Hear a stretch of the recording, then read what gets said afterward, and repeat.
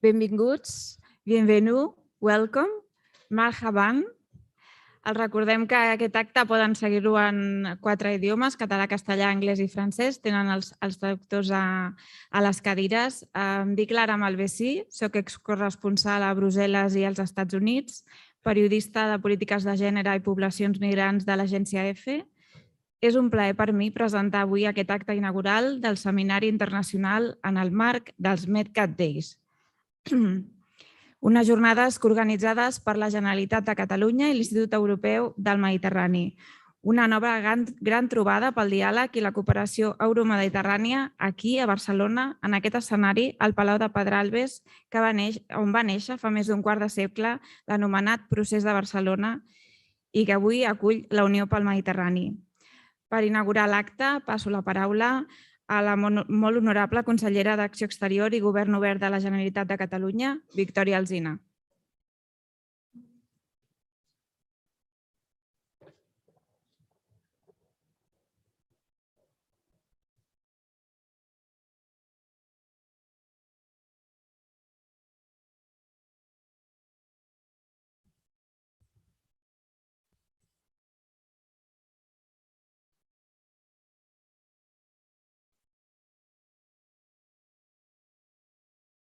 Molt bé. Molt bon dia a tots. Segona jornada de treball. És un autèntic plaer estar aquí amb tots vosaltres després d'una jornada que vaig poder anar seguint a través de les xarxes i de tots els comentaris que va generar i que crec que va ser un èxit de convocatòria i encara un èxit més gran en quant a continguts i el diàleg que es va produir en temes de fons europeus, en temes de cooperació i en temes d'aliances que han de marcar molts dels projectes i les iniciatives que es gesten en aquest espai mediterrani. Normalment, la salutació s'ha de començar mencionant a les autoritats que hi ha a la sala i les autoritats que en formen part, però com que n'hi ha tantes, i això és un dels èxits de la trobada d'avui, simplement donar-vos el bon dia, agrair-vos molt que estigueu aquí i que formeu part del que està passant aquests dies a Barcelona al voltant d'aquests MedCat Days i fer un agraïment molt especial a l'IEMed i a tot l'equip d'exteriors que ha fet possible l'organització d'aquestes jornades i que ha generat els espais, que és una cosa important perquè puguem estar aquí reflexionant sobre què s'ha fet, què hem de fer i com hem d'encarar-ho. Per tant, moltíssimes gràcies a tots i és un autèntic plaer poder-me unir en la inauguració d'aquest segon dia de treball. Bé, a vegades, i aquest és un tema que a tots ens preocupa molt, el Departament d'Acció Exterior de la Generalitat de Catalunya, i m'atreviria a dir tota l'acció exterior catalana, sempre s'articula sobre 2 eixos que per nosaltres són fonamentals. Per una banda, i com no pot ser d'una altra manera, és l'eix europeu, totes les relacions amb la Unió Europea, i per altra, tot el que és l'espai mediterrani. I nosaltres aquí veiem que és la cruïlla on Catalunya, les institucions públiques i privades d'aquest país han d'estar anclades, en el sentit que tenir una agenda europea potent ens dona un valor afegit en clau mediterrània i tenir una agenda mediterrània potent ens dona un valor afegit en clau europea. I aquesta és la intersecció on aquest país, on aquestes institucions i aquesta societat vol estar.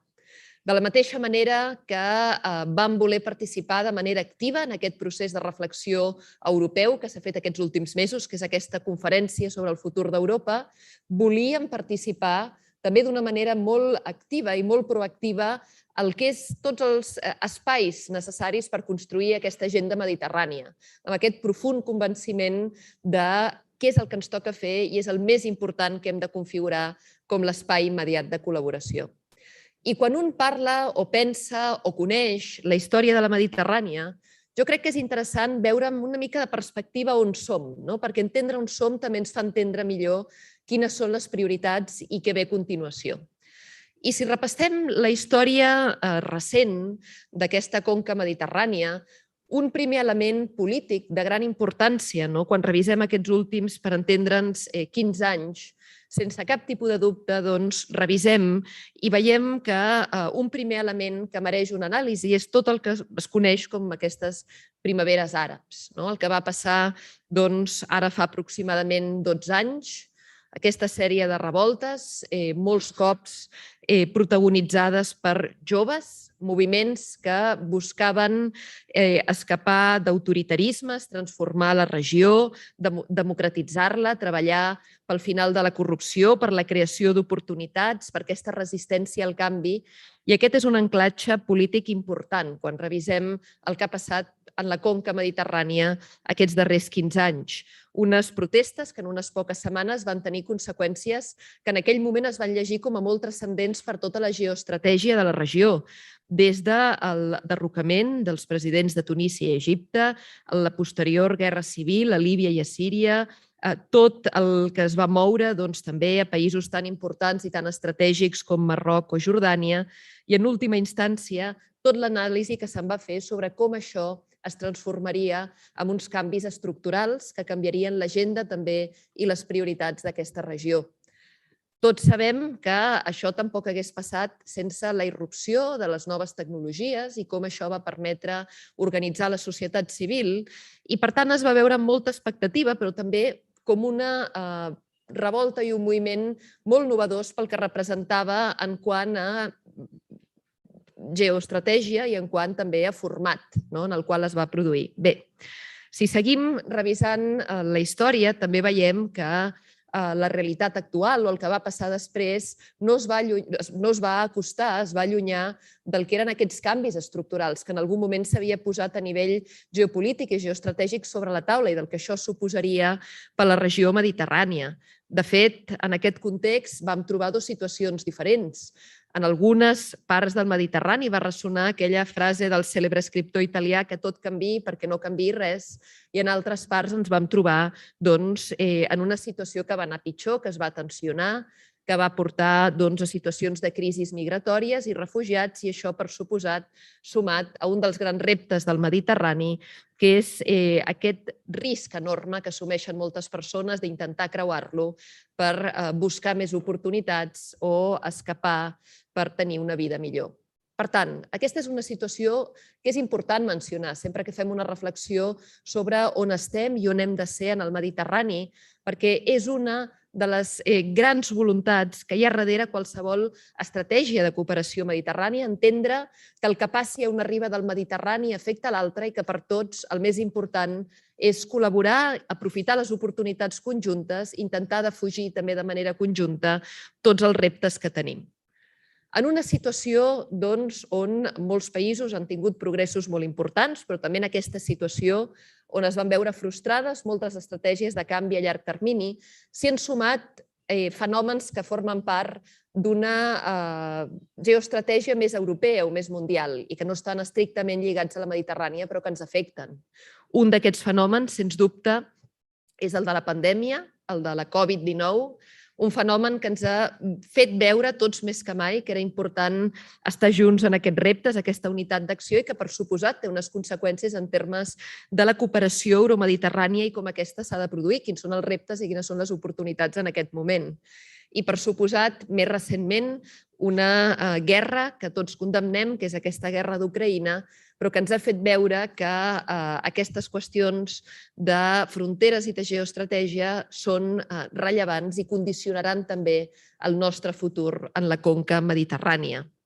Bé, aquí, quan un també fa aquesta anàlisi, i perquè estem precisament avui a la ciutat de Barcelona, també és interessant posar sobre la taula i recordar tots plegats almenys un parell d'esdeveniments que han passat o han tingut un vincle amb la ciutat de Barcelona i que han determinat també, en certa manera, el marc de referència que tenim avui. Per una banda, és aquest procés de Barcelona que es dona el 1995 i que marca l'inici d'un nou tipus de relació entre la Unió Europea i tots els socis del sud de la Mediterrània en recerca de la pau, l'estabilitat i la prosperitat, i una sèrie d'iniciatives que a partir d'aquell moment arrenquen en clau europea i en clau mediterrània. Una altra fita que és important posar sobre la taula, precisament perquè estem a Barcelona, és aquesta Unió per la Mediterrània, que formalment es constitueix l'any 2008 i que suposa un espai també de treball rellevant i que ha ajudat a moure endavant algunes iniciatives que són destacables i que convé mencionar. Aquí dic que també és important mencionar-ho perquè precisament aquesta Unió per la Mediterrània té la seu a Barcelona, de fet té la seu molt a prop d'on estem i per tant també ens connecta d'alguna manera en aquest rol que Barcelona ha anat jugant en diferents moments i vol jugar en aquesta visió mediterrània.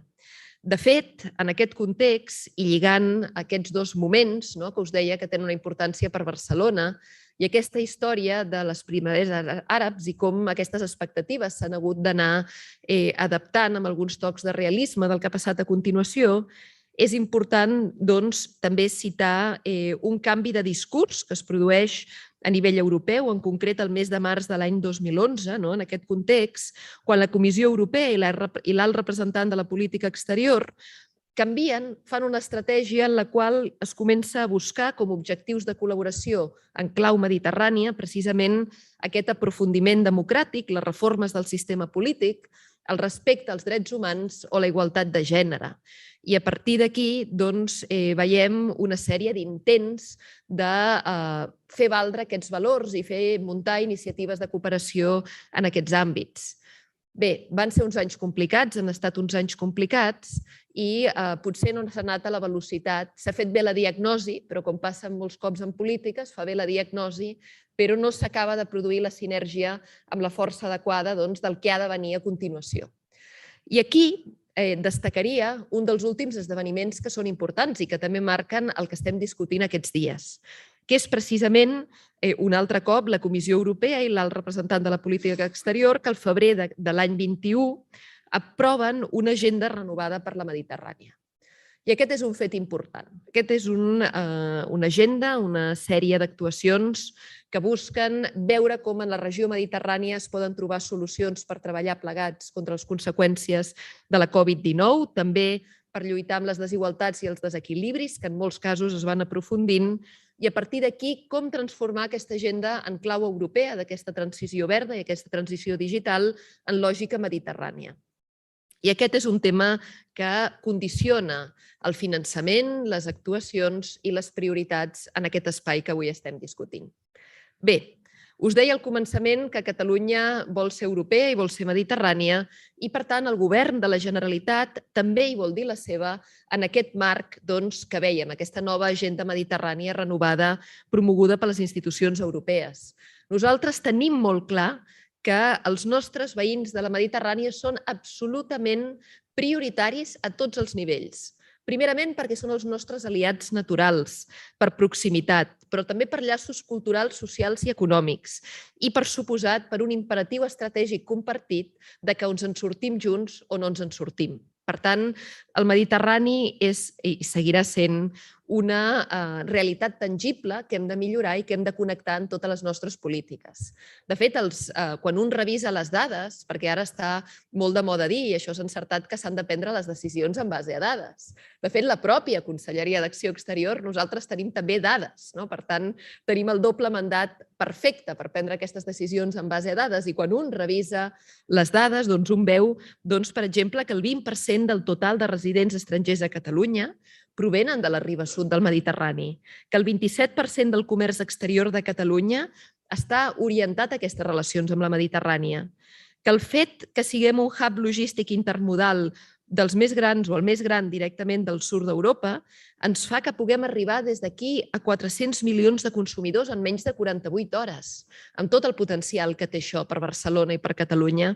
I també, per exemple, el ric teixit que tenim a nivell institucional, amb més de 30 centres, igual que l'Institut per la Mediterrània, que és un dels organitzadors claus de la jornada en la que estem avui, que treballen de manera activa per generar aquests espais de debat a nivell europeu. En aquest sentit, no es comença de zero. I ja es porta anys des de Catalunya que s'ha estat treballant precisament en aquesta agenda.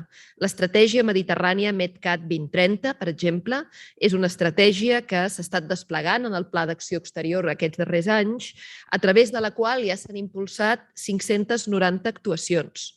I a partir d'aquí entenem que s'han concentrat en l'àmbit de la sostenibilitat, la innovació, les noves economies, la competitivitat de les empreses o un tema tan important com la pròpia connectivitat que ens permet transformar les economies.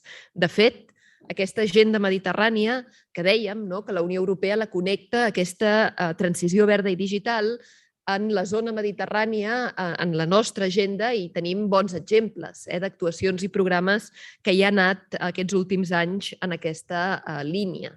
I a partir d'aquí, quan parlem d'aquesta geoestratègia mediterrània, del que ja s'ha fet, a mi m'agradaria destacar també dos projectes que són estratègics per Catalunya i, al meu entendre, tremendament positius, que són el fet que s'hagi tornat a obrir un debat sobre la interrompuda construcció del gasoducte del MedCat, una conversa important pel Mediterrani i una conversa important per Catalunya, i un projecte tan emblemàtic i en el qual hi hem de seguir posant totes les nostres energies, com és el projecte del corredor mediterrani. Bé, en podem dir transició verda, en podem dir transició digital, però en última instància els objectius de la nostra política mediterrània no poden ser uns altres que treballar per societats més justes i més inclusives i per treballar juntament amb la societat civil i amb els joves per fer-ho possible. I aquí no només es tracta, i això és una obvietat, però és important explicitar-ho a nivell polític, que no només es tracta de créixer econòmicament. De fet, aquí, citant a una Premi Nobel d'Economia, la senyora Sen, ella deia que el desenvolupament és molt més que el creixement del producte interior brut. I ella deia que hem de medir aquest desenvolupament com la llibertat que tenen els individus de viure una vida la que desitgen i assolir els seus objectius vitals. I això vol dir que necessitem desenvolupament humà i institucions democràtiques per fer-ho possible. I això són el nucli dur de les polítiques mediterrànies que Catalunya vol promoure.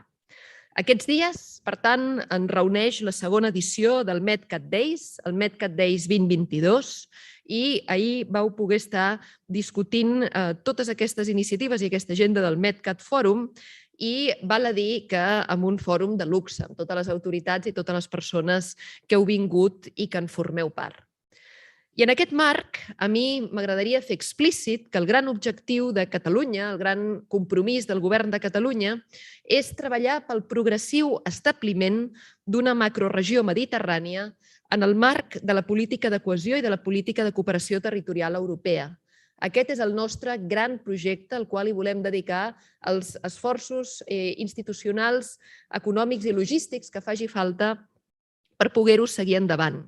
I quan parlem d'aquesta macroregió mediterrània, en aquest context europeu, estem buscant reproduir el que ja passa en altres parts. Hi ha altres macroregions a Europa, la del Mar Bàltic, l'Adriànica Jònica, etc. Constituir un espai que sigui una plataforma àgil, oberta, que ens permeti treballar plegats, buscar solucions conjuntes als reptes de desenvolupament socioeconòmic, però també el desenvolupament humà, aquestes transicions, per suposat, verda i digital, i que generi un espai on les administracions públiques i la societat civil poden treballar de manera plegada. En fi, un espai de treball que ens permeti aglutinar tot el que ja s'està fent i anar més enllà. Un espai de treball, per exemple, que reprodueixi algunes bones pràctiques del MedCoopAlliance o altres iniciatives com el IEMed que existeixen i que s'han demostrat espais eficients per poder treballar de manera conjunta. Per anar acabant, només compartir que, com dirien en anglès, el to-do list, aquesta llista de temes pendents, evidentment és llarga i és una llista que va canviant i que hem d'anar adaptant a les necessitats de cada moment, però que Catalunya té un compromís profund de treballar precisament en aquesta lògica, entenent que el nostre esdevenir col·lectiu serà o no serà en la mesura que treballem o no treballem junts. Per tant, moltes gràcies per la seva assistència, moltes gràcies per la seva atenció i que continuem treballant per aquesta Mediterrània i aquest projecte compartit. Moltes gràcies.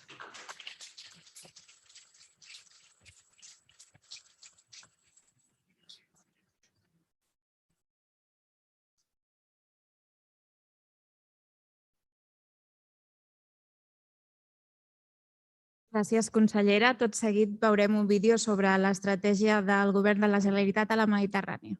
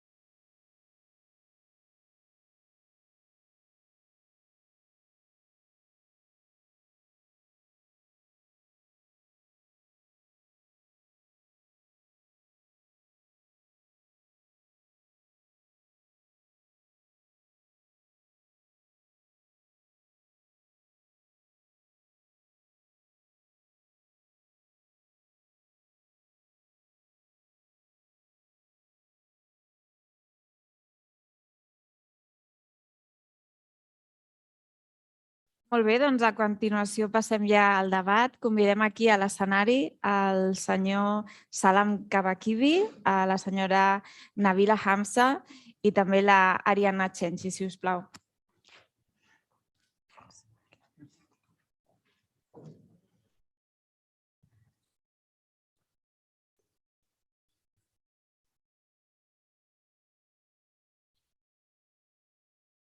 Bé, doncs comencem parlant amb el Salam Kabakibi, que és el director del Centre Àrab de Recerca i Estudis Polítics a París, investigador associat del think tank Arab Reform Initiative, que va dirigir des de l'any 2017.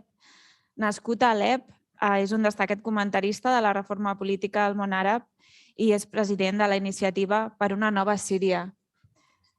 Monsieur Kabiki, tu sais pas bien avec la traducció? No és fàcil, posar-se la mascareta, posar-se el micro i les ulleres. Perfecte. Ara sí. Doncs volíem començar aquesta xerrada preguntant-li al senyor Kabakibi quina és la seva anàlisi de les possibles ramificacions euromediterrànies de la guerra a Ucraïna, tenint en compte que aquesta guerra s'emmiralla de moltes maneres també amb el conflicte a Síria.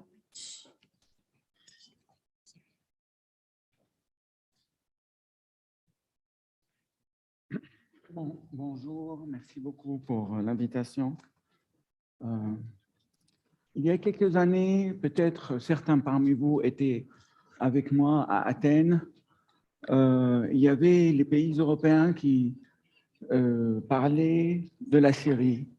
Et quand j'ai évoqué l'invasion ou l'agression russe contre la population civile pour protéger le régime Assad,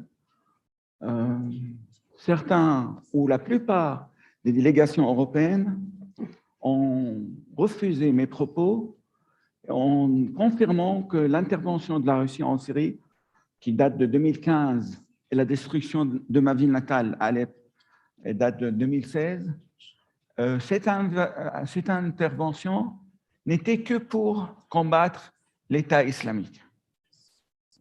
Mais qui a contredit les propos des pays occidentaux? C'était le représentant officiel de la Russie qui était dans la salle. Il a dit, mais l'État islamique, c'est votre affaire, cher monsieur. Nous sommes en Syrie pour défendre Bachar al-Assad. Et depuis, ça date de 2016. On n'a pas appris de nos fautes. On a continué à croire que la Russie avait des intérêts quelconques dans la région, elle voulait défendre ses intérêts, et maintenant on voit très bien où va la Russie quand il n'y a pas de limite, quand il n'y a pas des limites à la folie, si j'ose dire. Ce n'est pas une folie, c'est une extrême intelligence de M. Vladimir Poutine.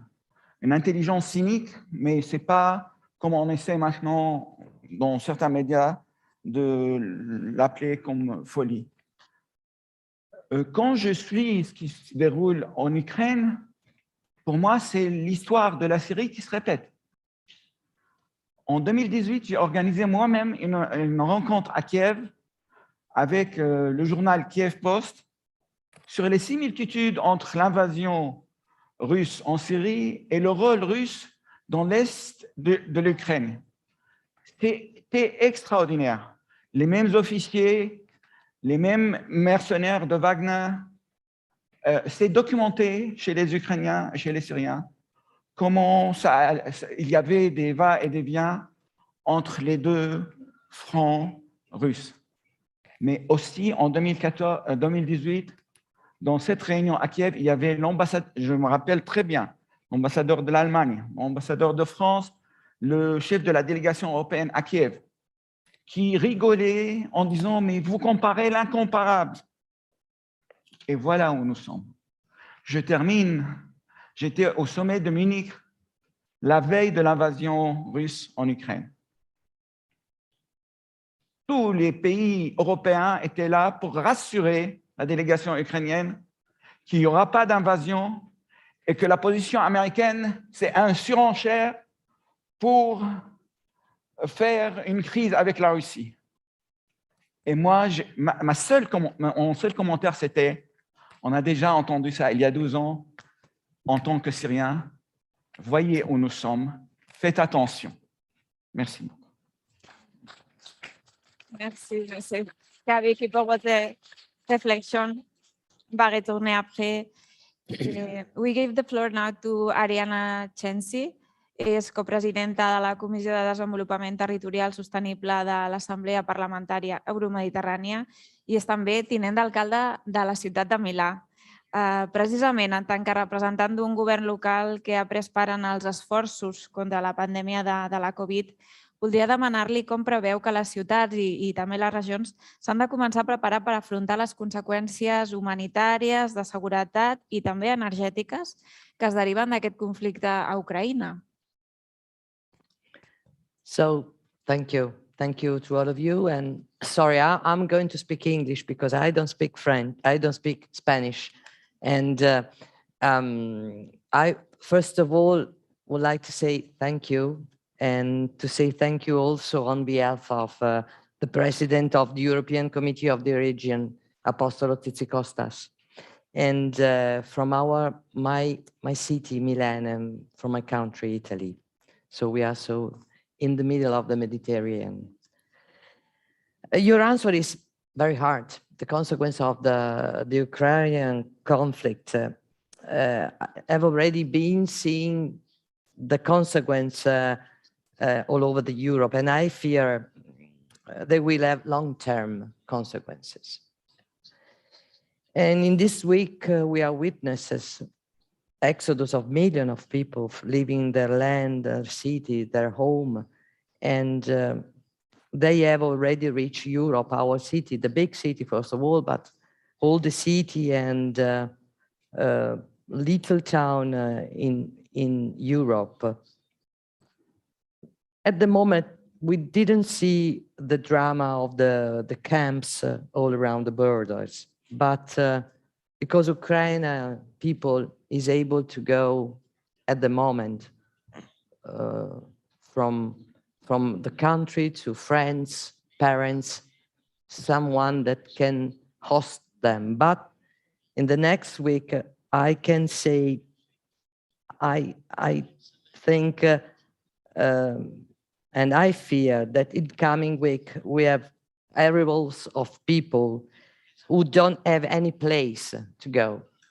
So this will affect their lives, and much will depend on our ability, in particular the ability of the big city, the metropolitan city and the territory to give them an answer. So local and regional authorities are in the far front when it comes from migration and in crisis like this.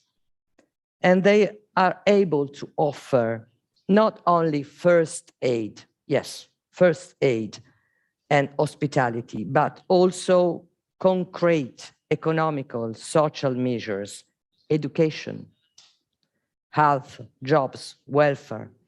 This will be the main theme in which question we have to front. And so that's why I suppose, and I ask that it's important to say that the first place where aid and resources will have to converge is the cities, the town, the big city, the little city, the places where a lot of people will arrive.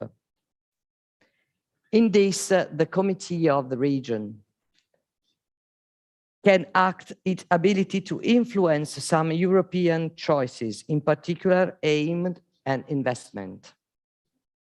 I can't say what will happen in the future, but certainly the main issue we will have to address first and foremost the definition of a truce and the conclusion and an intolerable conflict. Soon after we will the time of reconstruction and support, but now we are trying to respond to this humanitarian emergency using all the experience, and my town, Milan, used this experience that we construct all over the year, making available all possible resources. And I believe that once again, it will show how the coordination of the action of each of the municipalities, each of one, for in the metropolitan city of Milan is 132 municipalities, and they work together, but they need money, they need resources, they need a sort of way of saying you are in the core, you are the core of this work.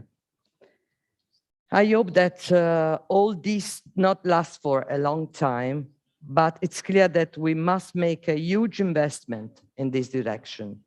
Also to create work, school, assistance, and dignity to people who are fleeing from such a terrible thing. And last thing, the war has aggravated the security of our supply situation in driving energy.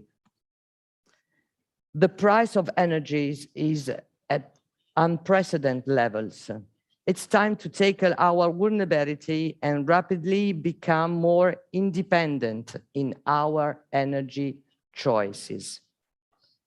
This war, but all the war, maybe 19, 20 in the world now, demonstrate the urgency of accelerating our clean energy transition.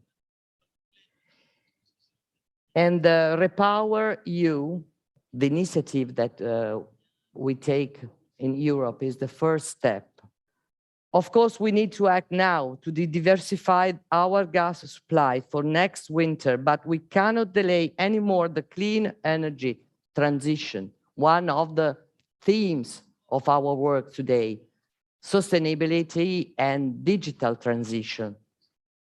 The quicker we reach the renewable and hydrogen combined with more energy efficiency, the quicker we will be truly independent and master our energy system. I suppose this is one of the most important things, the sustainability, the innovation, and the less use of energy. Thank you. Thank you, Ariana. Després parlarem d'aquestes transicions bessones, de la transició verda i digital. Ara volem parlar amb la Nabila Hamza, sociòloga, activista feminista i experta en qüestions de gènere, desenvolupament social i bon govern. Ha liderat el programa Dialogues for Rights and Equal, finançat per la Unió Europea, i el 2019 va rebre el Premi Nord-Sud del Consell d'Europa pel seu compromís i treball en la protecció dels drets humans i dels drets de les dones, en particular per la seva contribució a la millora del dret a família a Tunísia. Actualment és tinenta d'alcalde al municipi de la Marsa, que va ser Tunísia el primer país del sud de la Mediterrània a subscriure un acord d'associació amb la Unió Europea en el marc del procés euromediterrani, l'anomenat procés de Barcelona.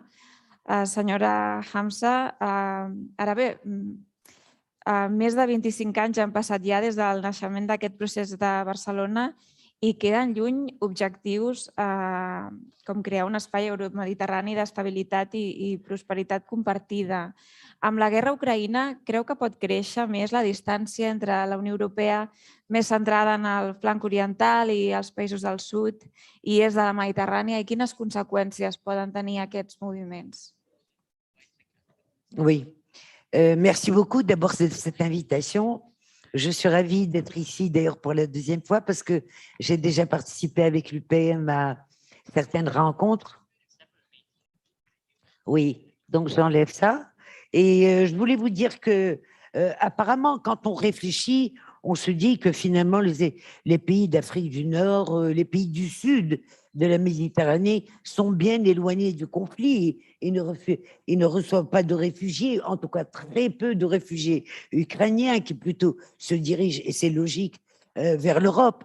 Donc, on peut penser qu'on est un petit peu sécurisé. Or, la guerre de l'Ukraine et ses conséquences sur les pays du Maghreb va être réellement catastrophique.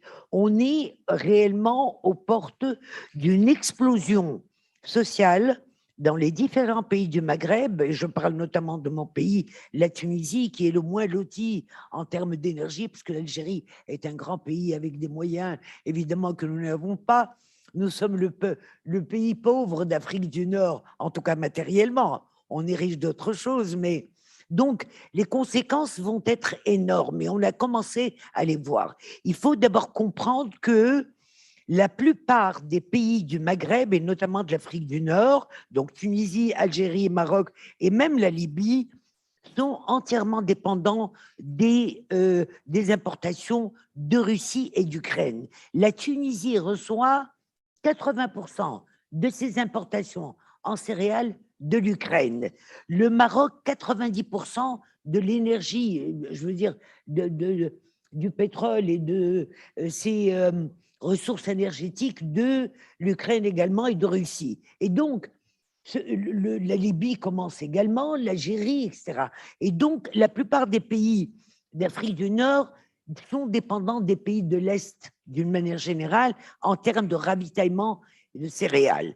Et nous avons déjà, dès les premières semaines, commencé à voir la flambée des prix au niveau des denrées alimentaires de base, qui par ailleurs sont subventionnées par l'État parce que sinon on n'aurait pas pu tenir. Et donc il y a eu une flambée des denrées alimentaires, il y a eu aussi une flambée de l'essence et donc des carburants. Et ceci va aller crescendo dans les semaines à venir. L'autre aspect qui est très important, en tout cas pour mon pays, la Tunisie. La Tunisie a 14 à 15% de son PIB qui est basé sur le tourisme. Et les dernières années, il y a les Français qui viennent en tête et tout de suite après, il y a le tourisme russe et le tourisme ukrainien. Et donc, pour un pays qui vit aussi du tourisme des pays de l'Est et qui a fait toute une stratégie d'orientation vers ces pays-là et qui commence à peine à sortir la tête de la Covid-19, vous comprenez que les conséquences vont être réellement dramatiques. La Tunisie est également connue pour avoir un peuple et une société civile très active et très demandeuse, un peu à la française, je dirais. Et donc, on s'attend maintenant à des mouvements sociaux très importants sur l'ensemble du pays parce que nous sommes réellement, je ne dirais pas à la famine, mais les risques de famine sont importants. Les risques de crise sociale sont très importants avec des manifestations, avec des grèves, etc., qui se préparent aujourd'hui. C'est pour vous dire que réellement, je pense que la guerre en Ukraine va affecter l'ensemble de l'économie mondiale. Et aucun pays ne sera épargné. Je crois aussi que c'est le moment probablement d'organiser une grande conférence internationale pour voir un peu comment revenir à des méthodes, je ne dirais pas de survie et sécurité alimentaire, mais comment revenir à une culture vivrière qui permette réellement au pays de tenir un petit peu. L'Europe peut se suffire en termes de céréales, mais n'est pas capable d'exporter vers les pays de l'Afrique du Nord. Et donc, nous nous retrouvons ni avec les pays de l'Est, ni avec les pays européens qui ne pourront pas non plus nous aider. Quand vous savez qu'en Tunisie, on vit aussi une crise politique et que nous sommes en pleine négociation avec le FMI pour obtenir un crédit pour pouvoir justement faire face à une crise qui était antérieure à la guerre de l'Ukraine. Vous comprenez réellement que la situation est très, très, très, très critique. J'aimerais tout de même rappeler une chose. Les Tunisiens ont commencé d'abord à sentir la guerre en Ukraine en se rappelant, en se remémorant les guerres qui ont touché le Moyen-Orient et qui ont touché les Tunisiens parce qu'ils se sentent appartenir à cette zone-là. Et pour l'ensemble des Tunisiens et les Nord-Africains, l'image que nous avons gardée, en tout cas de la guerre en Ukraine, avant d'en sentir les conséquences économiques, c'est une image de 2 poids, 2 mesures. On a compris que la coopération vers le sud pour créer une zone d'échange, une zone de paix, etc., réellement ne se concrétisait pas sur les faits.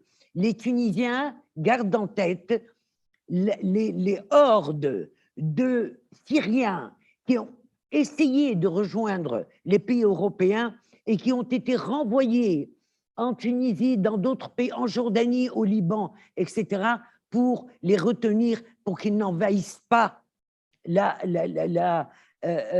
l'Europe. Donc, il y a réellement aujourd'hui le sentiment qu'il y a deux poids, deux mesures, pas seulement par rapport à la guerre, par rapport aux réfugiés syriens, par rapport aux femmes afghanes qui, elles, souffraient des talibans et qui allaient être complètement écrasées, retirées des écoles et qu'on allait faire revenir à l'époque justement du Moyen-Âge, les portes de l'Europe ne se sont pas ouvertes aux femmes afghanes. Les femmes afghanes qui ont voulu fuir, elles ont été aux États-Unis, elles ont été ailleurs, mais les Européens ne les ont pas reçues. Les Syriens, pareil. Nous n'avons pas vu non plus les hôtels de ville de France s'allumer aux couleurs de Yémen quand il y a eu 10 300 enfants morts en Ukraine avec des armes européennes, des armes françaises, des armes américaines.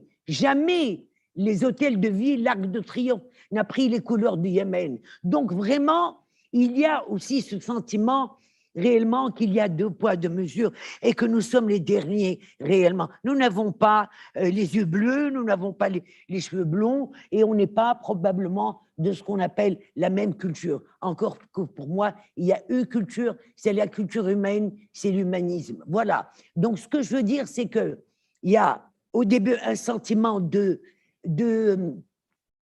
comment dirais-je, d'amertume, parce que personne ne s'est apitoyé sur les réfugiés syriens et les autres. Et il y a aussi un sentiment que cette guerre risque de nous laisser sur le trottoir. Et là, j'aimerais aussi appeler à une réflexion beaucoup plus large sur justement les objectifs de Barcelone, les objectifs d'une nouvelle action de la Méditerranée, qui est de faire, entre parenthèses, une zone de paix, de prospérité, de développement et de véritables partenariats. Voilà.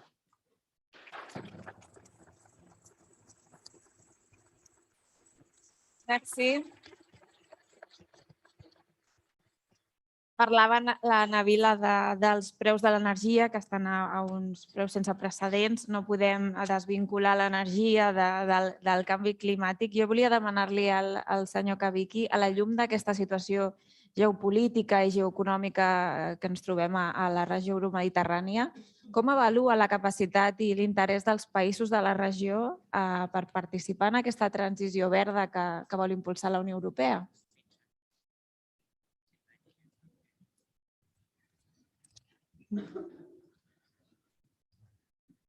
Je reviens aussi à ma participation à la rencontre de Munich qui tournait autour aussi du réchauffement climatique et de la situation environnementale dans le monde. Il y avait trois dames qui venaient de tourner un documentaire assez remarquable sur le réchauffement climatique en Groenland. Elles voulaient que je discute leur film. À vrai dire, je n'ai pas pu au début de discuter le film. Pourtant, c'est un film extraordinaire qui nous alerte sur une situation catastrophique qui nous attendait à la porte concernant le réchauffement climatique. J'ai dit, il est difficile pour moi de parler de ce sujet pendant qu'il y a à peu près 4 millions au moins de Syriens qui sont sous les tentes, qui ne pensent qu'à se réchauffer, qui ne pensent plus au climat. Le climat pour eux, c'est une arme de destruction massive, qu'elle soit froide, qu'elle soit chaude, qu'elle soit n'importe. Mais en même temps, le sujet de la rencontre, c'est ça. Alors, comment associer la situation catastrophique qui vivent les gens, pas seulement en Syrie, parce que dans le sud de la Méditerranée, et même malheureusement maintenant, je suis quotidiennement en contact avec mes collègues et mes amis ukrainiens. La solidarité entre les Syriens et les Ukrainiens, elle est extraordinaire. Ça donne une leçon d'humanisme à l'ensemble de l'humanité. Parce que les Syriens, maintenant, ils sont quotidiennement en contact avec les Ukrainiens pour leur apprendre les méthodes à survivre. Comment survivre avec très peu d'eau? Comment survivre avec -10? Comment survivre sans aliments? Aussi, Raphaël Petit, le médecin français magnifique qui a opéré des milliers de Syriens, c'est un médecin de guerre. Maintenant, il s'occupe des Ukrainiens. Et il y a beaucoup de médecins syriens qui font des opérations par Skype, par Zoom, avec des infirmiers ukrainiens dans les zones de destruction comme Kharkov et même le sud, Mariupol, je crois, si je prononce bien. Ce sont deux peuples très lointains. Et le problème, c'est que la solidarité que montrent maintenant les pays européens à l'égard de l'Ukraine, elle est nécessaire. Mais comme elle a dit, madame, elle n'était pas présente quand la Syrie était envahie par la Russie, quand Poutine faisait exactement ce qu'il fait maintenant en Ukraine. Destruction des hôpitaux, destruction des dispensaires, destruction des boulangeries et des écoles. C'était les first targets de la Russie en Syrie.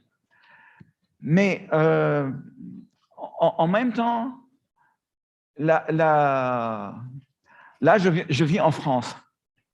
Hier, le président ukrainien a demandé aux sociétés françaises de se retirer du marché russe. La réponse de certains, c'est une entreprise, non, si on se retire de la Russie, ça veut dire mettre des milliers de travailleurs russes au chômage. Mais ces mêmes sociétés, rien ne les empêche de délocaliser leurs usines de France vers l'Asie et de mettre des milliers d'ouvriers français ou autres en France au chômage. C'est de l'hypocrisie. Je me demande si maintenant on poursuit jusqu'à aujourd'hui la SNCF française pour payer des indemnités parce qu'elle a contribué à la déportation des Juifs dans les années 40. Je crois et j'espère que les sociétés qui refuseront de quitter la Russie seront poursuivies prochainement pour crimes contre l'humanité parce qu'elles ont participé à payer les armes utilisées contre le peuple ukrainien. Que ce soit ukrainien ou syrien, moi je suis ukrainien, je suis syrien. Pour ce moment, je ne dis pas pourquoi vous n'étiez pas avec nous, vous êtes avec les Ukrainiens. Au moins, on est réveillés maintenant pour voir que la Russie, elle est là, elle nous menace, pas la Russie en tant que civilisation, en tant que pays, en tant que régime autoritaire, mafieux, il est là. Et il faut arrêter de croire qu'en invitant Poutine à Versailles, ça va changer dans son attitude. Andrei Gratchev, qui était le porte-parole de Gorbatchev, il vit en France maintenant. On ne le voit jamais sur les écrans. C'est un monsieur extraordinaire. Il a dit que Poutine, il est là pour détruire l'Union européenne parce qu'il considère que le rôle de l'Europe dans la destruction de l'Union soviétique est crucial. Poutine, il soutient, là, ils prétendent combattre les nazis en Ukraine, ils font 5%. En France, ils font 15, 30% avec Zemmour et Le Pen. En Italie, ils font plus que 10%. Il veut combattre les nazis et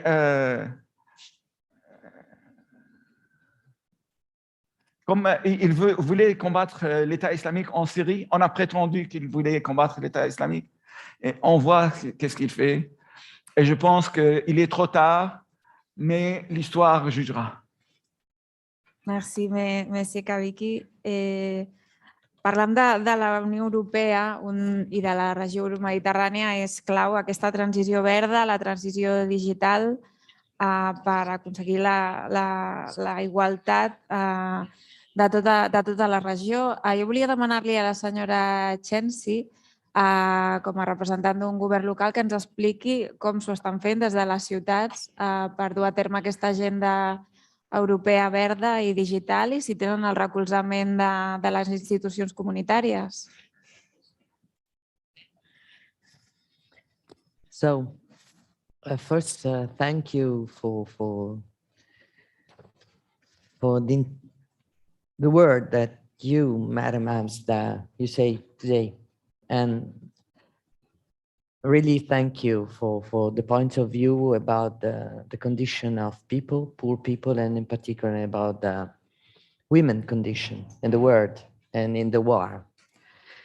But I'm a public administration. I work in the city and I try to give an answer from that point of view, from that point of work. And I think that the reason of the meeting of today, the twin green and digital transition within the Mediterranean context are two key in which we can think and give answer at this time. Two important key for economical, energical, and for the condition of the people. Our action is improving people living condition in the Mediterranean area.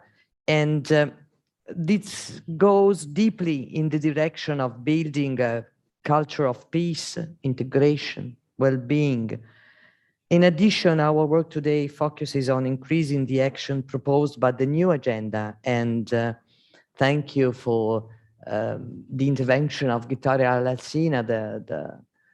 It's the direction. European and Mediterranean country has to go in the same direction, and the new agenda for the Mediterranean, by this idea of a renewed partnership with the Mediterranean neighborhood, in particular with the opinion of the European Committee of the Region, which has been shaped in this direction and which focuses largely on the green and digital transition in the three shores of the Mediterranean. I believe that the experience we bring, the experience of local and regional politicians, has got a strategical importance in the development of sustainable action.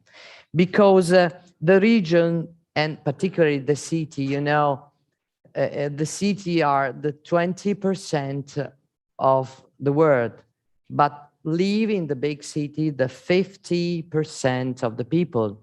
And they use the 80% of the energy, 20, 50, 80. We have to work there. This is the way in which we have to work in the strength, thought, action, and in the condition, to condition European action. It's possible to do.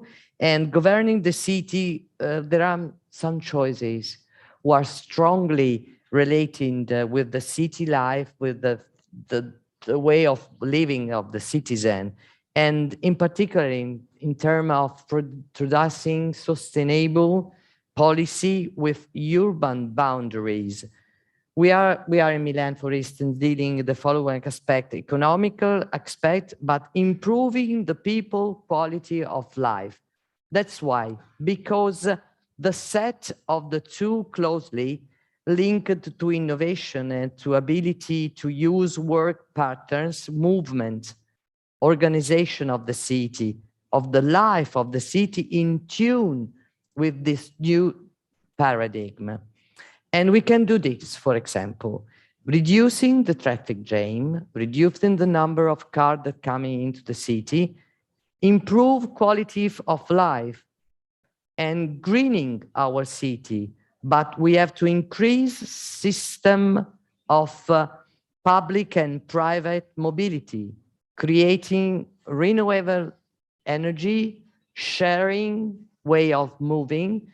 And okay, I stop, I finish. And now we are doing a thing, just one thing, mass mobility as a service, a sort of big app in which you can build your idea of mobility, a new idea of mobility using all the possibility you have. And this is one of the ways to take the car at home and to move in a different way. Thank you. Molt bé. Doncs moltes gràcies. Jo volia, per acabar, donar-li la paraula finalment a la senyora Hamza en relació a aquest tema, i li demano ser molt breu perquè ens hem passat molt de temps, però si ens podria explicar una mica la seva visió des de Tunísia, no? D'aquesta relació que la Unió Europea vol establir amb els seus països veïns, també involucrant-los en l'agenda verda, i si veu capacitat i voluntat d'aquests països de sumar-se a aquesta transformació ecològica. Il est évident qu'on ne peut que se féliciter que le nouvel agenda méditerranéen parle de coopération en matière de changement climatique, en matière d'environnement, en matière de diversité, etc. Donc c'est une bonne chose, c'est clair. De toutes les façons, les pays d'Afrique du Nord et notamment la Tunisie n'ont pas attendu l'agenda pour s'engager en 2015 sur la COP 21, 2020, pardon. La COP 21, la Tunisie s'est engagée pour diminuer l'intensité carbone de 40%, augmenter les énergies renouvelables de 30%, mais donc c'est beaucoup de promesses, c'est beaucoup d'idées, et tous les pays du Maghreb sont touchés vraiment dramatiquement par le changement climatique, par la sécheresse, par le recul justement et l'avancée des mers, alors que ce sont des pays qui vivent du tourisme. Or, si les plages tunisiennes sont envahies par la mer, je ne vois pas pourquoi est-ce que les Européens viendraient se baigner dans les plages tunisiennes. Il y a un problème de sécheresse énorme. La Tunisie est considérée comme un pays par l'ONU de stress hydrique. C'est grave. Donc, il y a aussi le problème des déchets, etc., etc. Donc, il y a beaucoup de promesses, il y a une volonté du gouvernement pour faire des choses, mais concrètement, nous pensons que la Tunisie n'a pas les moyens de tenir ses engagements. On a besoin à peu près, me semble-t-il, de 19 milliards de dollars pour répondre aux engagements de la Tunisie à la COP 21. Donc, ce sont des intentions, des promesses que nous ne pourrons pas réellement tenir. Mais ce qui est très important en Tunisie, la conscience écologique, parce que vous me parliez, est-ce que les Tunisiens ont une conscience écologique? Dans les pays du Sud, la question écologique et climatique est considérée par le peuple lambda comme une question bourgeoise qui ne les regarde pas. Ce qui les regarde, c'est de manger, se nourrir, se soigner, c'est-à-dire, ça n'est pas le top priorité pour la population tunisienne. Ça reste une question un petit peu européenne, bourgeoise, auprès. Alors, qui prend le relais? Qui prend le relais? La société civile tunisienne. La société civile tunisienne joue un rôle, méditerranéenne joue un rôle très important. Elle prend des initiatives, elle entame des procès, elle fait des poursuites judiciaires, et notamment pour les déchets italiens qui ont été versés en Tunisie, justement de manière illégale, parce que rappelez-vous, il y a eu un grand scandale, c'est qu'il y a eu 282 containers contenant des déchets toxiques et ménagers qui sont venus d'Italie pour être versés à la Tunisie. Alors, quand on parle de coopération, je ne parle pas de mon amie, elle est comme moi, on est conseillère municipale et je sais que... Mais je veux dire, parce qu'il y a aussi corruption en Tunisie, hein. Ce n'est pas la faute uniquement des Italiens. Hein.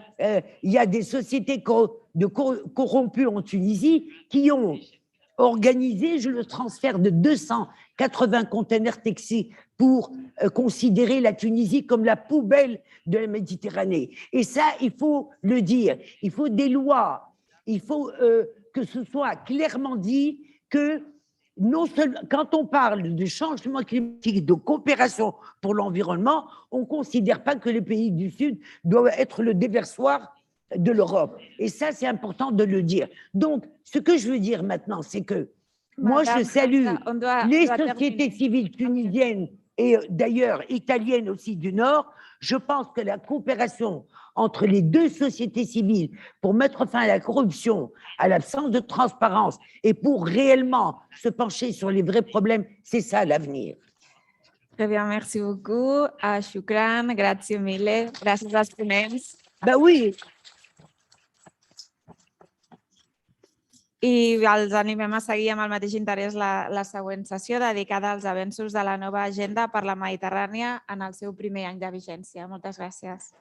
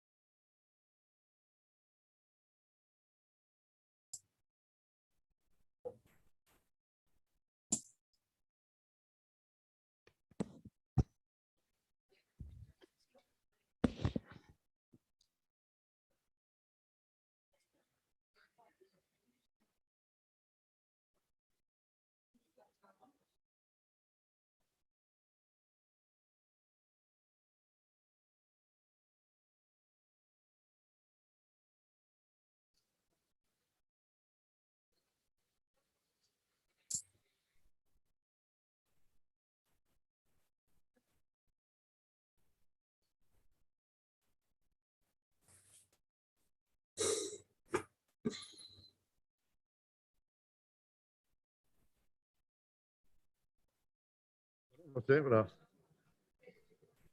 Alors,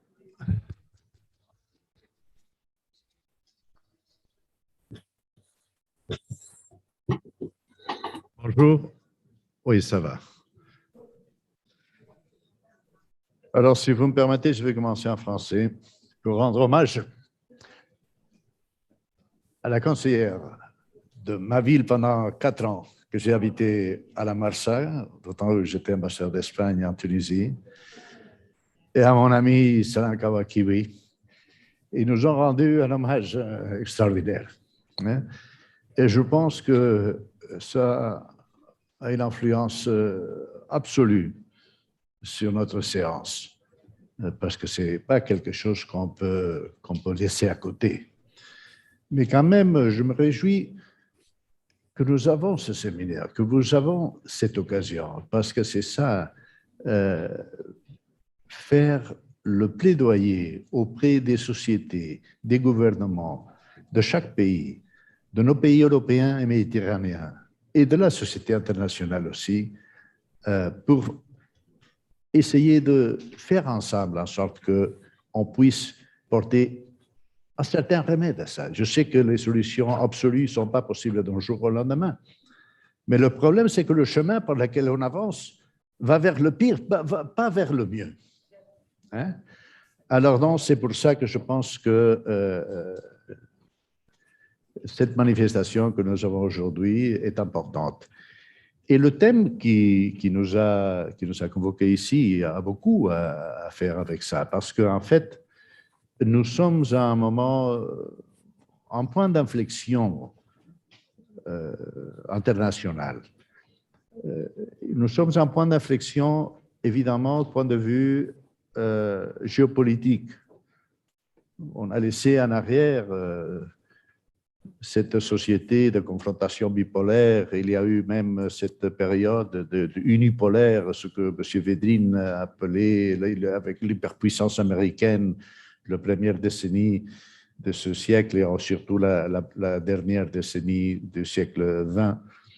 Et nous avançons vers un système que nous voulons construire qui soit plus équilibré, qui soit multipolaire, qui soit ancré sur le respect de normes et qui soit donc multilatéral.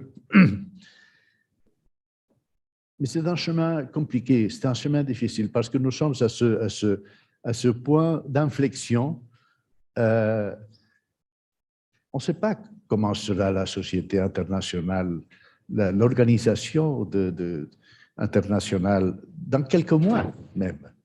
La guerre en Ukraine, après la guerre en Syrie, marque vraiment un point d'inflexion. Et nous avons des défis extraordinaires, non seulement au point de vue, disons, géopolitique, parce qu'en fait, même avec tout ça, on devra réintégrer la Russie. J'espère la Russie post-Poutine, mais on doit la réintégrer dans la société internationale. On ne peut pas rester comme un paria de la société internationale. Et ça sera compliqué, ça sera très difficile. Mais nous savons aujourd'hui que ce n'est pas seulement une urgence géopolitique avec toutes les implications terribles qu'on vient d'évoquer ici. Il y a des urgences extraordinaires que nous connaissons aujourd'hui parce que nous nous sommes dotés des capacités d'améliorer le monde, mais nous nous sommes dotés aussi des capacités de le détruire. Et pas seulement avec la guerre. Nous savons qu'il y a les urgences climatiques qu'on vient d'évoquer. On est en train de détruire notre planète, vous venez de l'évoquer, avec les déchets, etc. Et nous savons qu'il y a des défis extraordinaires auxquels nous devons faire face. Bon, je ne vais pas trop m'attarder dans cette petite introduction de mon côté, mais je ne voulais pas aller de l'avant sans dire ce que je suis en train de dire. Tous ces défis, en fait, nous avons aujourd'hui un outil extrêmement puissant pour les comprendre, pour les analyser et même pour mesurer si nous allons de l'avant ou en arrière. C'est les fameux Sustainable Development Goals. Que, comme vous le savez, tous les Sustainable Development Goals, en fait, j'avais pensé cette introduction plutôt en anglais, mais bon, je vous réponds plutôt en français. C'est la manière de comprendre ces défis. Et comme vous le savez, il y a certains commentaristes, certains analystes, certains spécialistes qui ont essayé de les regrouper avec ce qu'en anglais on dit les 5 P's, la lettre P. Il y a,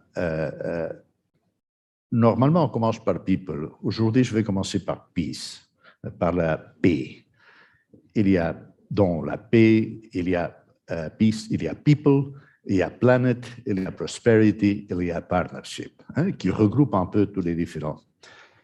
Évidemment, je commence aujourd'hui par mettre en avant la paix, parce que s'il y a la guerre, nous voyons quelles en sont les conséquences.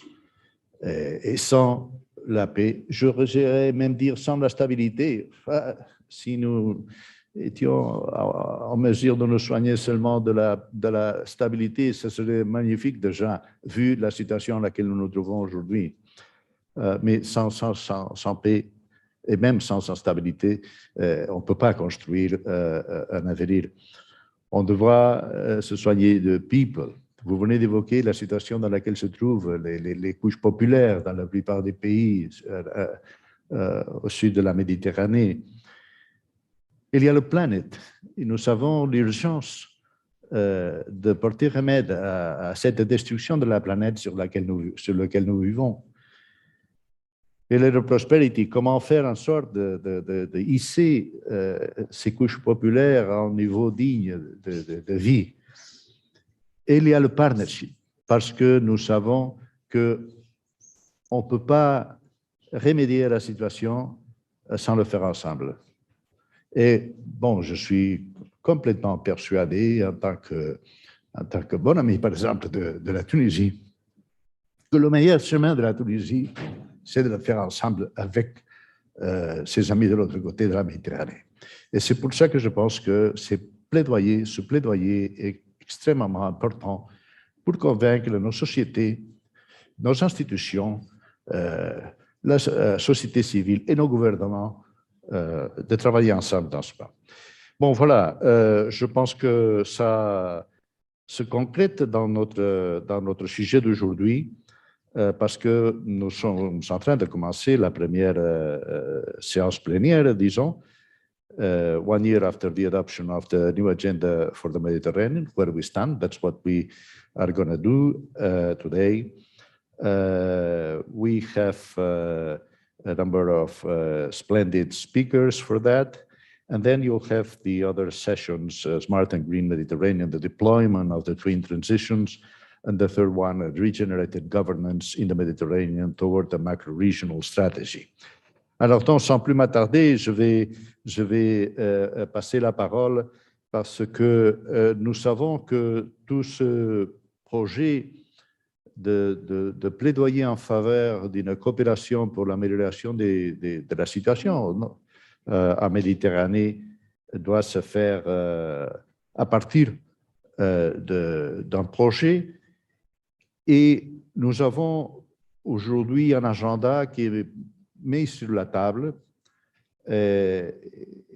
Ça fait déjà une année.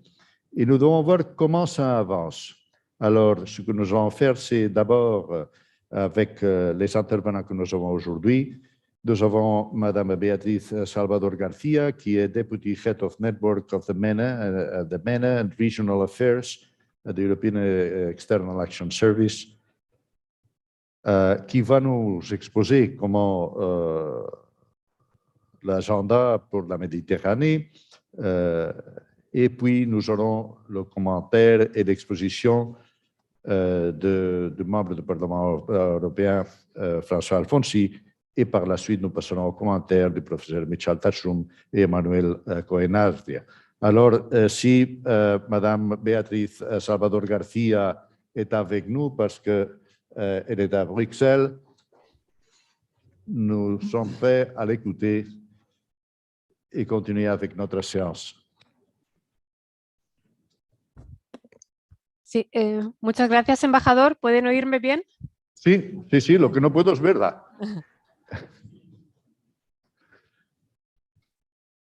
Pero yo creo que puedes empezar. Sí. Y lo importante es oír tus palabras. Si te vemos, pues estaremos encantados. Pero en todo caso, oírte será estupendo. Adelante. Vale, muy bien, muchas gracias por la invitación y siento no poder estar físicamente en Barcelona. Espero que haya una próxima oportunidad. Siempre es un placer visitar Barcelona, por supuesto. Me centraré en la intervención en dónde estamos con la implementación de la Agenda para el Mediterráneo, que se aprobó hace casi un año, y si me permiten unas palabras de introducción sobre el contexto de la aprobación de la Agenda, que tenía como objetivo principal relanzar y reforzar la asociación estratégica entre la Unión Europea y sus socios de la vecindad sur, y fue con ese objetivo con el que se aprobó el 9 de febrero del 2021 esta nueva, innovadora y ambiciosa Agenda para el Mediterráneo. El Consejo de Ministros de Asuntos Exteriores de la Unión Europea también adoptó conclusiones sobre la agenda en abril del 2021, con lo cual el endorsement fue a alto nivel. Una asociación mediterránea reforzada sigue siendo un imperativo estratégico para la Unión Europea, 25 años después de la Declaración de Barcelona y 10 años después de la Primavera Árabe. Los retos en el Mediterráneo, muchos de los cuales derivan de tendencias mundiales y han sido también agravados por la pandemia del COVID-19, siguen siendo enormes, ya sean de gobernanza, socioeconómicos, climáticos, medioambientales o de seguridad. Esta situación requiere una acción conjunta de la Unión Europea y los países asociados de la vecindad meridional, reconociendo nuestra creciente interdependencia para convertir los desafíos comunes en oportunidades para nuestro interés mutuo. Con este fin, la Agenda para el Mediterráneo aprovecha por primera vez el conjunto de instrumentos de la Unión Europea y las oportunidades innovadoras de la doble transición ecológica y digital, con el fin de reactivar la cooperación y realizar el potencial sin explotar de nuestra región compartida. Recordar que la agenda propone una serie de acciones en 5 áreas de actuación. La primera, desarrollo humano, buen gobierno y Estado de Derecho, cuyo objetivo es renovar el compromiso compartido con la democracia, el Estado de Derecho, los derechos humanos y una gobernanza que rinda cuentas. El segundo objetivo es el fortalecimiento de la resiliencia, la creación de prosperidad y aprovechamiento de la transición digital, con el objetivo de prestar apoyo a unas economías resilientes, inclusivas, sostenibles y conectadas, que crean oportunidades para todos y especialmente para las mujeres y los jóvenes. El tercer objetivo, de paz y seguridad, prestar apoyo a los países a la hora de hacer frente a los retos en materia de seguridad y encontrar soluciones a los conflictos en curso. El cuarto objetivo, la migración y la movilidad, hacer frente juntos a los retos que representan los desplazamientos forzosos y la inmigración irregular y facilitar vías legales y seguras para la migración y la movilidad. Y finalmente, como quinto objetivo, la transición ecológica, la resiliencia climática, energética y de medio ambiente, para aprovechar el potencial de un futuro con bajas emisiones de carbono, proteger los recursos naturales de la región. Para cada área de actuación, la agenda propone una lista de acciones concretas que están detalladas en la agenda para guiar su puesta en práctica. Como saben, la agenda incluye también un plan económico y de inversiones específico para impulsar la cooperación socioeconómica a largo plazo de los países vecinos meridionales, con cargo al nuevo instrumento de vecindad, desarrollo y cooperación internacional en el marco financiero europeo para el 2021-27. Se asignarán a su ejecución hasta 7.000 millones de euros en este periodo, que abarcan las garantías del Fondo Europeo de Desarrollo Sostenible, lo que podría movilizar hasta 30.000 millones de euros en inversiones públicas y privadas en la región. Este plan abarca las iniciativas emblemáticas, lo que le llamamos las flagships preliminares, para reforzar la resiliencia, generar prosperidad e incrementar el comercio y la inversión en apoyo de la competitividad y el crecimiento inclusivo. Y están detalladas en el documento anexo a la Agenda para el Mediterráneo. Y finalmente, la Unión Europea llevará a cabo una revisión intermedia de la agenda en el año 2024, que empezaremos a preparar ya en el año próximo. Y ahora me concentraré en la implementación. Un año después de la aprobación de la agenda, ¿dónde estamos? Es una implementación en curso y que comprende diferentes ámbitos. En primer lugar, la agenda informa la preparación del marco político bilateral acordado conjuntamente con los países asociados, lo que llamamos las prioridades políticas de partenariado, que establecen agendas de reforma política y económica acordadas conjuntamente entre la Unión Europea y los países de la región. La mayoría de ellos expiró a finales del año 2020 y se procedió a su extensión mientras se negocian y aprueban las nuevas prioridades para cubrir el periodo 2021-2027. Las negociaciones están en curso, algunas en proceso formal de aprobación y van a diferentes ritmos según los países y con el objetivo de ser adoptadas próximamente por los consejos de asociación.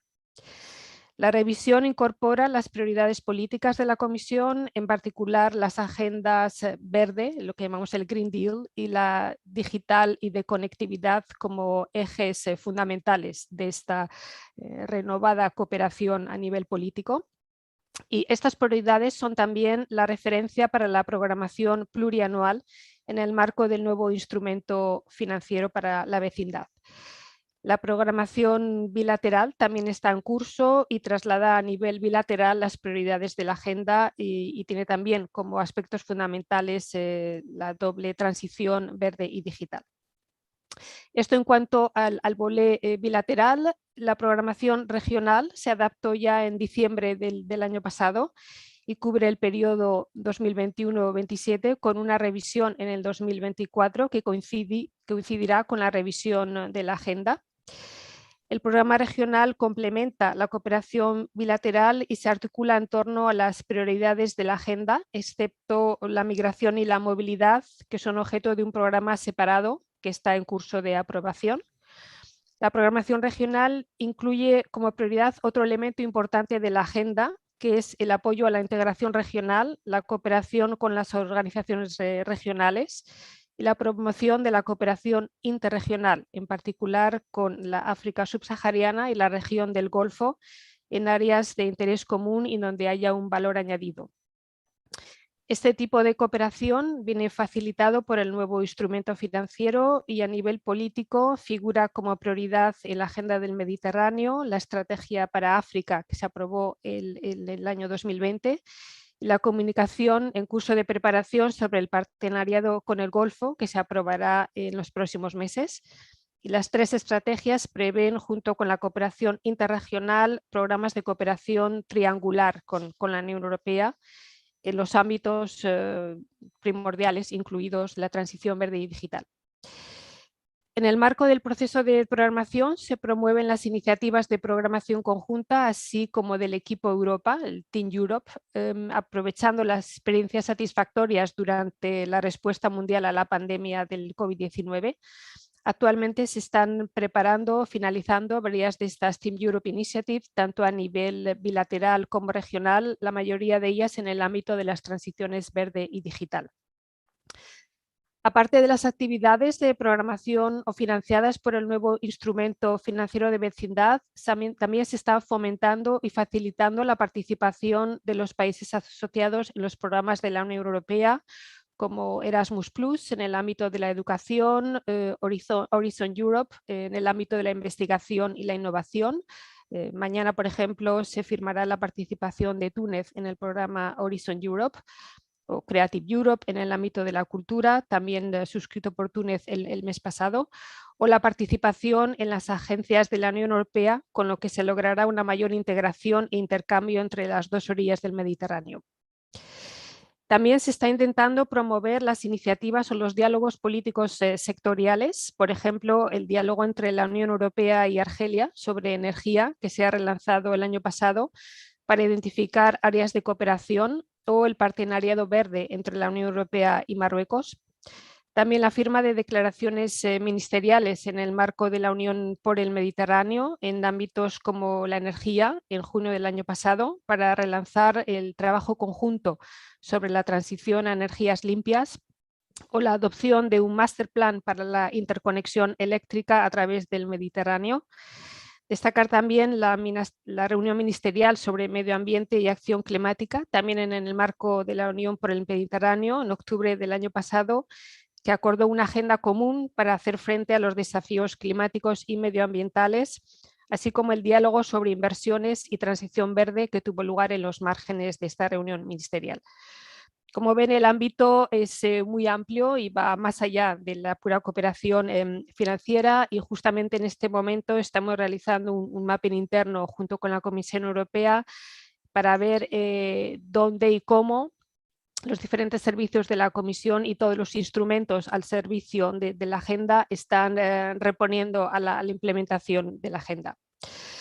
A nivel político, me gustaría destacar la reunión de ministros de Asuntos Exteriores de la Unión Europea y los países de la vecindad sur, que tuvo lugar precisamente en Barcelona el 29 de noviembre del año pasado, y que tuvo como tema central de discusión la transición ecológica, manteniendo el momentum de este tema en la agenda política internacional, tras la conferencia de Naciones Unidas sobre el cambio climático en Glasgow, la COP26, la reunión ministerial de la UPM del Cairo en octubre y el hecho de que la próxima reunión del COP27 se celebrará este año en Egipto. La transición ecológica es una de las áreas prioritarias de la Agenda por el Mediterráneo y teniendo en cuenta que los efectos del cambio climático son particularmente severos en el Mediterráneo, este es un tema de gran urgencia y también de gran actualidad, como los panelistas anteriores han mencionado, teniendo en cuenta la actual guerra en Ucrania y todas las repercusiones geopolíticas y sobre todo en el ámbito de la energía. Pero también se destacó en esta reunión que hay oportunidades relacionadas con la urgencia de la transición a las energías renovables en términos de crecimiento económico y de creación de empleo, así como del equilibrio de relaciones con la Unión Europea, perdón, por el potencial de suministrar energías limpias a Europa. Son también necesarias reformas e inversiones y esto último se refleja en la asistencia financiera de la Unión Europea, ya que el 42% de los programas de cooperación geográfica será destinado a actividades que permitan alcanzar el objetivo climático, como fue anunciado por la presidenta de la Comisión, Ursula von der Leyen, durante su discurso sobre el Estado de la Unión en septiembre pasado. También se destacó en esta reunión el potencial de la vecindad sur como puente entre África y la región del Golfo para cooperar en áreas de interés mutuo como la transición verde. Por último, mencionar la relación de la Agenda por el Mediterráneo con otras iniciativas políticas importantes relacionadas con la Agenda verde y digital. En relación con los planes económicos y de inversión mencionados en la agenda, en particular en el ámbito de la conectividad, destacar la nueva estrategia de la Unión Europea Global Gateway, la pasarela global, aprobada en diciembre del 2021 y una de las prioridades, si no la prioridad fundamental de la actual presidenta de la Comisión en el ámbito exterior. Y está destinada a impulsar los enlaces sostenibles en todo el mundo en los ámbitos digital, energético y del transporte para hacer frente a los retos mundiales más acuciantes, desde el cambio climático y la protección del medio ambiente hasta la mejora de la seguridad sanitaria y las cadenas de suministro mundiales. La vecindad sur es una de las regiones menos interconectadas del mundo. La pandemia del COVID ha afectado a las economías del Mediterráneo, acentuando las diferencias estructurales y aumentando la necesidad de unas economías más sostenibles y conectadas, ya sea con Europa o en el seno de las mismas zonas geográficas. Los planes económicos y de inversión se han redactado en estrecha cooperación con nuestros socios y servirán para que la estrategia Global Gateway se materialice en la vecindad sur. Algunas de las flagships identificadas incluyen la transformación digital, la transición y la seguridad energética. Finalmente, muchas gracias, Beatriz. Tendríamos que ir terminando porque vamos muy mal de tiempo. Yo creo que has hecho una descripción y una explicación a fondo y fantástica hasta llegar a este punto. No sé si quieres decir algo más para concluir. No, simplemente finalizar con otro de las iniciativas, la 2030 Digital Compass, the European Way for the Digital Decade, que también incluye este ámbito de la transformación digital, en la cual la región del Mediterráneo será también prioritaria. Nada más, aquí puedo concluir. Muchas gracias. Muchísimas gracias. Yo creo que has cumplido con el encargo, ¿no? Desde las instituciones europeas, pues hacer una primera exposición sobre el contenido de esta nueva agenda para el Mediterráneo, impulsada desde Bruselas. Et nous avons maintenant, muchísimas gracias, pues, nous avons maintenant avec nous M. François Alfonsi, qui est membre du Parlement européen. Il a été pendant de longues années maire d'une ville Ossani, en Corse. Alors, comme membre du Parlement européen, vous êtes en plus membre de l'Assemblée parlementaire pour l'Union pour la Méditerranée, dont vous êtes méditerranéen 100%. Vous occupez de la Méditerranée aussi au Parlement européen. Comment voyez-vous cette année après, disons, le lancement de cette nouvelle agenda? J'imagine que vous avez des commentaires favorables, d'autres peut-être moins favorables. Et vu la situation à présent, comment en jugez-vous? Bien, merci de m'avoir accueilli ici et merci pour cette initiative parce que je pense qu'il est important de redoubler d'efforts par rapport à la coopération méditerranée. Nous sommes dans une situation que moi je peux apprécier à travers deux périodes, dans la mesure où j'ai été 2 fois député européen. J'étais député européen de 2009 à 2014 et je le suis à nouveau depuis 2019. Et à chaque fois, dans mes priorités, bien sûr, il y a la Méditerranée qui correspond au bassin, puisque la Corse baigne dans le même bassin que la Catalogne, et nous partageons cette civilisation méditerranéenne. Et la différence que l'on peut voir, bon, en 2012, un rapport d'initiative que j'ai porté a été largement adopté par la Commission du développement régional, mais le sentiment que l'on a eu vis-à-vis de la Commission notamment, c'est que les regards se portaient beaucoup moins au sud et beaucoup plus à l'est dans cette période de l'année, dans cette période du Parlement, dans les années 2010-2012.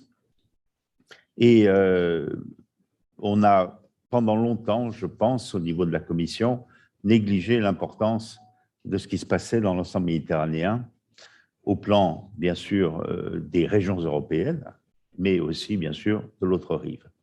Et pourtant, on a vu, et nos amis l'ont exposé tout à l'heure, que la conjoncture aujourd'hui appelait à une situation très tendue. Il y a une certaine urgence. L'urgence alimentaire se dessine comme conséquence de la guerre en Ukraine. Je veux insister sur une autre, c'est qu'en 2021, nous avons partagé tout le bassin méditerranéen le même fléau qui est celui des incendies, donc la progression de cette conséquence du réchauffement climatique qui est l'amplification et la généralisation des phénomènes comme les incendies. Et c'est peut-être la première année où on a assisté à l'importance du changement climatique sur le terrain des conséquences politiques. Je m'explique, en Turquie et surtout en Algérie, il y a eu des incendies très importants qui ont généré des désordres politiques ensuite. C'est-à-dire que les tensions entre l'Algérie et le Maroc ont beaucoup cru à la suite d'un événement climatique. Et je crois qu'il faut prendre en compte cette réalité qui va, les Méditerranées va être un des principaux espaces, a dit le GIEC, qui serait impacté par le changement climatique. Et ce changement climatique ne va pas simplement porter sur ses conséquences écologiques, mais va aussi porter sur des conséquences politiques et géopolitiques. Donc, s'il n'y a pas une bonne coopération de nos espaces pour essayer d'anticiper, de prévenir et de combattre les causes du réchauffement climatique, on s'expose demain à une situation qui peut être finalement dangereuse même pour l'avenir. Et je crois que cette conscience commence à prendre corps et explique ce dont je me félicite, c'est-à-dire la nouvelle orientation de la Commission qui, par cet agenda adopté en 2021, tourne enfin ses regards vers la Méditerranée et en fait un enjeu d'avenir. C'est dans un contexte qui n'a pas été facile et qui n'est pas facile pour le lancement des opérations concrètes. On a eu la pandémie a un peu paralysé tous les efforts de la coopération et nous avons maintenant la guerre en Ukraine qui fait que nous sommes confrontés à des degrés d'urgence tout à fait nouveaux, tout à fait différents, tout à fait nouveaux. Et je pense que malgré ce contexte difficile, et je dirais d'autant plus parce que le contexte est difficile, il faut être capable d'aller de l'avant et de s'organiser. D'abord, nous, en Europe, nous avons un pouvoir, une capacité d'initiative, puisque, par définition, appartenant à l'Union européenne, nous sommes en situation de coopération. Les différents pays de la façade nord de la Méditerranée, l'Union européenne nous met en situation, ce qui n'est pas le cas de la rive sud, et malheureusement, mais bon, on constate effectivement que la fragmentation est quand même aujourd'hui structurelle, mais je crois que l'on peut, si nous, à partir de la capacité d'initiative que nous avons en tant qu'Union européenne, nous lançons une dynamique, je pense que les acteurs, même s'ils sont morcelés dans la rive sud, pourront plus facilement s'y greffer et finalement échanger et profiter de cette initiative européenne pour construire de meilleures relations et, au-delà de ces meilleures relations, bien sûr, de meilleures coopérations. Et comment voyez-vous le rôle, vous qui vous êtes maire d'une ville méditerranéenne, mais européenne? Un village. Un village, tant mieux. Mais toutes les communes sont importantes. Tant mieux. Il n'y a pas que Milan. Bon, voilà. aussi, Comment voyez-vous le rôle des municipalités, bon, des autorités municipales, régionales, etc., dans les pays du nord et du sud de la Méditerranée pour contribuer à cet effort de coopération nord-sud, ce grand projet méditerranéen? Est-ce que la nouvelle agenda laisse place à ce que les agents, disons, sous-étatiques, pour ainsi dire, ont un rôle à accomplir? Moi, je pense que c'est indispensable. D'abord, pour des raisons de cohérence. Parler de la Méditerranée en Corse, ça a un sens évident. En parler à Paris, c'est déjà moins clair. J'imagine qu'entre la Catalogne et Madrid, la question est un peu la même. Donc, si on ne rentre pas et on ne met pas en jeu les gens réellement impliqués dans l'espace méditerranéen, on n'aura pas, je pense, de construction durable ou de construction, en tous les cas, qui aille suffisamment loin dans la coopération concrète pour porter des projets nouveaux et pour changer les choses. Car c'est bien aujourd'hui, on est obligé de constater que les principaux enjeux de notre espace macroéconomique et je dirais environnemental, ce qui nous relie, la mer Méditerranée, aujourd'hui n'est pas en très bonne santé. Disons que si je prends les 20 dernières années, et si on manque de statistiques, mais enfin, la biodiversité a plutôt reculé, les problèmes des déchets ont plutôt aggravé la situation, même s'il y a eu des progrès. On a certainement aujourd'hui des économies qui se soucient davantage d'une meilleure gestion de ces déchets, bon, notamment sur le versant européen, mais même, je pense, même si il faut certainement aller plus vite et plus loin dans le sud, mais globalement, la croissance des populations, la croissance des activités avec le tourisme fait que la mer Méditerranée, elle, reçoit un impact écologique plus fort en 2021, en 2022 qu'elle ne l'était en 2010. Bon. Donc, les problèmes s'accroissent, s'aggravent, et les solutions ne sont pas en place. Et pendant longtemps, il y a eu une période dynamique de l'Union pour la Méditerranée, puis il y a malheureusement eu une période, je pense, sur les dernières années, beaucoup plus éteinte. Des choses semblaient politiquement bloquées. Les regards se tournaient prioritairement vers l'élargissement à l'est de l'Union européenne. Donc, les initiatives étaient plutôt concentrées vers cet espace-là. Et on a donc une carence importante qui nous mène à une situation où la crise économique qui s'annonce, déjà celle du Covid, en touchant terriblement l'économie touristique, a eu dans tous les pays du Sud, en Europe et hors l'Europe, des conséquences très importantes. Maintenant, on voit bien que la guerre en Ukraine va générer des conséquences à nouveau sur l'économie touristique, mais également des conséquences en termes d'approvisionnement et en alimentation, et que les problèmes qui s'annoncent sont des problèmes très lourds. Et voilà, donc certainement, les gouvernements sont là et ils vont y veiller à ce que des mesures d'urgence viennent apporter des soulagements et peut-être même des solutions à ces crises, mais on n'a pas l'outil structurel qui permet à tous les acteurs qui ont les pieds dans la Méditerranée, qui sont vraiment impliqués, d'être générateurs d'initiatives, générateurs de demandes aussi, parce que les demandes trouvent leur réponse plus facilement quand elles sont formulées collectivement et quand elles sont bien formulées. Donc, il nous manque cet outil de coopération. Et l'Union pour la Méditerranée a été un cadre intéressant pour cela. Il n'a pas souvent été opérationnel au plan concret. Il est plus resté un cadre sur les objectifs de paix, sur les objectifs, disons, qui concernent davantage les États. Et je pense qu'il y a des objectifs sous-étatiques qui sont très, très importants, et notamment les objectifs environnementaux par rapport à l'espace de la mer qui nous unit. Et là-dedans, on a manqué, je pense, de s'organiser. Moi, le rapport que j'avais fait en 2012 préconisait la création d'une macro-région. J'ai entendu tout à l'heure notre représentante du gouvernement catalan dire que la région catalane s'engageait dans la même idée. Je ne peux que l'encourager. Je crois que ce n'est qu'en mettant des cadres qui permettent d'organiser le dialogue et aussi d'engager des initiatives que l'on peut aller de l'avant de façon constructive et non pas de façon réactive, faire face à une crise, faire face à une difficulté, faire face à une pollution en mer, parce qu'en Méditerranée en 2022, on a toujours des pollutions par hydrocarbures.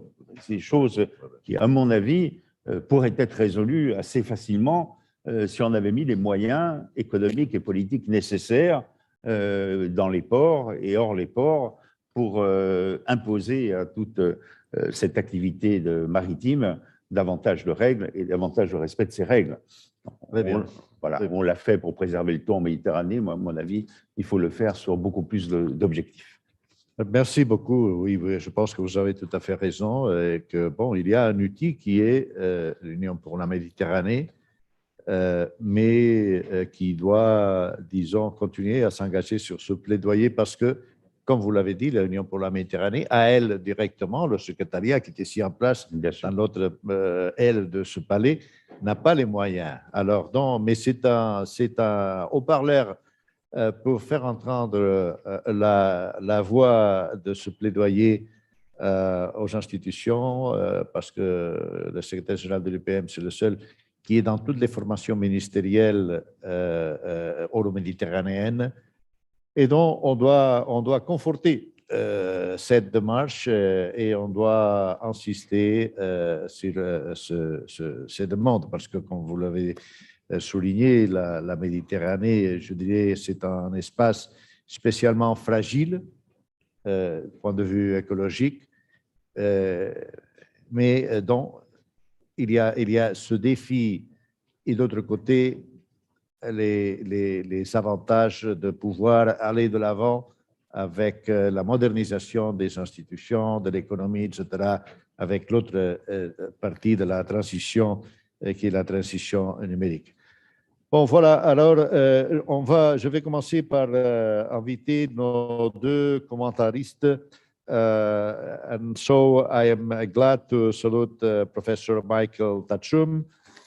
Professor Michael Tachum is a European Council on Foreign Relations Associate Senior Policy Fellow. He's a member of the Austrian Institute for European and Security Policies. And he's a graduate from Cornell University, a PhD from Harvard University, and is now at the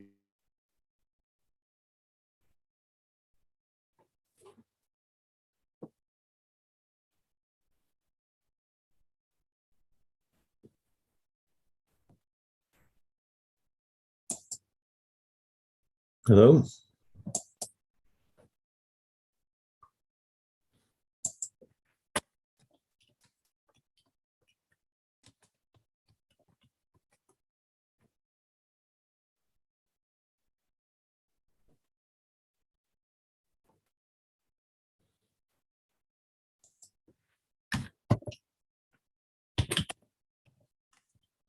Hello.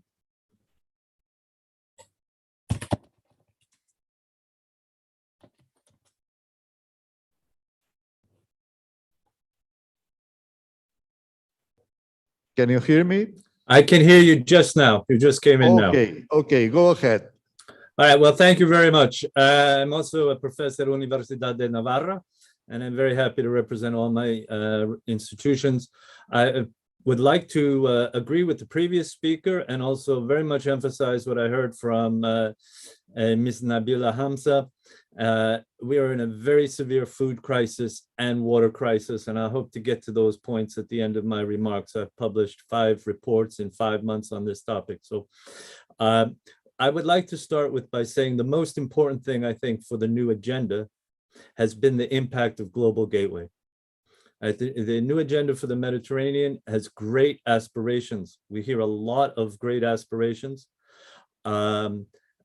what the global gateway represents is a new mindset in Europe. And the real issue is not about identifying the problems or saying we need to do something about them, but it's how. And that's what I'd like to address my remarks to right now, because the Mediterranean is a regional system. We need to recognize that. It is one regional system with a very particular, among many different functions, one very particular important function, which is to be the interconnector between Europe, Africa, and the Middle East, and from beyond the Middle East, Asia, the rest of Asia.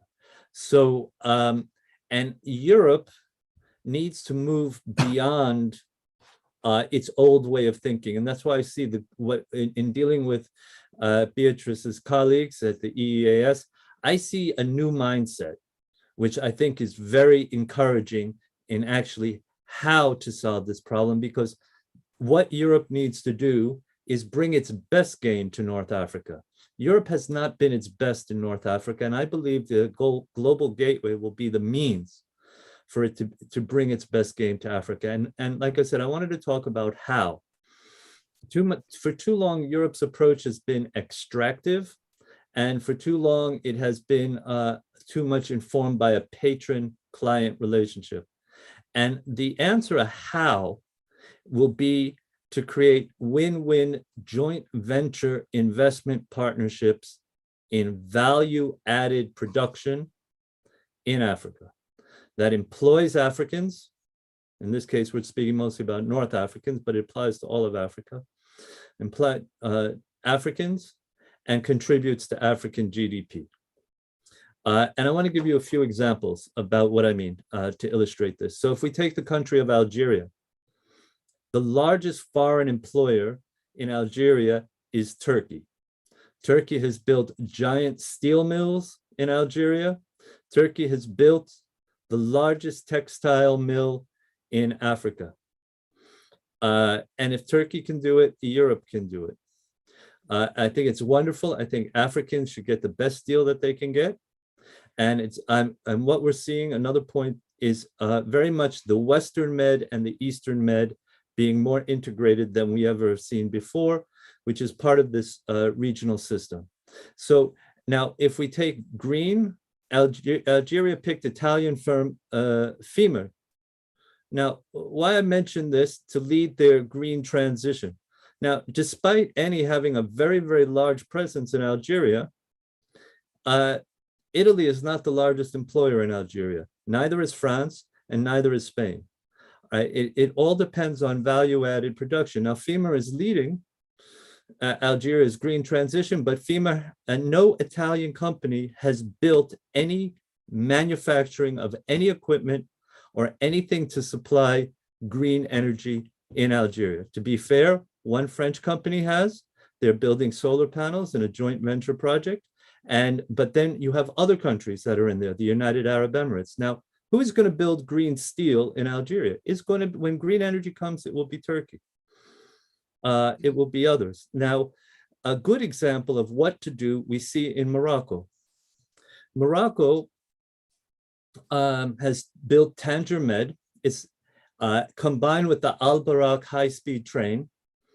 Right, these two together have created a corridor from Europe to Africa that potentially can go, all the way to West Africa. And because of this high speed, it's not just infrastructure, it's value-added manufacturing. Because of the high-speed train, before COVID-19, Morocco produced 770,000 cars, almost 750,000 cars per year. So that's Renault. And because of the high-speed train connected to the port, now TangerMed is the largest port in the Mediterranean. It surpassed Valencia and Algeciras. 6 carloads of trains from Renault leave every day. Those are train cars to be sold. And then because of the infrastructure, Peugeot opened a factory in Kenitra. But it's not just Peugeot that's there. You see, because now they can send the cars. Over 200 international firms open factories in Morocco to support Renault and Peugeot. Sumitomo from Japan, French companies, German companies, Spanish companies. Take the American company Lear, a Fortune 500 company. They opened that produces electric seats systems and electrical systems for cars, 11 production sites in Morocco. That is a lot of GDP and a lot of Africans, Moroccans in this case, being employed. And it's all because of creating value chains. The value chain was so successful that the Chinese global leader in aluminum parts, CITIC, CITIC Dicastal, opened up a $400 million factory next to Peugeot's plant in Kenitra, just to be able to integrate into that value chain. Now, who built the Al Barak high-speed rail? Well, it was a joint venture originally between Morocco and France, but who were the investment partners? It wasn't Rome, it wasn't Berlin, and it wasn't Brussels. It was Abu Dhabi, Riyadh, and Kuwait. So this is where, Europe needs to bring its best game. Why did Paris have to go see partners outside of Europe? And like I said, this is something very successful. And then, so Morocco became the first country in North Africa to produce electric cars. This is how it builds on itself. And this was a German company, Opel. Now, what was fascinating about this is a redesign of the Citroën Ami, but the upgrade was all done in Morocco by Moroccans in a joint venture in a special laboratories there. So this is where we see a positive example. We even see that this is something that should be done across the board. So now we have electric cars. We see semiconductors, additional semiconductor lines. Everybody knows there's a global supply shortage. Well, they were established, ST Microelectronics established that in Morocco. So it is a matter of value chains. It is a matter of, again, joint venture investments, not telling North Africans. How do you assess the role that's going to play the energy transition, especially in Northern African countries and in Europe, in these changes that are taking place with the value chain changing so much geographically in its distribution? Right. So the same answer applies. Look, if we're already seeing it with the development of green hydrogen and green energy and renewables. If Spain and Morocco ever work together, both are very good in renewable energy. They could electrify all of West Africa if they work together. And then from there, building, again, more manufacturing and locally in West Africa.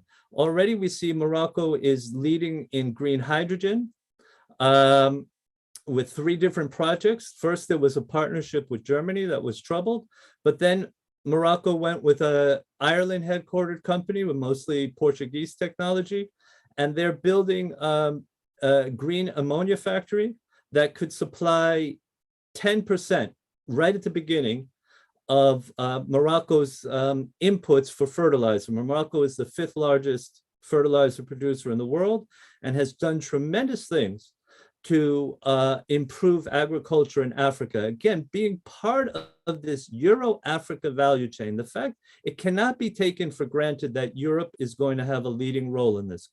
It could be China, it could be Russia, it could be the Gulf states, it could be Turkey, whereas we need to bring people together in a win-win framework. And that's where I would take a look at, first, Europe needs to get its act together.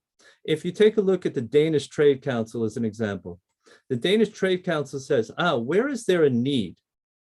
Okay, and so that's an opportunity for us. So then they bundle, like the Chinese, they bundle all the Danish companies together, they bring them together, and they present one turnkey integrated solution as an offer. Well, Europe needs to do that on a European scale, because we need to cross not only sectoral boundaries. If you're going to make change in digital and green energy, it's across sectors.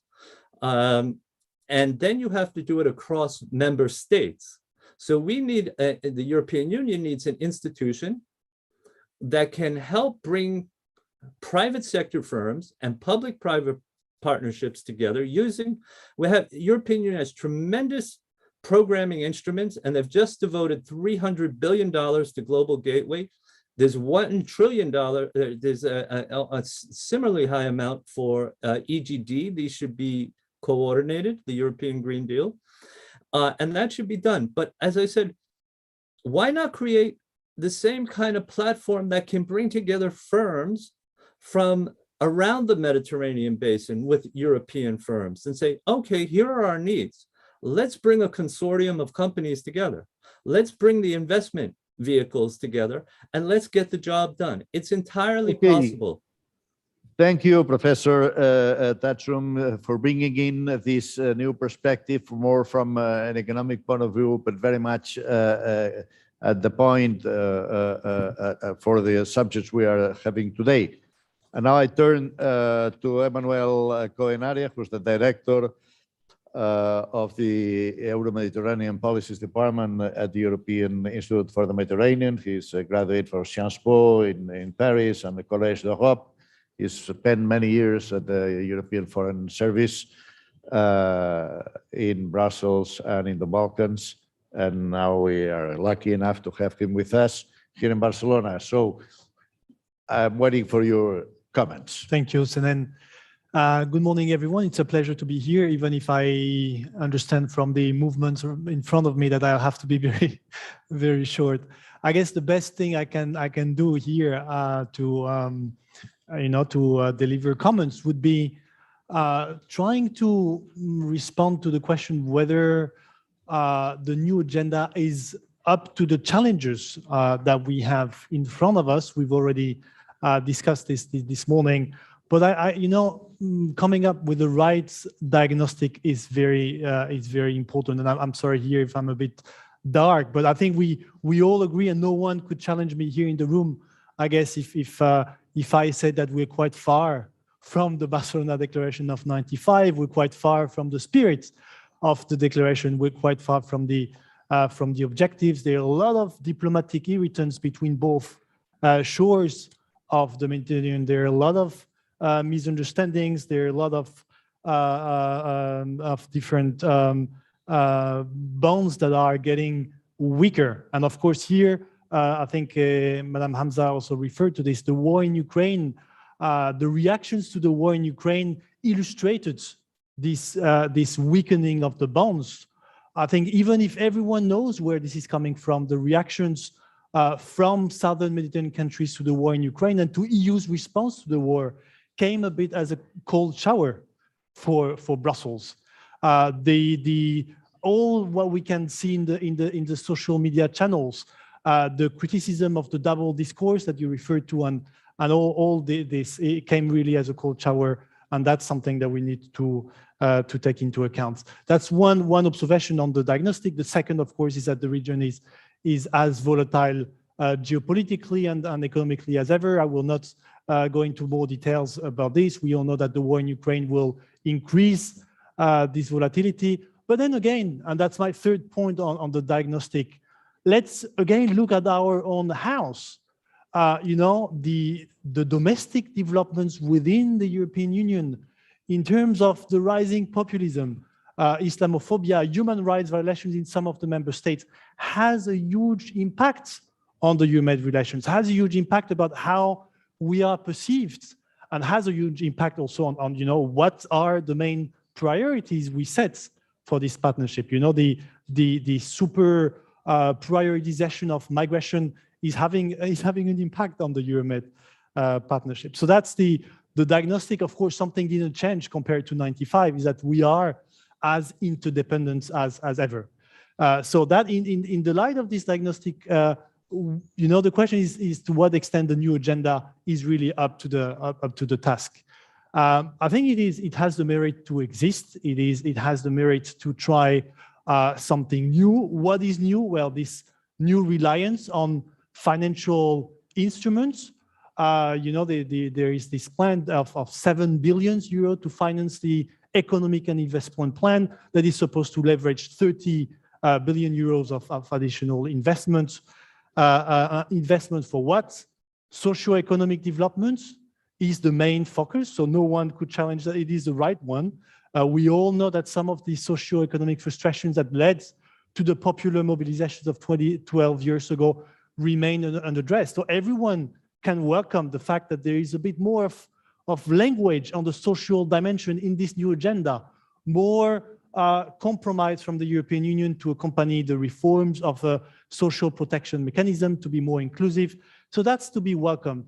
Green sustainable developments, the green transition, that's great as long as we heard before, the EU realizes that it should not purely export its own model of the green transition. It should respect that it's not the priority number one in the countries of the region. But as long as the green transition serves socio-economic development, inclusive socio-economic development, and that it is done in a very strategic way, this win-win that Michael Tanhum referred to, we need to realize that the EU needs to invest on the production capacity of renewables, and maybe in the medium term, the EU will be able to reap the benefits of it and to import maybe some of this energy produced on the other side. So all this is great, but of course, whether it is enough, there are a lot of question marks. Still 1 year down the road, the implementation is quite slow. It's not clear whether this new reliance on the financial investment mechanisms will be able to benefit all countries of the region. Maybe some countries will be able to reap the benefits of these financial mechanisms. Maybe other countries will not be able to equally position themselves to receive this investment. We heard from Beatrice that indeed this new agenda is quite comprehensive, but if you look at the peace and security part of the new agenda, it's quite poor. You don't have a lot of new ideas there. You have a lot of nice principle. The EU will, for example, support the sub-regional integration, but you don't exactly know what it means. There are not a lot of tangible initiatives on the table. I think it's still a bit conservative to some extent. There are a lot of pillars of the ENP that do not work. DCFTAs do not work. This double track approach of visa facilitation in exchange for readmission agreements, that doesn't work, but still the EU has not officially renounced to this thing. So if we want to be up to the challenge and this very major tensions on the EuroMed relations, we need, I guess, to be more innovative and to be a bit more creative when it comes to the relationship. And I understand I should stop here. Thanks a lot for your attention. Okay.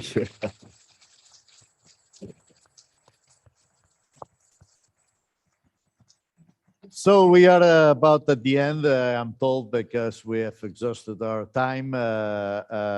It seems that, well, anyway, we will have 2 sessions continuing to deal, the first one in the deployment of the green transitions, smart and green Mediterranean, and still the other one on renewed governance in the Mediterranean toward the macro-regional strategy. And so the conclusion for this one would be, of course, that we have enormous challenges. I think that the challenges are so great that maybe even I would say that the new agenda is not new anymore. Events have surpassed the agenda with all things that have been happening in recent weeks, and I would say even in recent months. And the point is, how can we turn these enormous challenges into opportunities? And if we have, for example, well, the extreme urgency in terms of the environment, this is as well un chantier, on dirait en français, to create thousands and thousands of jobs to put remedy onto that. And of course, the green transition is about that. And the digital transition would be, again, enormous opportunity to modernize our economies and to work for a better Mediterranean and a better world in the next future. So thank you very much for your attendance, and we'll hope we continue in the next sessions. Thank you. Yes, I'm told that everybody should leave I'm told through this door here, which leads to because the garden is up there waiting, the coffee is waiting for you in the garden. No? So please tell it. Oh, because there is a family photo just now in here. Family photo in a minute.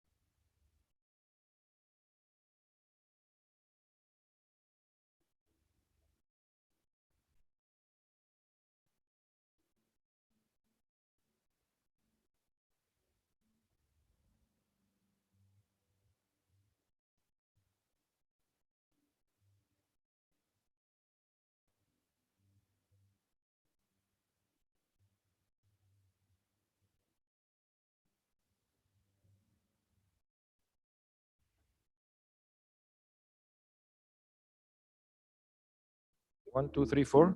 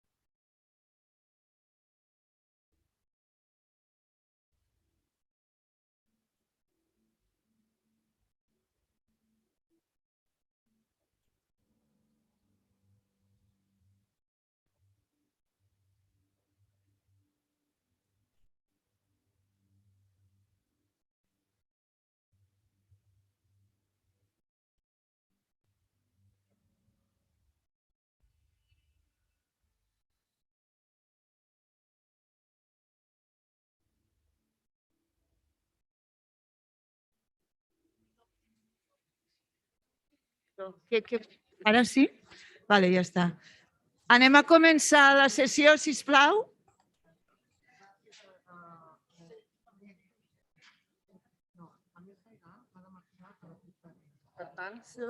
Parlar la primera. Vale. So you give the floor first to Amel Saidar.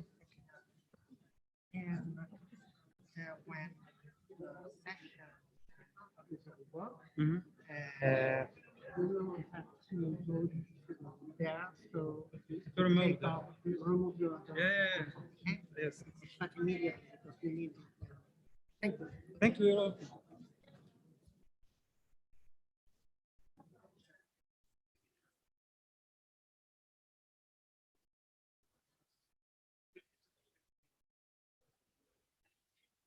Okay.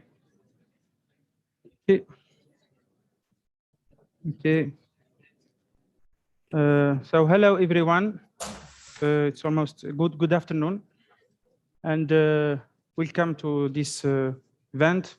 My name is Saeed Sharna, and I am a senior advisor at the UFM Secretariat, in charge of industrial cooperation, MSMEs promotion, among others.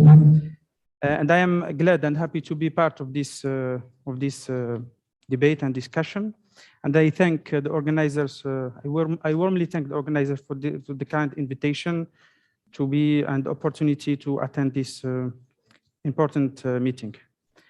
So, as you know, the pandemic crisis has hit hard our region, economies, and also human lives. Has taken a huge toll on human lives in the region, hitting the hardest, the most vulnerable countries, as well as individuals, unfortunately. But as any other crisis, there is always a silver lining. And in this case, the silver lining is that the crisis has raised awareness of the need and importance of building back better on more solid grounds within the national, regional, and international efforts aiming at promoting economic recovery. So within this context, the green and digital transition, or what we call the twin transition, have only gained momentum.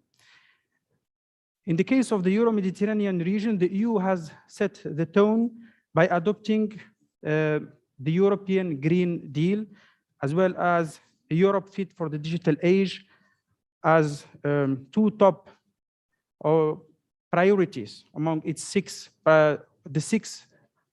priorities of the EU Commission for the period 2019-2024.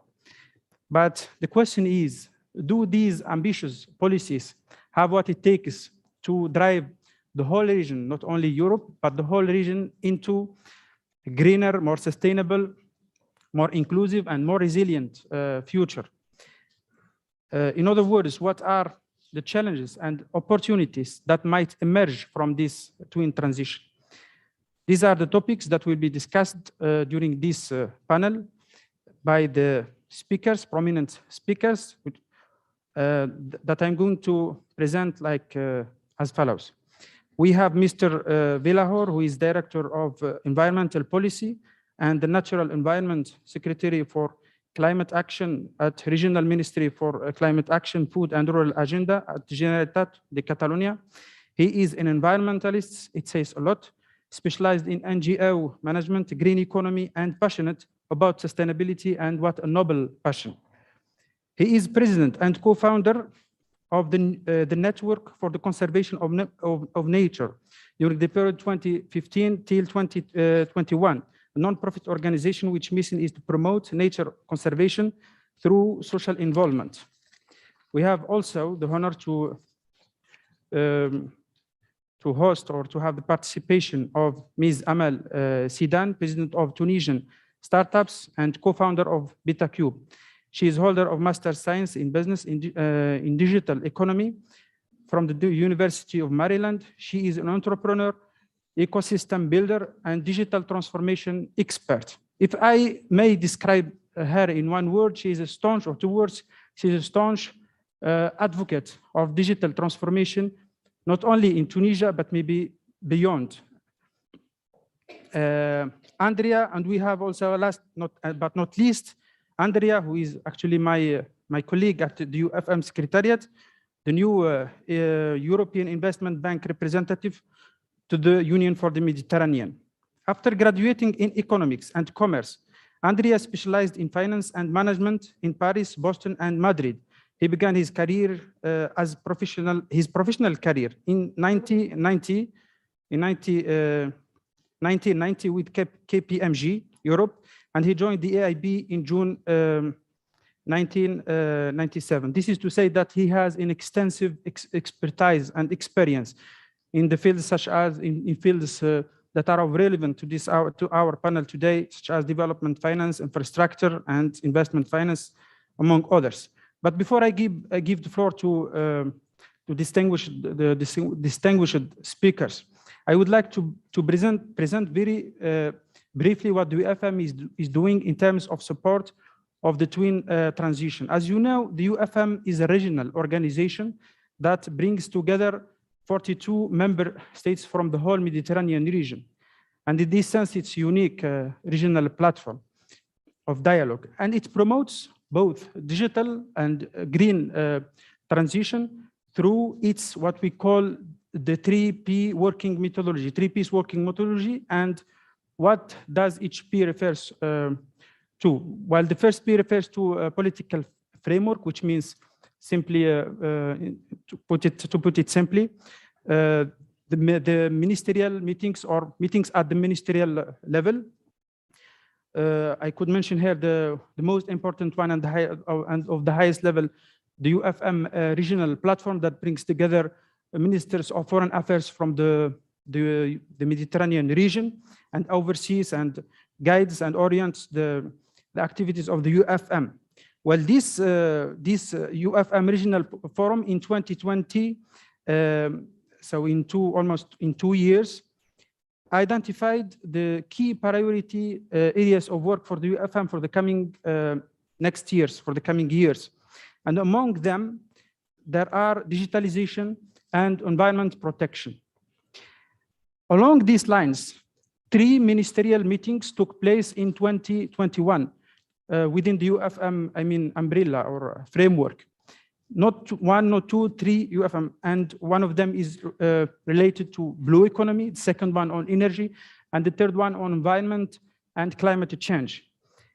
So this is the political framework. And when it comes to the ministerial meeting on environment and climate change, the ministers adopted a final declaration through which they agreed to support a common agenda for activities or efforts in order to tackle environmental and climate change and climate challenges. And this was adopted within the framework of the ministerial meetings I just mentioned. This brings me to the second, I'm about to finish my, the second P, which is platforms of dialogue. There are two types of platforms of dialogue, permanent ones and ad hoc. The permanent ones, they, as their name indicates, they meet regularly. And we have three permanent platforms, regional platforms, dealing with environmental questions. One of them on blue economy, the other one on water, and the third one on energy. So, and besides the permanent platforms, we have what we call ad hoc activities, and this is like, if we want to describe it as such, the force of the UFM Secretariat, because we have the possibility to choose activities and work on them and promote specific topics. For example, as an example of our activities in when it comes to green and digital transition, we are planning this year to organize a conference on green economy. Last year, we organized workshops on digitalization for the profit of, or for the benefit of 3 member UFM countries, namely Algeria, Mauritania, and Palestine. And I will come then to the last P, which are the projects. These projects are promoted by our partners and have the UFM label. The UFM give the projects visibility and political support, while the projects contribute to the achievement and realization of the UFM agenda. So this brings me to the end of my intervention, and then I will start with the speakers, starting with Ms. Amal Sidan, because she has to leave earlier than expected. My question to her, first of all, welcome again to this panel, Ms. Amal. My question too is the following: in your opinion, what is the potential of the green transition in a country such as Tunisia? And could you share your views on the challenges and on the potential of the cooperation with the EU in this regard? Thank you, Amal. Thank you very much for the invitation. Thank you for having me today. So that one of the advantages of, it's very unfortunate I can't be physically present in this meeting, but this is one of the advantages of digital, allowing us to connect from anywhere from the comfort of our offices. The only disadvantage is that your head appears so big in such a screen. But so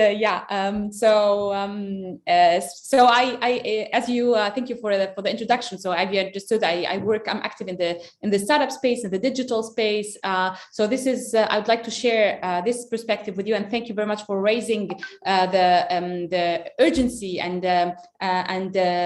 reminding us of the urgency of tackling this topic, because in a country like Tunisia, we don't really share the same level or sense of urgency as other countries in the northern part of the Mediterranean when it comes to the green and twin transition. So probably the first level of actions is about action is about raising this sense of urgency that is currently elsewhere in a country like Tunisia. So the country is challenged on many levels, especially when it comes to the economic development post-revolution. So the understanding of the urgencies is totally different. So the one level of work we need to work on is actually combining or finding an alignment of agendas, understanding the business case behind working on the green and twin transition. Actually,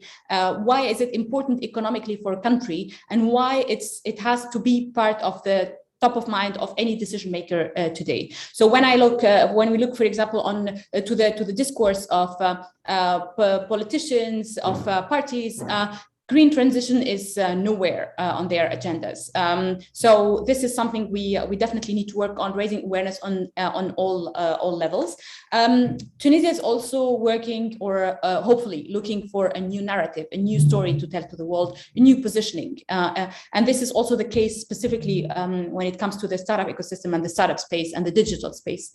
So, and since Tunisia is working on this new narrative, it's probably an opportunity to create a dialogue between a country like Tunisia and the economic partners who are mainly Europe, to understand why the twin transition, the digital and green economy should be actually part of the strategies. Tunisia is a country where strategizing and building new strategies and visions for the future is not really on the top of the agenda today. So we used to have the 10-year strategy, 5-year strategy. Today we are moving almost with no clear strategy for the year ahead. So this is something we really need to collaborate on. What are the imperatives for a proper economic transition for a country like Tunisia? We have also understood in a country like Tunisia that incremental change is not sufficient. Incremental change will not cut it.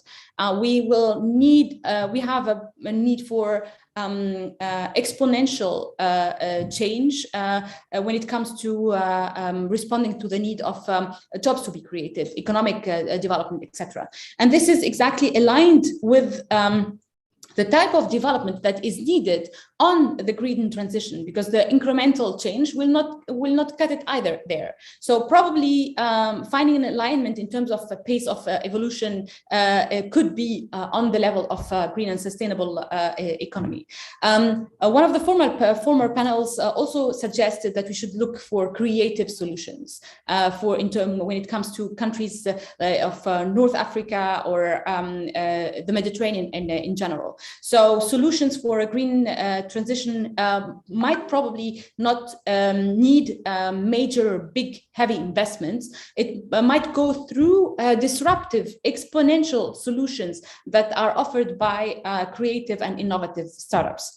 But in order to do so, these startups need to find a proper conducive space for them to be creative about the solutions, because we are seeing the pain points, and the pain points are big enough, but there is no proper market behind these pain points. So if you look at the startups that are obtaining, for example, the startup label in Tunisia, and that are identified as innovative and scalable startups, only or less than 5% of these startups are active in the environment and sustainability and green economy space. So this means something. This means actually that these startups are not seeing a potential to grow, to raise funds, to sell their solutions in this. So there is no proper market in there. So if you look, for example, at the startup space and entrepreneurship as a trigger for systematic innovations, you might think of clean and urban mobility as one of the solutions. But in a country like Tunisia, ride-hailing is still something that is forbidden by a law that was designed in the 70s. So the legal framework has to evolve as well in order to be able to encourage the adoption of this type of solutions. So there are some, also when we think of the climate footprint, link it somehow to incentives, but also to taxes. This is not something that's implemented yet in Tunisia. So lots of use cases can be suggested by startups. So when you think of photovoltaic energy, for example, in a country in Tunisia where you have more than 300 days of sun, we have only 43,000 houses that are equipped with photovoltaic energy. So this is really mini compared to the full potential of the thing. So photovoltaic energy is 1% of the total electricity that's produced in Tunisia by the government utility, and production of electricity is still a monopoly of the state. And there is this conversation with the unions. Is it is privatization of production of electricity going to threaten the role of the utilities of the state? So there is this struggle between privatizing and finding ways to boost the economy. So the Tunisian objective when it comes to photovoltaic energy is 30% of to have the mix of with 30% of photovoltaic energy production by 2030, which is not an ambitious enough goal in itself, but we are today at less than 6% of production. So there is probably a lack of understanding between the role of the state-owned utilities when it comes to production versus distribution. Where should we keep the monopoly and of the state, and where should we release it? So there is a lot of work to be done there. So we need to strategize, but also to act on removing specific hurdles. So when we think, so there is a digital strategy in Tunisia, digital strategy 2025, that hasn't gone public yet. So we don't know exactly yet what's in this strategy. And the question is green economy part of this, of the top priorities of this digital agenda?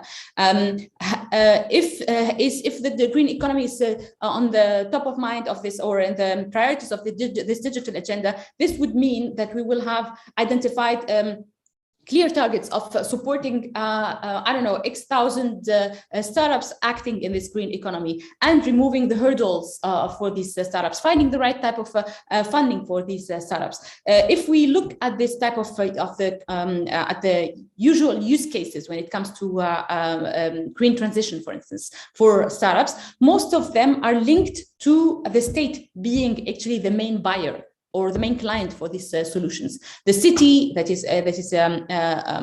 does not have a governance that is independent from the state, and probably not enough budget, the utilities, etc., etc. And these have challenges when it comes to procurement processes. They cannot, even if they wanted, they cannot buy from startups. They don't have the right tools and vehicles and instruments to buy from startups. So this is where we need to act in order to create demand, in order to create a market for these startups. And this requires very often, when it comes to twin transition, into creating a multi-stakeholder approach, collaboration between the different players. And this is something that can be trained through different programs. So there is a variety of programs active on water scarcity, for instance. Tunisia is below the level of poverty when it comes to water, and there are programs from KfW and others who are working on innovative solutions when it comes to water scarcity. But here comes actually the work on identifying the root cause of the problem, and link it probably to because of 50% of the Tunisian water is lost, and we don't know where it's lost because of leaks. So link it to innovative solutions. So identify the challenge, the pain point, and open the collaboration with the startups to find proper and innovative solutions. So just to close on this, green transition is actually twin transition is really about finding innovative and creative approaches in order to enable this scalable and exponential growth or ways of solving the problem. Thank you very much. Thank you very much for your thoughts, for your call for comprehensive strategy for successful green and digital transition in Tunisia, and bringing up the challenges the startups in Tunisia are facing. And I can tell you these are common challenges in the whole region. You are playing your role as President of Association of Startups perfectly. Thank you very much. Thank you. So now it's time to give the floor to Marc Villahor. And my question to him is the following. Could you please present the Catalan sustainable development approach and how it is and can be further exploited in the context of Euro-Mediterranean territorial cooperation? Do you want to do it from here? Okay.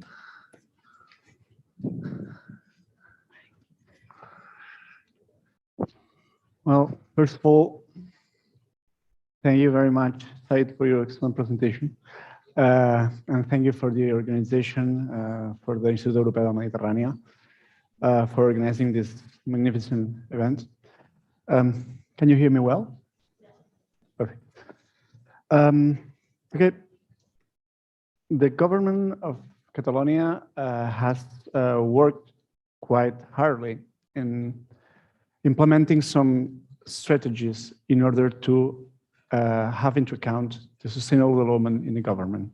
We have the Oficina del Desenvolupament Sostenible, where there is a Consell Assessor del Desenvolupament Sostenible, the CATS, where we work permanently, we work together in order to implement the Sustainable Development Goals. But also, we have made an important change in the last years, sorry, where we have made a strategy on putting together the different sectors that work with nature in one whole department. El Departament d'Acció Climàtica, Alimentació i Agenda Rural, which has together different sectors, productive sectors and conservation sectors, in order to focus nature as one whole goal. This has been an innovative but not easy task we have been doing since 1 year now, from June 2021. And we feel that the conjunction of the different languages relating land, water, and nature, if we focus it together, they have a special new way of challenging this situation. The big situation we have in front is a situation where Europe, as you know, is facing not only an economic crisis because of a horrible war, but also in an ecological crisis, a global ecological crisis, basically mainly because of the climate change, but also because of the loss of biodiversity. And we need to focus this as one whole theme to abord. So because we have an European Union that is working towards sustainability with the European Green Deal, because we have some real clear objectives where we want to focus in order to have a government, a subnational government as Generalitat de Catalunya, which wants to be clearly an example on working towards sustainability and especially to fight the climate crisis and the biodiversity crisis. Me, as General Director of on Environment and Natural Heritage, I came here to explain you a bit what we are doing nowadays on our policy. We made quite new and innovative law, la llei del canvi climàtic, the climate change law. And this law had a really interesting things inside its development goals. Mainly, we had an impositive law, a tax, where we were taxing the cars which pollute more in order to have money to invest in two funds, the Climate Change Fund and the Natural Heritage Fund.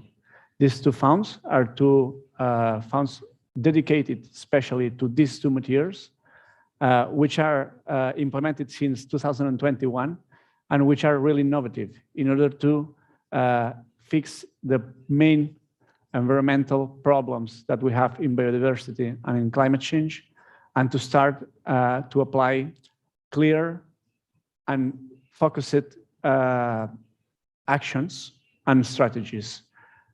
This law works in the subsequent years, fixing the CO2 emissions in the cars, and we hope that one day we can say that the tax to the cars, to the CO2 emissions will finish because we are sustainable in transportation.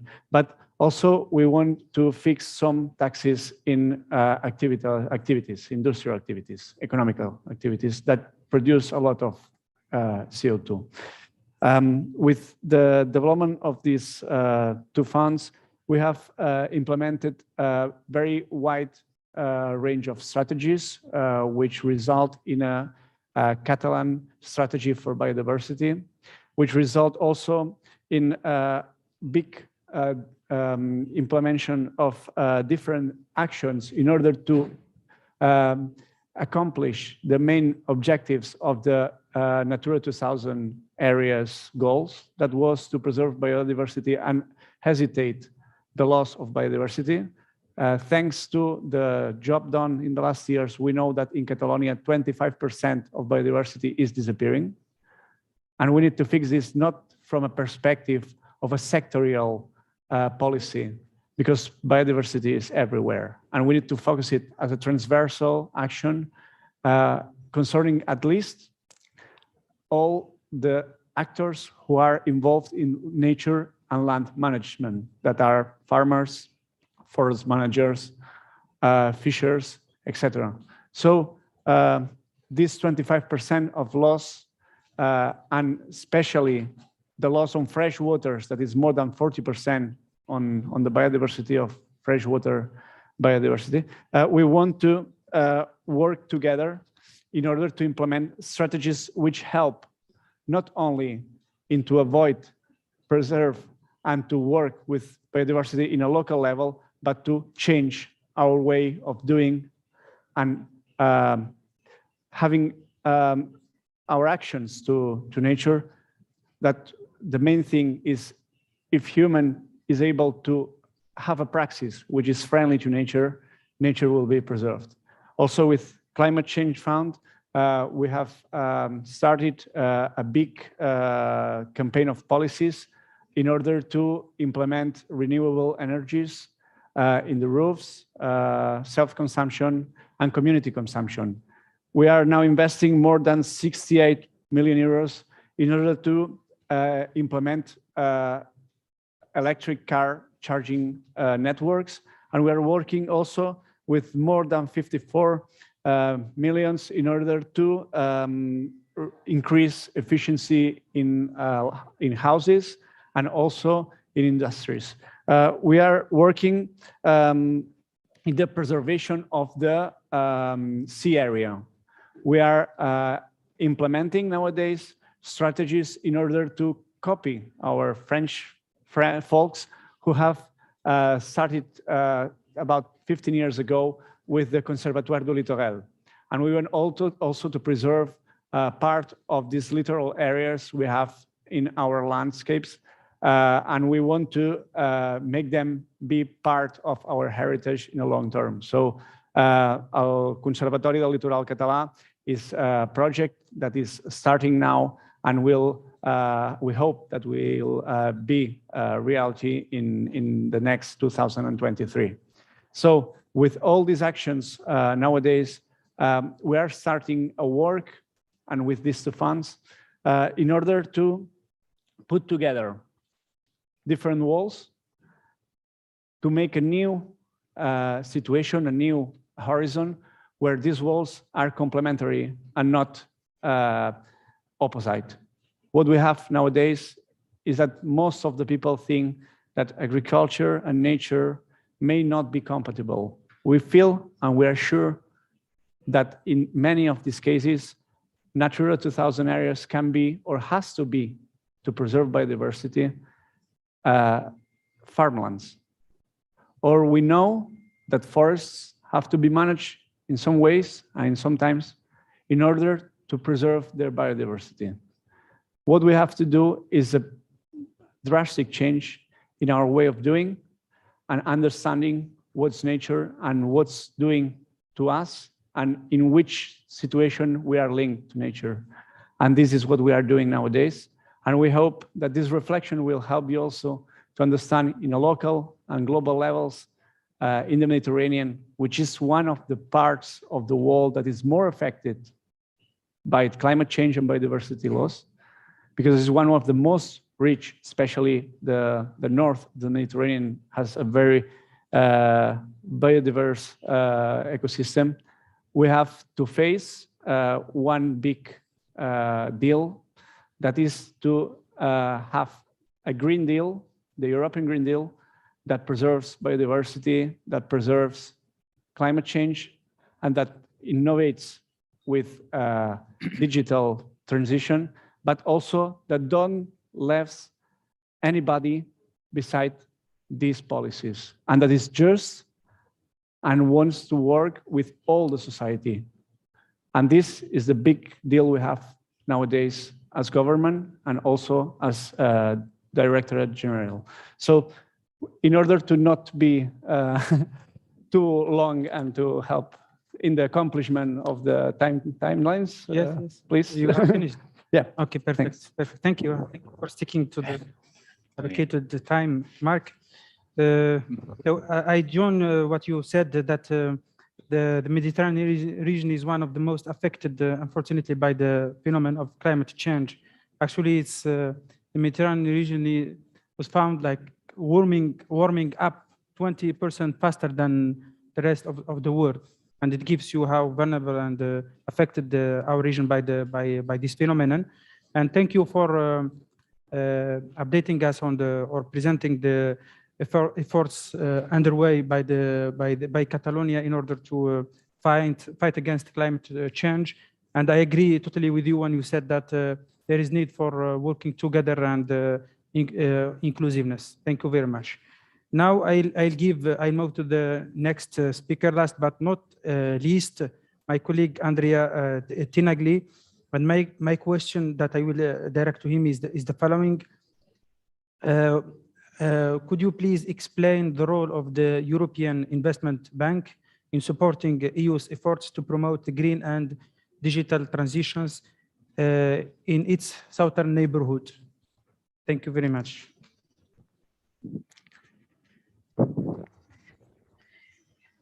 Hola, buen día. Good morning, everybody. Thank you, Said.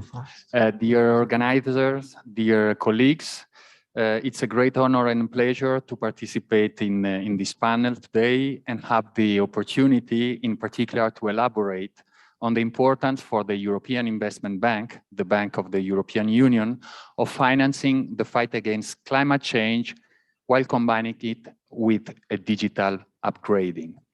It is a topic of paramount importance for the European Union, the European Investment Bank, and of the Mediterranean region. Digitalization is a key contributor for decarbonization. ICT is one of the strategic enablers in the fight against climate change, while smart grids, smart cities, Industry 4.0, Earth observation satellites are all based on the availability of ever smaller and more powerful ICT devices and solutions. The Southern Mediterranean is among one of the regions of the world most affected by climate change, as we just said. However, the southern neighborhood presents unique opportunities.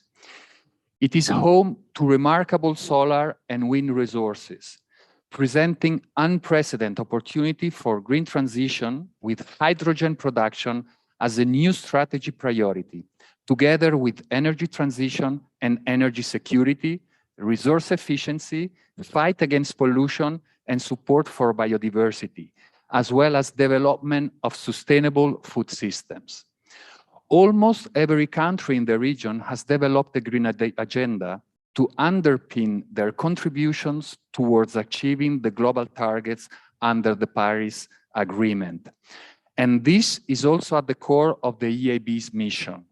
As the European Union Bank, we are deeply committed to the EU's Green Deal, and we have translated it into the EIB Climate Bank roadmap, which includes strong, tangible commitments. The EIB is phasing out support for unabated fossil fuels projects. All EIB financing is now Paris-aligned. The EIB is increasing its financing activities to climate actions, both climate mitigation and climate adaptation. This will exceed half of its financing activity by 2025, knowing that over the decade to 2030, EIB intends to mobilize 1 trillion euros of investments in climate action and environmental sustainability. Only last year, in 2021, the EIB, out of its annual lending of 95 billion euros, has provided more than 27 billion euro to cover all areas of green investments, and in particular, For lower carbon transport, more than 9 billion euros. Renewable energy with 5.7 billion euros. Energy efficiency, 4.7 billion euro. Other climate change mitigation actions with 4 billion euros. Clean tech with 1.6 billion euro. And finally, already 1.3 billion for climate change adaptation.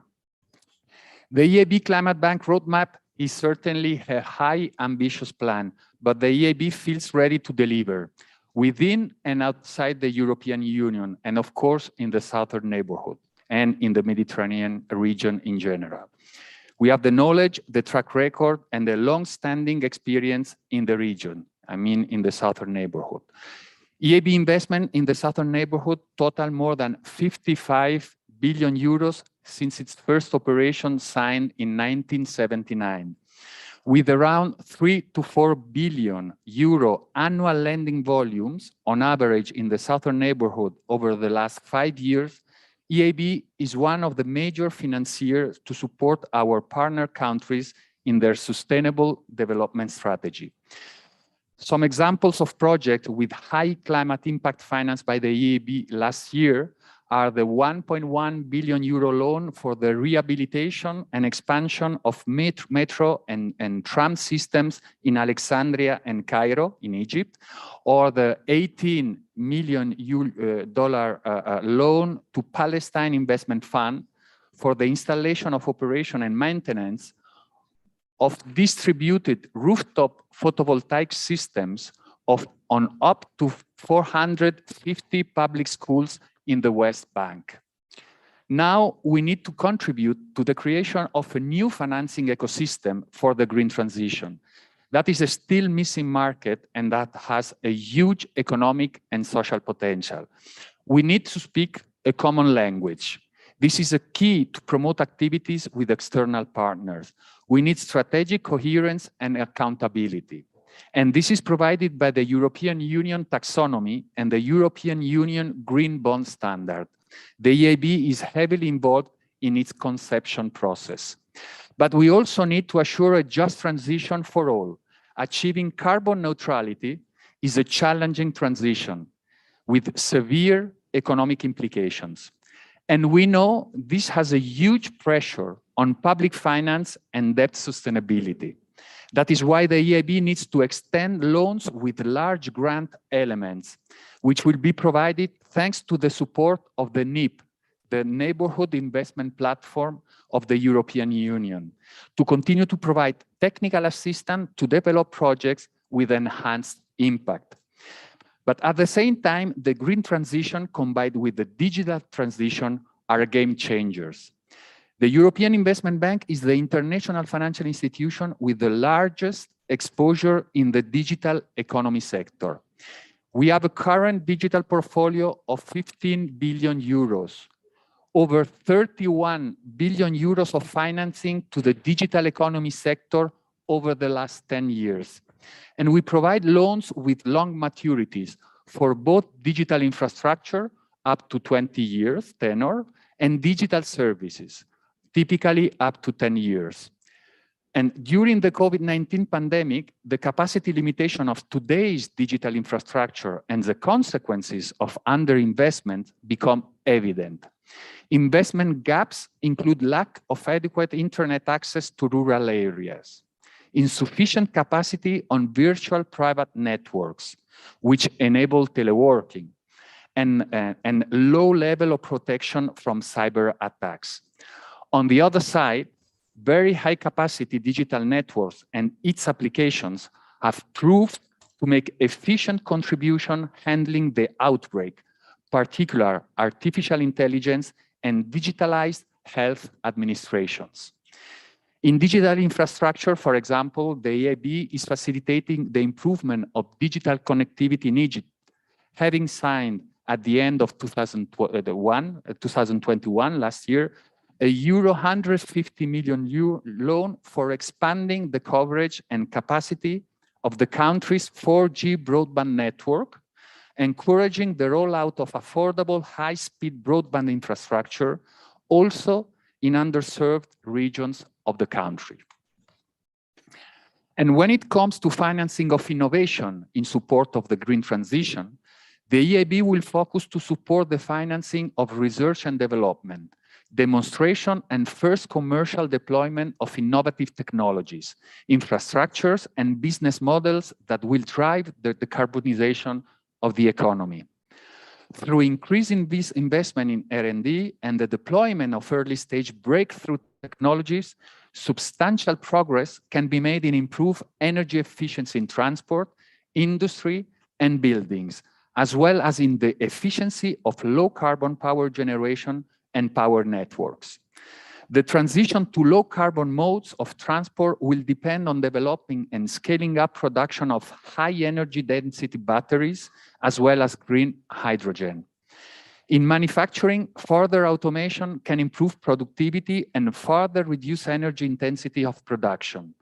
Digitalization can also facilitate tailored production, including additive manufacturing or 3D printing, with swifter responsiveness to changes in market demand, reducing waste from overproduction and bottlenecks from mismatching in supply and demand. Additive manufacturing also enables production closer to the customer, reducing the need for environmentally costly logistics. Andrea, could you Yes. please try to conclude? Yeah. The bank's experience points to the need to support investments with advisory and financing support all the way from early stage R&D through pilot plant experimentation and up to complete scale-up. Such situations often concern industrial transformation, like the batteries or for vehicles or hydrogens. EIB will provide advisory and technical assistance services in all stages of the project cycle and beyond, aiming to make investment projects bankable and ensure the sustainable implementation. Such activities include, for instance, support for upstream project development, skill development of public authority personnel, and improving access to finance. A concrete example is the EIB Rural Connectivity Toolkit available on our website. It helps provide actionable guidance to partner countries to design financially sound, sustainable, and inclusive digital connectivity investments. The goal of this toolkit is to deliver telecom connectivity, in particular in areas subject to market failure, as well as mobilize investment grants and technical assistance to support implementation of projects. Lastly, we cannot forget the relevance of the private sector.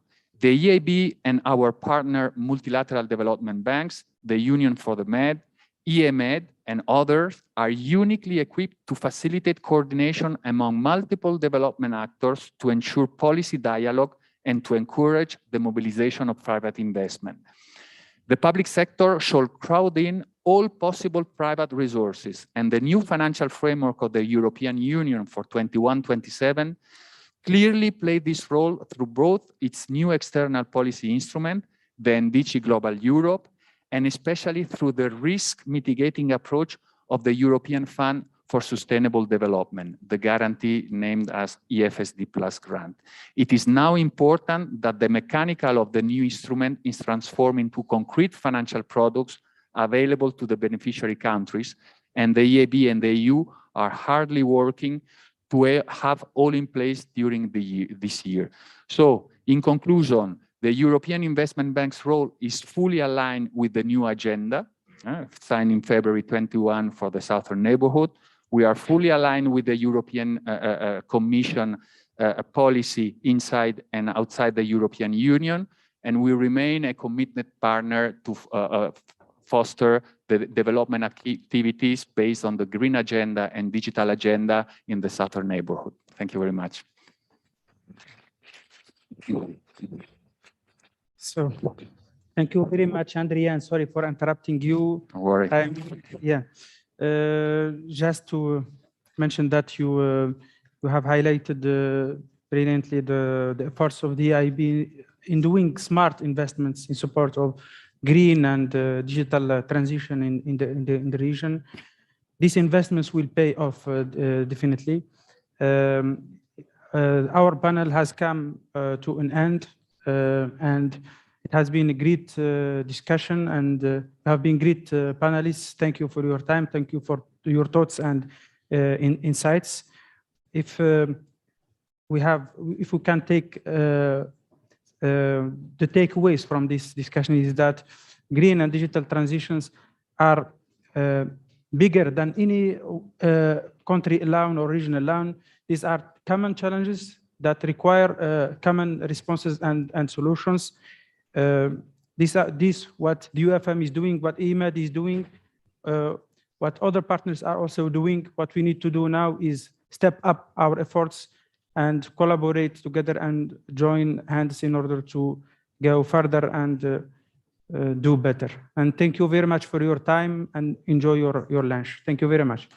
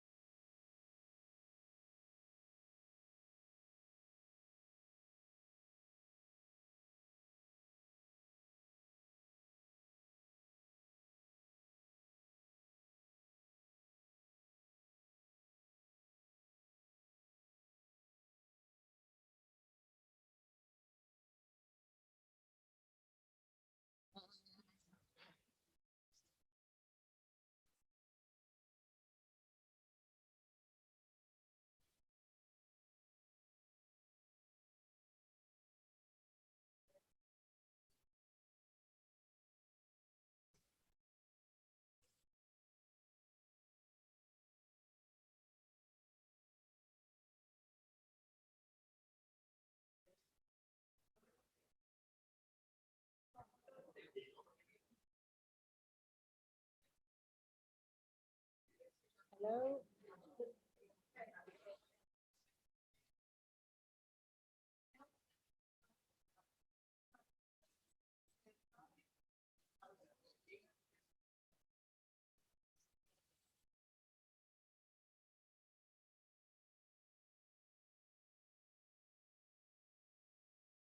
est 7.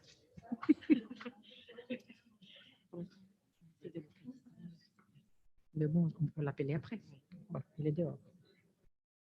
Hello, hello. Can I start? Yes, I can. Hello, everyone. I am calling everyone who is outside having coffee to come back in the room, please. We are going to start with a very important session today, which is very much about the Mediterranean macro region, the governance in the large Mediterranean. So if we can take place, I would like to start by saying how important it is to consider a renewed governance in the Mediterranean area. My name is Eleni Marianou, and I am the Secretary General of the Conference of Peripheral Maritime Regions. Now, the Conference of Peripheral Maritime Regions is one association, one of the oldest associations, I must say, which makes us also wiser, I hope, over 50 years of existence, and is the only association that is actually operating in sea basins. We thought it was very important to make sure that we work with all the neighbors of the sea basins of the borders of Europe. And this is important. Why? It's even more important now than before, because working with neighbors is what's making cooperation last. And it's also what will bring in the long run a project of peace and prosperity. In particular for the Mediterranean that we all know, it is important that this governance is not a restricted governance, but it's a large governance. It's an all-inclusive governance, so that everyone on all sides of the Mediterranean, from the Adriatic to the west and to the east and to the north and to the south, are all included in what is going to be a renewed governance. Now, the idea is not to replace. The idea is to complement and make sure that whatever we propose, it's really fit for purpose. Fit for purpose for prosperity and peace, and expanding into the eastern part would be a project of peace too, because obviously we're going to link more of those countries that are our neighbors. In CPMR, we have this ability to work with neighbors. In Catalonia, we have this ability to work with neighbors. In the whole of the Mediterranean, we have been working with neighbors all along. So I think it's important to make sure that this renewed governance is something that brings us together and gives us a strategic approach. In the previous session, we heard a lot of money from the bank, a lot of projects, a lot of activities taking place in the Mediterranean. I think what we need to have is the strategy that would make sure that the funds follow the strategic goals. One way or another, if we are to make a cooperation project, we need to have the strategy and then make sure that the projects of the European Union, the national, the regional funds are fit for purpose and are there to make sure that there is a promotion of the strategic goals for peace and prosperity in the Mediterranean. This is my little introduction. We have lots of work and lots of people to speak here, all prominent, all very important. The idea is that we try to discuss the possibilities, the ways to actually establish this renewed governance for the Mediterranean. We are going to have speakers from all the spectrum of the European institutions, regions, socioeconomic partners, members. So I would like, first of all, to tell you who we are, and then every of the speakers, of course, will speak on their behalf and contribute. The idea is not to speak for long. The idea is to speak from the heart, and for giving really these incentives of how we can arrive in this renewed governance for the Mediterranean. So we're going to have, I think online, Jean-Pierre Alquin. I don't know if Jean-Pierre is there already. He will be joining us online. Jean-Pierre, bonjour. So he is the head of unit in DG Regio. He is working on macro regions. He's an old friend. He's really very actively involved in all the macro region strategic approaches. So he will be one of the speakers on this debate. The other speaker represents another institution, equally important, certainly, the European Parliament. So François Alfonsi, he is one of the adamant fighters for the Mediterranean macro region. He's been there for us in the Parliament for many years, so he will have lots to say on the subject, certainly, and we are looking forward to listen to him. Jean-Pierre Collin, he is the Vice President of the Région Sud in France. And apart from being a vice president in a very important Mediterranean region and a very important region for the regions of France, because you're also assuring the vice presidency of the Région de France, the association, the National Association of Regions, he also is the one dealing in the Committee of the Regions with the report on that particular subject. So we do have those speakers that they will be drafting and delivering what we could call this new project on the Mediterranean. Rachid El Abdi, the president of Rabat region, I think he will be online joining us at some stage for a witness from regions of the South Mediterranean. Fokion Zaimis is here with us. He is the vice president of the CPMR Mediterranean Commission and obviously the vice governor in the region of Western Greece in Greece. And then we have Anthony Vicens, Director General for External Relations from the Balearic Islands, a big island in the Mediterranean, lots to say on the subject. Maria Elena De Felipe, member of the Economic and Social Committee, who will also be a witness to the discussion we're going to have on the macro regions. Josette Canals, no other than the Secretary General of MedCities, of course, one of the partners and the organizing authorities with us in this Mediterranean alliance we set up together with CPMR. Cooperation is the essence of what we do. So we work together with MedCities. And the conclusions will be given by no other than Nikola Dobroslavic, who is the president of the Adriatic-Ionian Euro region, and we know him for a long, long time, of course, and he's also the president of the Dubrovnik-Neretva region. So we have all these speakers, and I would like to start with some questions. As I said, we don't have to be long, we just have to be giving the essence, but it's important to really work towards what can we do? What can we do to actually establish this renewed governance for the Mediterranean? I know, Jean-Pierre, je sais très bien que ce n'est pas à toi de faire la région macro-région méditerranéenne. C'est pas la Commission qui va commencer à rédiger tout de suite, etc. C'est les États membres qui doivent te donner des indications pour que ça soit fait. D'accord? Mais j'aimerais voir avec toi, jusqu'à maintenant, la Commission, qu'est-ce qu'elle pense? Comment est-ce qu'elle procède? Quelles sont les différentes idées qui sont le tien et que tu peux peut-être partager avec nous? Je te passe la parole. Merci beaucoup, Eleni. D'abord, je vous remercie de m'avoir invité à cet événement. J'ai juste une question de protocole. Est-ce que je dois parler en français ou en anglais ou au choix? Le français, c'est bon, hein? Il y a l'interprétation. Donc voilà, je vois mes collègues catalans qui me disent « allons-y ». Allons-y. Allons-y alors. Effectivement. La langue de Molière.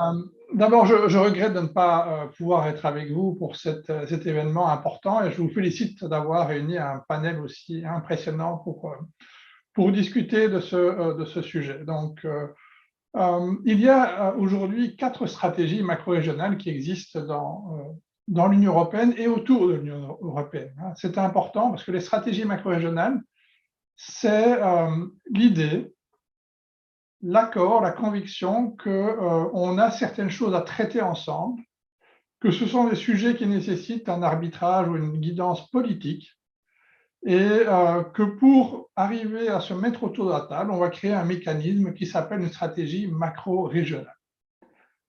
C'est ça le cadre. Et à partir de là, on a de la liberté pour voir comment cette stratégie est montée. Je pense que chaque stratégie s'est montée en fonction des particularités de la région sur laquelle on travaillait. On a des stratégies qui sont où les membres sont avant tout des pays, et on a des stratégies où les membres sont avant tout des régions. La stratégie qu'on appelle SURA, la stratégie de l'Union européenne pour la région alpine, est une stratégie qui est avant tout propulsée par les régions qui en sont membres. Bien sûr, les pays qui y participent sont également porteurs, mais c'est ce niveau-là. Rien ne dit que toutes les stratégies doivent avoir la même gouvernance. La réflexion, c'est savoir quelle est la gouvernance adaptée. Du côté de la Commission, je pense que du côté du Conseil également, on peut dire que l'appréciation qu'on a du rôle des stratégies est positive. C'est une appréciation positive, même si les stratégies n'ont pas d'argent, on est convaincu que arriver à se mettre autour de la table pour décider ensemble de ce qu'on veut faire, pour avoir des arbitrages politiques sur des questions très importantes, c'est dans l'intérêt de l'Union européenne et c'est également dans l'intérêt de nos voisins. Et je pense qu'ici, sur la Méditerranée, j'ai écouté ce qui se disait juste avant, les enjeux, la nécessité de coopérer est établie. Bien sûr, on sait que cette coopération est complexe, qu'il y a de nombreuses cultures qui sont là, qu'il y a des tensions politiques qui préexistent. Mais en même temps, dans ce que vous avez mentionné, on voit aussi que la coopération est essentielle. Et il y a également une conviction qui se dégage de plus en plus, c'est que l'avenir de l'Europe tient également à la qualité de ses relations avec ses voisins. Alors évidemment, aujourd'hui, on a tous en tête l'agression de la Russie sur l'Ukraine, mais pas que. Bien entendu, on sait également que l'avenir de l'Europe, ça dépend également de nos relations au sud, autour de la Méditerranée. Et donc, ce dont vous discutez, c'est un sujet extrêmement important, très complexe, qui bien sûr nous interpelle tous, nous interroge. La Commission ne peut pas, à ce stade, émettre un avis sur l'opportunité ou la nécessité d'une stratégie dans la mesure où, selon le traité, il faut d'abord que les États membres de l'Union européenne se l'approprient et décident que, effectivement, c'est un sujet de coopération renforcée qui mérite d'être traité, auquel cas le dossier va arriver sur les bureaux de la Commission. Mais le point important aussi, c'est je dirais, de le mettre dans le cadre stratégique et géopolitique de la Méditerranée. Et je pense que de ce côté-là, il y a un consensus pour dire que tout ce qui permettra aux populations qui sont sur les deux rives de la Méditerranée, qu'on parle du nord au sud ou de l'est à l'ouest, qui permettront à ces coopérations de travailler, à ces populations de coopérer de façon plus harmonieuse, en respectant les efforts, les institutions qui existent déjà. Ces initiatives sont certainement regardées avec bienveillance du côté de Bruxelles. Je pense que je peux m'arrêter ici, Lénie. J'espère avoir répondu à ta question. Oui, tout à fait. Voilà, merci. Donc, on a un aspect, une opinion positive de la part de la Commission, évidemment, de ce projet de coopération, mais évidemment, comme tu disais, il faudrait que la demande vient d'un certain nombre d'États. Il faut que les États s'en approprient de cette macro-région pour qu'on puisse proposer à la Commission de rédiger la stratégie autour de cette gouvernance sur la Méditerranée. Donc, on essaye de notre côté, Jean-Pierre, de faire ça. Cette réunion aujourd'hui, ça sert à ça, en fait, d'essayer de voir ensemble comment est-ce qu'on peut y arriver et finalement voir ensemble comment pratiquement on peut le faire. Qu'est-ce que nous, comme région, on peut aussi contribuer à cette question. Merci, Lénie. Si je peux faire une dernière intervention, peut-être pour la philosophie. Donc, l'opportunité d'une stratégie, c'est vraiment une décision des États membres.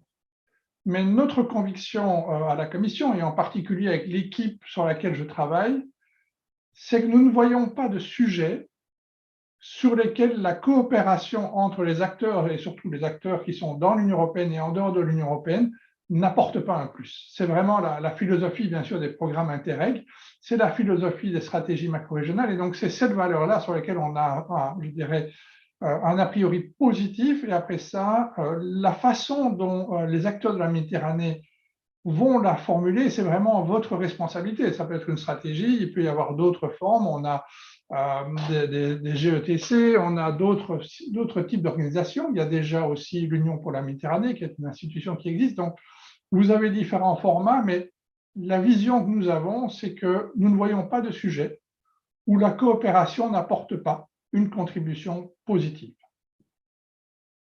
Oui, tout à fait. Il faut trouver vraiment la valeur ajoutée de ce qu'on est en train de faire. On ne va pas juste ajouter des structures, et l'idée, ce n'est pas d'ajouter une structure, c'est de complémenter ce qui est déjà en existence et d'essayer de faire en sorte qu'on est inclusif dans la mesure du possible. Nous, en tant que région, on travaille toujours de manière transversale dans tous les sujets et avec tous les acteurs. C'est quelque chose qu'on fait depuis notre existence, et c'est ce qu'on fait. Donc, c'est beaucoup plus facile de le dire et de se l'approprier parce qu'on le fait. Donc, maintenant, il faut convaincre nos États que d'avoir une stratégie qui nous gère, qui nous donne un petit peu de direction, serait quand même quelque chose qui pourrait nous aider à bien structurer nos activités, nos projets d'investissement, toutes les activités culturelles et autres. Voilà, donc François, on vient au Parlement européen. Je sais que le Parlement européen et toi personnellement, beaucoup travaillé sur la Méditerranée. Alors, ma question, c'est comment le Parlement européen réfléchit à la question d'une gouvernance pour la Méditerranée qui sera plus large, qui pourrait être plus inclusive de tous les côtés, de toutes les parties de la Méditerranée. Et une deuxième question très particulière au Parlement européen, est-ce qu'on peut réfléchir, parce qu'on est dans les lobbying là, on est dans la position à faire, est-ce qu'on ne peut pas réfléchir à un groupe d'amis, de parlementaires, de députés européens qui vient de tous ces côtés-là de la Méditerranée, qui pourraient nous aider à mettre en œuvre cette stratégie élargie pour la Méditerranée. Est-ce qu'on ne peut pas créer ces groupes avec ton aide? Alors, François. Bien. Donc, au Parlement européen, bon, d'abord, je veux exprimer que Younous Omarjee, qui est le président de la Commission du développement régional, à laquelle je participe avec lui, est pleinement intéressé par le projet et m'a demandé de l'exprimer devant vous. Et nous, au niveau de cette commission de développement régional, nous espérons pouvoir avoir dans les semaines qui viennent un rôle actif dans ce domaine. Il y a un projet de rapport d'initiative qui a été lancé, qui est accepté au niveau de la commission, dont je serai le rapporteur, et qui attend le feu vert définitif de la conférence des présidents du Parlement européen pour pouvoir être mis en place. Donc, c'est à échéance très brève que ce rapport va pouvoir commencer. Et l'objectif de ce rapport, c'est bien sûr de muscler l'argumentaire, c'est-à-dire d'exprimer à quel point, d'abord, les enjeux sont forts, ensuite, les propositions que nous pourrions faire sont utiles et peuvent aider à aller apporter les objectifs que la Commission a définis, à savoir donc la paix, bien sûr, la coopération, l'agenda environnemental dans l'ensemble méditerranéen. Alors, comme nous sommes en commission de développement régional, ça sera probablement la porte d'entrée de notre rapport. Et l'élaboration de ce rapport sera, je pense, l'occasion d'abord de se coordonner avec les autres institutions, comme le comité des régions, le comité économique et social, de façon à ce qu'on puisse avoir des avis convergents et apporter aussi une animation, un travail conjoint avec les régions concernées. Bon, la Generalitat de Catalogne a déjà manifesté sa volonté et je pense qu'elle peut avoir un rôle leader pour plusieurs raisons. D'abord parce que c'est une très grande région méditerranéenne, peut-être la plus puissante. Ensuite, parce que l'Union pour la Méditerranée est un élément clé de la construction d'une stratégie macro-régionale sur la Méditerranée en général, mais aussi sur les différents secteurs que l'on peut imaginer, la partie occidentale, la partie orientale. Et donc voilà, et ça sera aussi l'occasion, ce rapport, d'interroger les 3 États membres pour la partie occidentale qui sont directement concernés, qui sont l'Espagne, la France et l'Italie. Et je pense que c'est de nature à accélérer la prise de conscience et la prise de décision au niveau de ces États pour aller de l'avant. Je crois qu'aujourd'hui, je l'ai dit, on avait tenté cette démarche en 2012. Au niveau du Parlement européen, on avait eu un vote favorable, mais on n'avait pas eu, ça n'avait pas embrayé. Les États membres concernés et l'Union européenne en général n'avaient pas cette priorité de la Méditerranée en tête, du moins, ils l'ont exprimé assez nettement. Aujourd'hui, je pense que ça a changé et que malgré la crise en Ukraine, on sent bien que la situation en Méditerranée exige une action proactive sur plusieurs priorités, celle du climat, celle de l'économie, celle de la coopération entre les deux rives et celle de l'état général de ce qui nous relie, qui est la mer Méditerranée, et dont on est obligé de constater qu'elle n'a pas aujourd'hui le traitement qu'elle devrait avoir si on veut préserver son potentiel écologique et de biodiversité. Donc voilà, donc nous lançons ça. Je pense qu'à la fin de l'été, on aura un rapport qui pourra être voté par la commission Régui, et puis par le Parlement européen, et que sur la base de ce rapport, donc nous essaierons sans doute de faire une conférence à Bruxelles autour de ce rapport où nous inviterons les régions et les partenaires à venir appuyer, parce que tout ça, c'est un travail politique. Il faut que les institutions et les régions, et moi je pense qu'il y a plusieurs modèles de macro-régions, il a été rappelé. Je compte beaucoup sur l'investissement des régions littorales des trois pays, car sans elles, je pense qu'on va manquer de contenu dans les propositions et on va manquer de punch dans les enjeux politiques. Voilà, donc c'est sur un programme sur 6 mois qui se présente et qui, je crois, est une opportunité que le Parlement européen peut offrir à cette mise en place d'une nouvelle stratégie macro-régionale en Europe tournée sur les enjeux de la Méditerranée. Parfait. Donc, le Parlement européen positif, vous allez faire le rapport. On va essayer, évidemment, de contribuer autant que possible sur les rapports, sur la rédaction du rapport. Et j'espère que quand on va lancer cette idée d'avoir un groupe de parlementaires qui sont des amis de la stratégie. Mais déjà, plusieurs parlementaires, Nora Mobarek, Sandro Gozzi, enfin, il y a plusieurs parlementaires qui sont dans la commission Régui et qui sont originaires, bien sûr, de régions méditerranéennes, seront tout à fait partie prenante et tout le monde est mobilisé. Oui. D'accord, parfait. Parce que l'idée, c'est quand même d'essayer aussi de travailler dans ces contextes-là avec les amis, avec les gens quand même qui ont les mêmes convictions à cet espace méditerranéen. On va passer maintenant à vous, monsieur, qui vous allez me parler un petit peu de ce que vous allez rédiger sur votre rapport à vous, sur le comité des régions, mais aussi autant que région méditerranéenne, évidemment. Hein, la région méditerranéenne. Grande région méditerranéenne. Voilà, la parole est à vous. Merci beaucoup. Alors, tout d'abord, moi, je souscris parfaitement à ce que vient de dire monsieur le parlementaire, parce qu'effectivement, nous avons la volonté, et nous nous sommes rencontrés déjà avec la Generalitat de Catalogne, la région sud est extrêmement volontaire dans cette envie de mettre en place une macro-région. Et comme vous le disiez, en creux sur des sujets très précis. Parce que je crois qu'effectivement, les projets concrets, les projets opérationnels feront le ciment de cette macro-région pour ne pas rajouter des structures à des structures, parce que ça, ce n'est pas du tout le sujet. Mais par contre, travailler en commun les régions du nord de la Méditerranée avec les régions du sud de la Méditerranée, qui ont certainement beaucoup de choses à partager avec nous, et en particulier sur le sujet de l'environnement, qui est évidemment être pour nous en région sud, Provence-Alpes-Côte d'Azur, le fil rouge de notre action. Alors, bien entendu, il y a aussi des échanges culturels, des échanges économiques, mais notre mer Méditerranée est en souffrance. On le voit bien, puisque certains d'entre nous, on va le dire à un certain âge, on voit bien qu'en quelques années, ça s'est dégradé.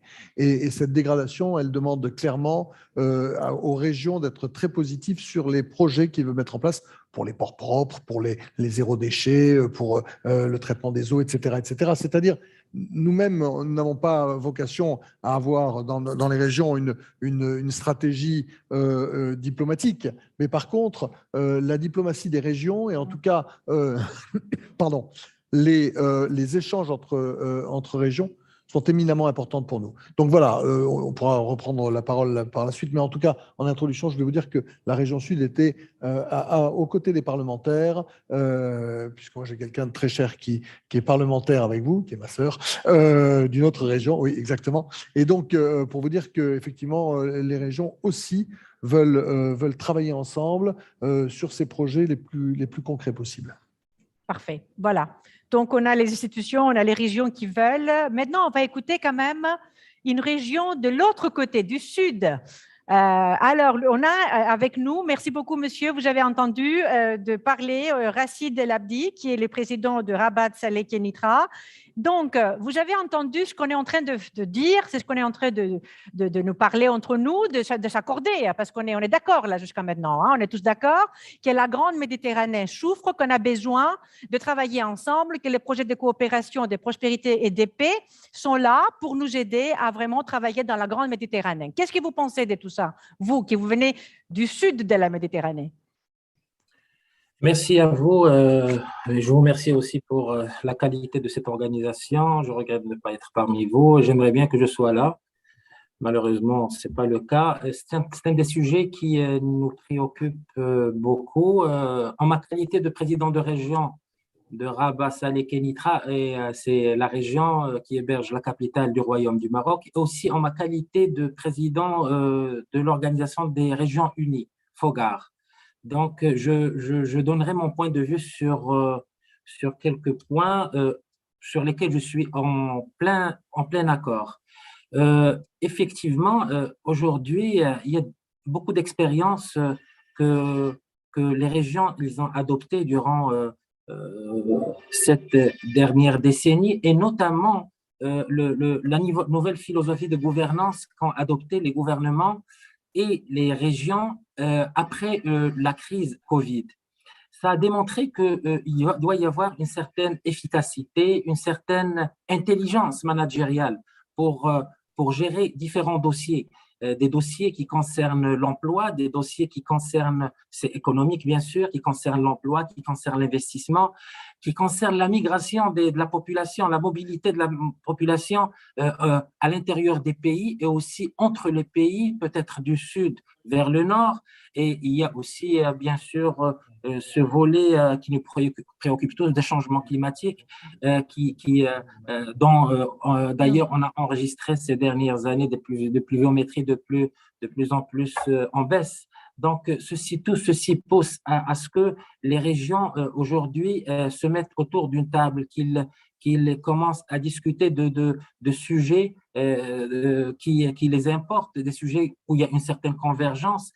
Quand tout à l'heure, vous avez parlé de dépollution, vous avez parlé de réutilisation des eaux après traitement, vous avez parlé de l'efficacité énergétique, les nouveaux modes d'utilisation de l'énergie. Ici au Maroc, nous travaillons beaucoup sur les énergies renouvelables. D'ailleurs, on a été précurseur sur la région pour l'installation de fermes solaires. D'ailleurs, nous aspirons à ce que aujourd'hui, nous produisons jusqu'à 40% de notre besoin énergétique pour ne pas dépendre des énergies fossiles. Et surtout, on a vécu ces derniers jours une hausse extraordinaire du prix du pétrole. Donc, cette dépendance énergétique peut-être va freiner les...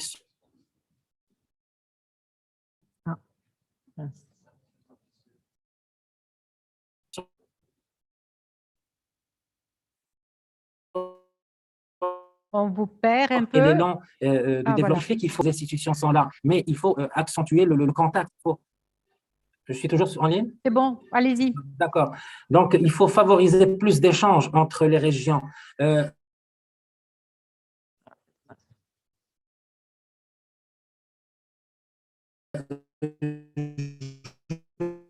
Je pense que c'est plus souple. Il y a de petites stratégies. Bien sûr, on va tous converger vers les mêmes objectifs, mais chacun de nous a sa stratégie à déployer pour atteindre cet objectif-là. Et nous pouvons échanger plus pour avoir le meilleur modèle qu'on peut adopter. Merci. Parfait, merci. On vous a perdu un petit peu, mais on a compris tout ce que vous avez voulu dire, même avec des coupures. Hein. Voilà, la technologie n'est pas toujours au rendez-vous, malheureusement.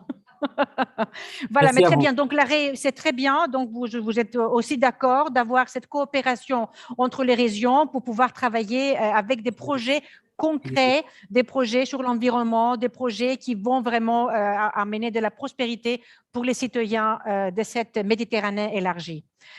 I'm going to turn now to another country, to another region from another country, from Greece.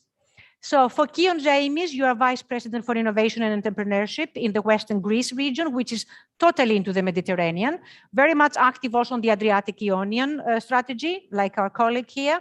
Greece is excluded from this whatever Mediterranean partnership we have so far. So what we try to say now is maybe it's the larger Mediterranean would be able to convince the Greek regions and the Greek government maybe to help us, because we need member states to help us through going into the new renewed governance model for this enlarged Mediterranean strategy. So the floor is yours about what you think about this Mediterranean strategy and maybe how we can convince our government, we come from the same country, to actually be actively involved together with the Cypriot government, which has been also excluded so far. I think we have a possibility here to lobby actively. The floor is yours. So I have a quick speech, or shall I, what do you think? Whatever you want, as long as you're not too long. No, the floor is yours, because we are very dynamic. We are very dynamic very quickly. Well, I've just made some notes because I listened from the morning, all the speakers. Well, thank you a lot. And I would like to greet everybody here. I had a speech made, but I'm not going to say it. But I have made some comments, and I was particularly interested from the first panel, and especially from Professor Tanchum, who was talking how actually we can cross the gap between the countries. I know that there's a certain policies that we do in Brussels, that the European Commission, the Parliament is drawing certain policies, and of course the local governments in all over Europe is participating in this dialogue. And then it comes to the regions and the municipalities, etc. So we have to somehow coordinate with that. I believe that the role of the regions has to be much more important, because as the region is the first to hear the local problems, to see the local problems. And actually, we face the citizen much closer than the central governments, and much, much closer than Brussels. And I do respect what the previous gentleman said, but trust me, we also understand and we feel closer to all the changes that happen in their daily income, or in the daily problems. For example, today we have the energy crisis as well because of that war. We're totally in favor of the macro-region coordination, of course, especially in our area, the Adriatic area. And we have some best practices that we can talk about, of course. We're very thankful that we have the financial structures, for example, the Adrian program that really helped a lot, the Interreg program that really helped a lot. The only problem is that it does stay more on soft energies and soft actions and not so much on infrastructure. I would say that the big problem would be to go in more, let's say, heavy projects like infrastructure projects. And I do believe that the European Commission and hopefully the Parliament will have to understand that these kind of projects, these kind of programs that we have, it's not just an excuse of not talking about the real problems, and actually put their hands on the real problems. I do understand there is a serious legal debate in Brussels whether some of the projects could interfere with the competition laws of Europe. For example, we would like to see more subsidies in also private and public initiatives, which actually would bring closer, not only between European countries, but we're also with countries from the North Africa. And sometimes that we fall on the wall of this, the legal of this is against the competition rules. And then I heard very interestingly Mr. Tanchum saying that it's not a European country that is first in investments in some North African countries, but it's Turkey. Why? Because they don't have this legal system. So on the one hand, we create some programs in order to help each other, but when we go to bigger scale projects or even to private public initiatives, then we face on a legal wall that we have in Brussels. And I do think that we have to start rethinking about these legal barriers that we have. I will give you a quick example. We're working today on a quite important pipeline from the city of Corinth and Tripoli, that they have gas, and the region of Patras, which is the capital of Western Greece, doesn't have gas. And in our discussion with Brussels for years now, they say that we should have done this some years ago, and it's not one of their priorities for subsidy. I do not understand that, of course, especially today with this crisis.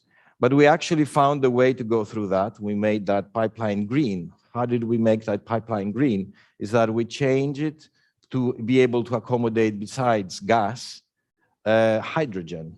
So we're making an infrastructure project that will work also for hydrogen. So that this is an example how we can actually accommodate the policies of Brussels, of the European Union, but actually feel and go on with the needs of our region. And that was not an easy solution. That took us many months of negotiations within the government, within Brussels, et cetera, et cetera. So that is an initiative that I think that we're trying to solve a problem. Another initiative I will be very brief on is that we took an initiative on the Joint Research Center, and we have a very interesting initiative about, together with the region of Aragon in Spain and the region of Tuscany in Italy, and we've created a platform for innovation and research in the creative industries. Creative industries is a sector that combines not only the cultural professions, but it also combines innovation like software development, design, etc. So this is a very important initiative, and we will be coming to the European Commission soon enough, quickly enough, to propose some concrete projects about that. So anyway, I do not want to go further. I'm open if you want for discussions. I just want to comment that the region needs more, I would say, attention and dialogue on the core of the European policies. And in the beginning, and I do understand that we have a long way to go, because all the ministers, when they come and the commissioners say that the money does go to the regions, but the way sometimes it goes, we are actually at the end of the decision-making process, and that we're not so happy about that sometimes. Thank you very much. Thank you very much, Fakir. That's really important what you're mentioning. I mean, as CPMR, we are very much on top of this agenda, because no matter what we say, there are two elements that we need to keep in mind, I think, and lots of people have already spoken about that. First of all, the funding and the procedures around the funding should follow a strategy, not the other way around. So if we have a strategy with some policy directions, what we want to do, and we have to make infrastructure projects if we are going to be digital and green, because I don't know how else we're going to do it. We're not going to be, exchange of experience is a first step, but then you need to establish and work on a project. So if we are to go down this road, then we need to find these funding possibilities that would be able to allow for this to happen. For the part of the northern part, let's say, but also from the south of the Mediterranean, which is also complicated to happen, including the problems that you mentioned before on the competition from the European Commission. So a strategy and the funds to follow the strategy and to facilitate the strategy, not to block it, because we can be as bureaucratic as we want, but in the end of the day, we will be very fine and nice with the legal system, but not very nice with the people we're making the projects for. So I think it's important, and I know that Jean-Pierre and others are listening to that, and the Parliament is listening to that. It's deep down the essence of what we can do to make it happen. And then, of course, what you said about the involvement of the regions. It's not about regions getting the money and running it in the end of the day. This is not the purpose of the exercise. It's about regions being able to be associated when the investment projects are taking place, because then they know how to spend the money on which project and why, because otherwise it's just, if you're just giving some money to do a project, this is not the thing. The thing is we have a strategy as a country, as a larger Mediterranean, as Europe, and that's why this project is happening with the public-private, with national, local, regional funds. So very much the agenda that we have, sorry, I'm speaking too much. I'm sorry about that. It was be passionate about the subject, right? Okay. So Anthony, so what's happening in the Balearic Islands? Big island, insularity, Mediterranean, all together, plus the overall strategy. Tell us about it. Wow. Well,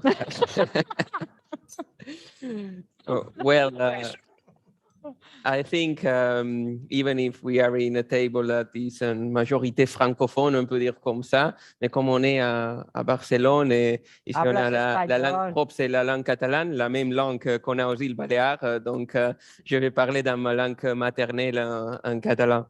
Donc, primerament, deixeu-me agrair als coorganitzadors d'aquest important acte, l'IEMed i la Generalitat, i no només per coorganitzar aquest acte, sinó per la seva implicació amb la construcció de la Mediterrània, que a més hem pogut constatar en el treball conjunt que fèiem en el marc de la nostra euroregió, amb Occitània, Catalunya i Balears, que ens ajuda a poc, moltes vegades en silenci, però a construir aquesta governança en comú.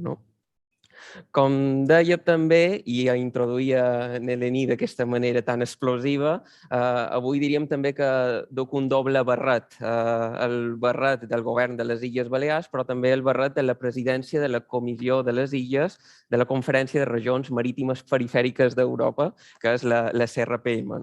Que vull dir amb això? Que sobretot ens focalitzam amb el missatge de l'importància, quan parlam de governança a la Mediterrània, de tenir en compte les illes, perquè les illes, en un marc de vulnerabilitat de tota la conca, encara tenen una vulnerabilitat major.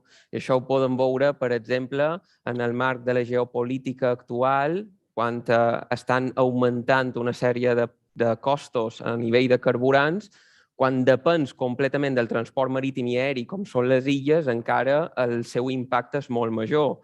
O quan parlam, per exemple, de debilitat ambiental, l'impacte del canvi climàtic a la conca mediterrània ja és molt gran, però en un marc insular encara és molt més gran.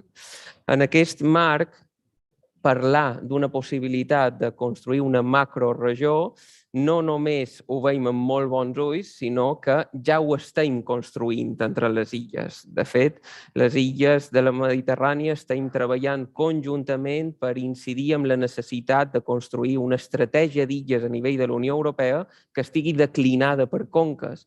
I aquí creiem que aquesta estratègia no només ens ajudaria en el nostre interès en tant que illes, sinó que representa una gran oportunitat per a aquest tipus d'estratègies. Per què? Per dos motius molt concrets. Primer, perquè les illes representen un gran petit laboratori d'activitats que després es poden expandir a altres zones.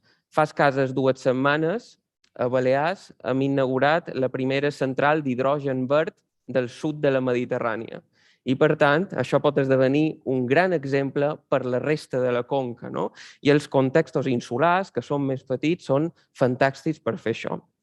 L'altre punt important que les illes també poden ajudar és la necessitat, que jo crec, de canvi de dialèctica. Què vull dir amb això de canvi de dialèctica? La necessitat d'autocentrar una altra vegada el Mediterrani. Tant a la jornada d'ahir com la d'avui hem estat parlant tot el temps de conca nord, conca sud, est, oest. La Mediterrània durant segles va ser el centre.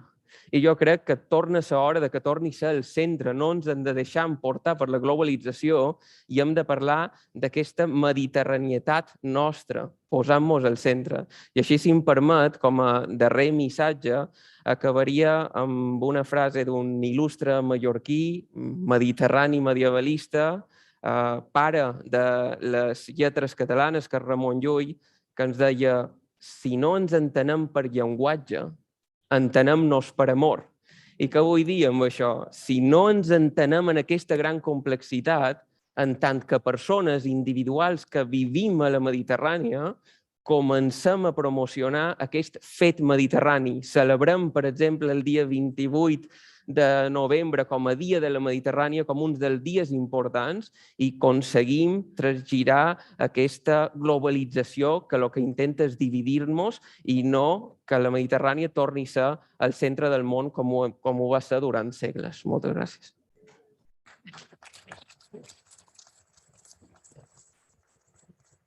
Thanks for the poem.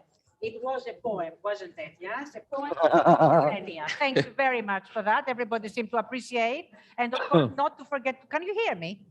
Okay. Not to forget the islands, yes? The islands and all the difficulties and the beauties that goes with it. I come from an island, tiny one. So, the Economic and Social Committee. We have Maria Elena De Felipe, member of the European Economic and Social Committee. What do you think of all that? Pues muchísimas gracias por esta invitación, gracias por estar aquí. Yo voy a ser el punto un poco más crítico, no negativo, pero sí crítico. Vamos a ver, nosotros ya en 2012, como dijo nuestro colega parlamentario, ya analizamos en el Comité Económico y Social Europeo, que para los que no lo saben, somos la sociedad civil organizada europea. Estamos ahí las organizaciones empresariales, los sindicatos y la organización civil organizada, como pueden ser los consumidores, agricultores, discapacitados, bien, todos juntos. Y trabajamos desde hace más de 60 años también para la parte euromediterránea. Ya en la presidencia chipriota, en 2012, nos pidió que hiciéramos un informe sobre qué pensábamos sobre la macroregión. Lo tengo aquí. Bien, me he analizado los 12 puntos porque nosotros, igual que el Comité de las Regiones, vamos a volver a hacer otro dictamen exploratorio de cómo está esta situación y vemos que, excepto la UPM, la Unión para el Mediterráneo, todos los puntos están por desarrollar. Bien, nosotros ya pedíamos en ese momento a la Comisión Europea, lo hacíamos conjuntamente con la ARLEM y conjuntamente con el Comité de las Regiones, proponíamos 3 puntos, bueno, tenemos muchos, pero me refiero importantes y creo que son los que actualmente sí necesitamos. 2 políticas subregionales, Mediterráneo Oriental y Mediterráneo Occidental, junto con la política macroregional jónica y adriática. Es decir, si no, hablando de una totalidad de 47 países, nos va a ser muy difícil poder funcionar, o 43 países en este momento. Y en segundo lugar, sí que necesitamos, para todo esto que hablamos de las inversiones, de que los fondos, los proyectos, nosotros ya proponíamos a través del BEI la creación del Banco Euromediterráneo de Inversiones. Yo creo que ese sería el punto para focalizar y no hacer duplicidades. Ustedes muy bien saben que en la región mediterránea estamos duplicando continuamente a través de fondos, sean nacionales o sean europeos, muchas de las actuaciones. Sería un buen punto. Y ya decíamos entonces, y seguimos diciendo, aunque no estaba de moda el Green Deal ni el Digital Deal, ya hablábamos de incrementar las políticas de conectividad de los países mediterráneos. Para acabar, solo les diré un punto. Ya en ese dictamen del 2012, hace 10 años, hablábamos, y que está muy de actualidad, de un punto que decía diseñar una política energética ambiciosa para servir a los países de la región de la Unión Europea, dada la necesidad de la Unión Europea que asegure a sus proveedores de energía y reduzca la dependencia de las importaciones energéticas de Rusia. Bien, aquí estamos. Si hubiéramos trabajado esto en nuestros 10 años, quizás hoy podríamos hablar de otros temas. Muchísimas gracias.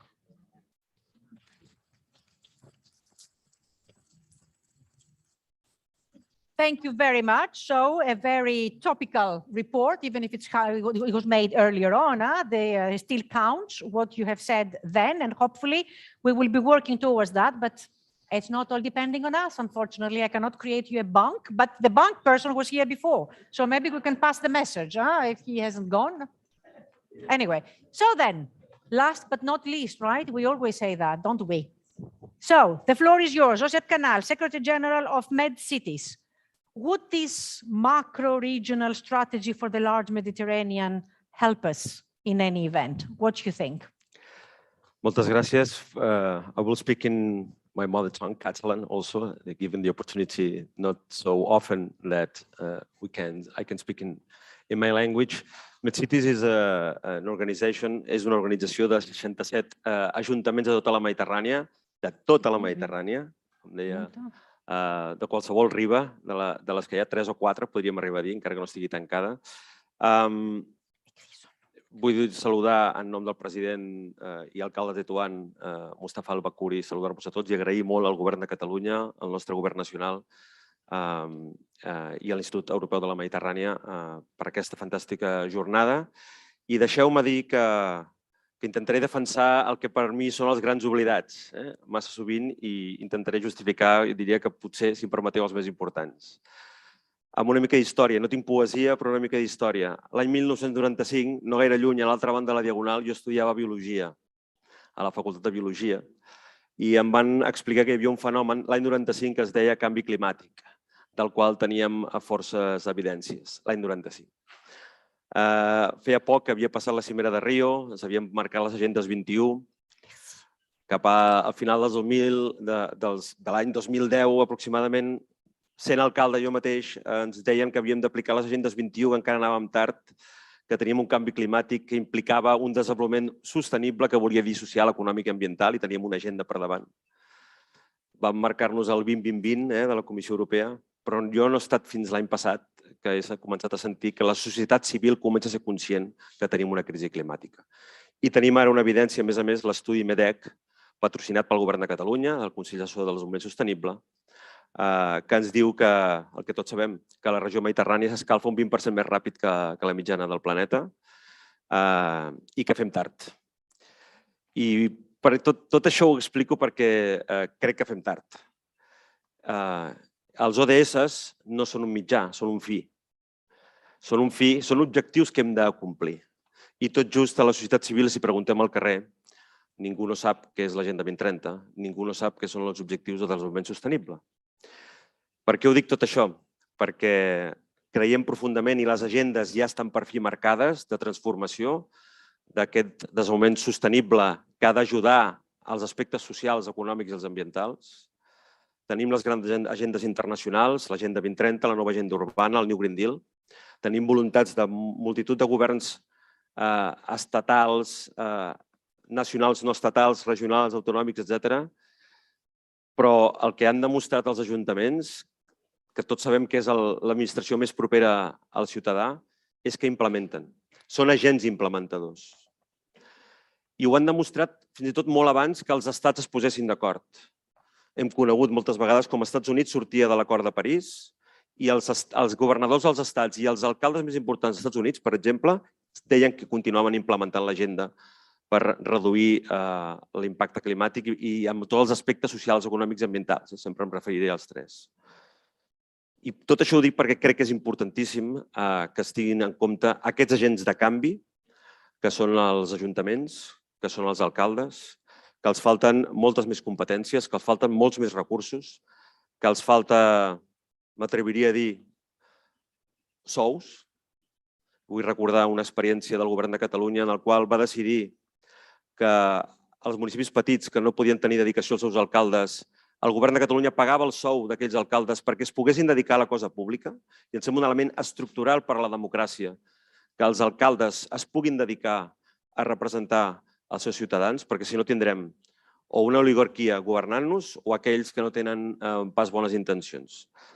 I ho dic tot això perquè el treball conjunt, la suma de les administracions locals, dels governs subestatals, que estem aquí tots plegats, d'exemples com la Mediterrània Cooperation Alliance, aquesta suma d'actors convertits en aquesta estratègia macroregional, i jo m'atreveixo a dir, la meva tradició política creu en les estructures, també crec que fora bo tenir potser una estructura que desenvolupés aquesta estratègia, en la qual hi hem de ser tots plegats, estats, governs subestatals, i per mi és imprescindible que hi siguin els ajuntaments i els alcaldes. Crec que és important que treballem plegats i que tinguem aquesta estructura que permeti desenvolupar amb la representació de tothom aquesta estratègia macroregional de la qual som absolutament convençuts. Creiem que, com dic, els ajuntaments necessiten plataformes de compartir experiències, necessiten plataformes de desenvolupament de les estratègies i ho hem de fer plegats. I com es deia abans, no per competir, que de vegades he de reconèixer, i crec que és bo que ho diguem, que els estats han vist algunes de les seves capitals o algunes de les ciutats com a un contrapoder. Aquí, amb tota la humilitat, permeto dir que els ajuntaments mediterranis, en aquest cas, volen ser, juntament amb els altres governs subestatals, un complement a l'estratègia mediterrània estatal que ja existeix per mi. La Unió per la Mediterrània, per mi, és una estratègia mediterrània. La Convenció de Barcelona per a la protecció del nostre mar Mediterrània, que té uns protocols i que demana aplicar molts elements en eliminar els plàstics a la mar, depurar les nostres aigües, protegir la nostra biodiversitat, aquesta agenda marcada per la Convenció de Barcelona, sense els alcaldes, sense els ajuntaments, sense els governs subestatals, no serà possible aplicar-la. Jo no estic convençut.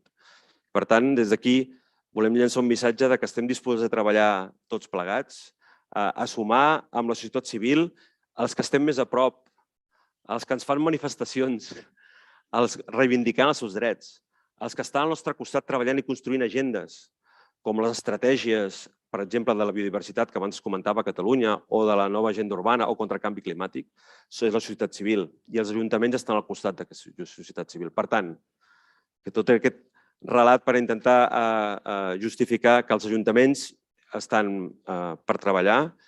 Creiem que sense els ajuntaments, motors de canvi, no és possible aquest canvi i hem d'anar molt ràpid, com deia abans, perquè crec que anem tard. I treballant plegats amb aquesta estratègia macroregional és com anirem més ràpid per assolir els nostres objectius. El 2030 és aquí mateix i no tenim temps a perdre. Per tant, benvinguda l'estratègia macroregional.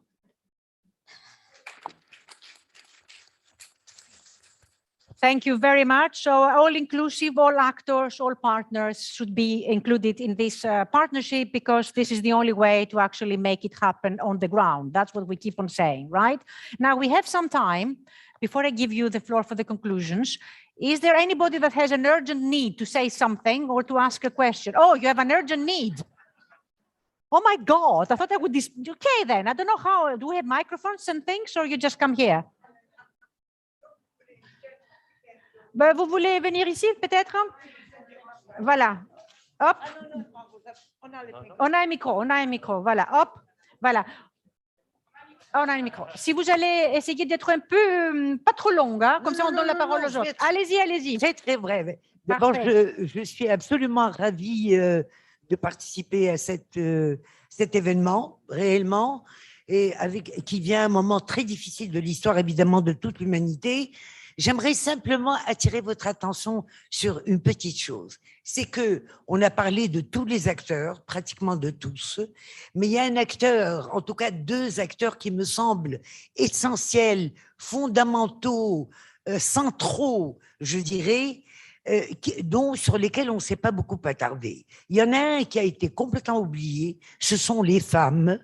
Or, le nouvel agenda justement de la Méditerranée, européen en tout cas, considère que les jeunes et les femmes sont une cible privilégiée et qu'il serait très important de les impliquer sur l'ensemble du process. Évidemment, moi j'ai lu aussi l'agenda. Le nouvel agenda ne parle pas de la manière comment nous allons faire participer les femmes. Par contre, il en est de même concernant la société civile. La société civile, en tout cas chez nous, et je pense que c'est un peu le cas un peu partout dans le monde, joue aujourd'hui un rôle essentiel. Face à la décrépitude et la descente, notamment des partis politiques, des gouvernements, la fin de l'État-providence, qui est un événement qui caractérise l'ensemble de la Méditerranée, la société civile est là pour prendre le relais, non pas pour remplacer l'État, mais en tout cas pour mettre le point sur les mots AUS et AUX qui, justement, minent aujourd'hui nos démocraties, pour proposer des alternatives et pour aussi rendre des services cruciaux. Donc, il est très important, à mon avis, de mettre au point une feuille de route concernant, en tout cas, la promotion des femmes. Je pense qu'aujourd'hui, c'est le moment de faire un agenda pour la promotion des femmes en Méditerranée. Ces femmes qui aujourd'hui, puisque vous parlez du numérique, ne représentent que 11% des femmes dans les filières numériques. Elles représentent moins de 15% pour les femmes CEO à la tête des entreprises, justement dans le numérique, dans les plateformes commerciales, etc., qui par ailleurs exploitent les femmes d'une manière éhontée. Il est vraiment temps de mettre au point un agenda, une feuille de route pour la promotion des femmes, pour que toutes les femmes de la Méditerranée accèdent à une égalité et accèdent réellement à une citoyenneté entière. Il faut faire de la promotion des femmes une des conditionnalités de l'aide, partout dans toute la région de la Méditerranée. Il faut faire de la société civile un partenaire essentiel, non pas dans les mots, mais réellement, vous parliez de rencontres. Il faut que la société civile soit là pour qu'elle apporte réellement des solutions, des alternatives, et il faut faire de ces grandes causes de la Méditerranée de demain. Voilà. Merci beaucoup, merci beaucoup. Oui, on peut applaudir quand même, ouais. Ben oui, je vous donne la parole. Je vais juste voir s'il y a d'autres gens qui absolument veulent parler. Moi, oui, il y en a. On va pas manger là. Hein? Hola, què tal? Gràcies, thanks, merci.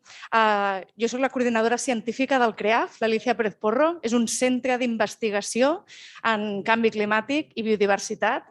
I el que jo vull afegir és que hem parlat de que no estem tots els actors aquí. No hi ha la ciència, ens falta, hi ha les ciències socials, però no hi ha les ciències bàsiques. Crec que, com ha dit el senyor Josep Canals, les ciutats implementen, no? Els científics i les científiques produïm el coneixement necessari per afrontar tots aquests reptes dels que hem estat parlant avui i ahir. Per tant, crec que en aquests espais és molt important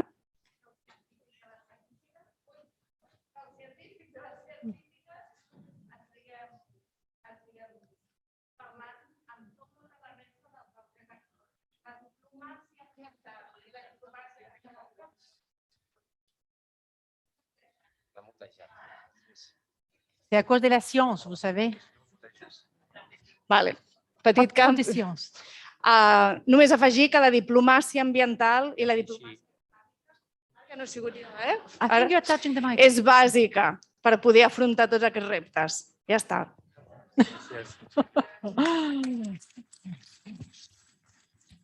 Thank you very much. Thank you very much. Of course, we cannot get all the actors here, but that's why we try to involve the public as well, so we can also have some suggestions from the floor. Anybody else who wants to add something, say something? Microphone works. No? Okay. I think I'll give the floor to you because you wanted to say something in response, and then we spoke a lot about, and everybody wants to speak. We're not going to eat. Okay. You, and then for Kieran, and then I'm going to give you the conclusions. Yeah. Bueno, a mí me gustaría decirle a la señora Hamza que, bueno, es decir, en el movimiento feminista en el cual, bueno, yo llevo 20 años presidiendo la Asociación de Empresarias de Mujeres del Mediterráneo, yo le querría decir que justamente en la Agenda para el Mediterráneo hay 2 párrafos muy concretos, no me la he traído, en la que se habla de estas políticas para empoderar y para posicionar a las mujeres. Uno de los actores que se encarga de esto es la Unión para el Mediterráneo, que justamente este año, el 25 de octubre, celebrará en Madrid la conferencia interministerial sobre mujeres y sobre los 4 ejes en los que se mueve, ¿no? Es decir, liderazgo, posicionamiento y otros puntos. Entonces me refiero que ese es un punto. Y después comentarle que nosotros, desde el punto de vista europeo, a Túnez lo consideramos un país con una sociedad civil muy fuerte, en el sentido de que sus sindicatos, sus 3 sindicatos, son de los más potentes del norte de África. La UTICA, como organización empresarial, súper bien organizada y con empresas muy bien establecidas en todos los 3 continentes. Y ya no solamente esto, sino que después ustedes tienen un liderazgo de mujeres muy fuerte y que han abanderado, pues bueno, muchos programas y muchos movimientos en todo el norte de África. Así que muchas felicidades por todo el trabajo que están haciendo. Gracias. Okay, gracias. Fabián.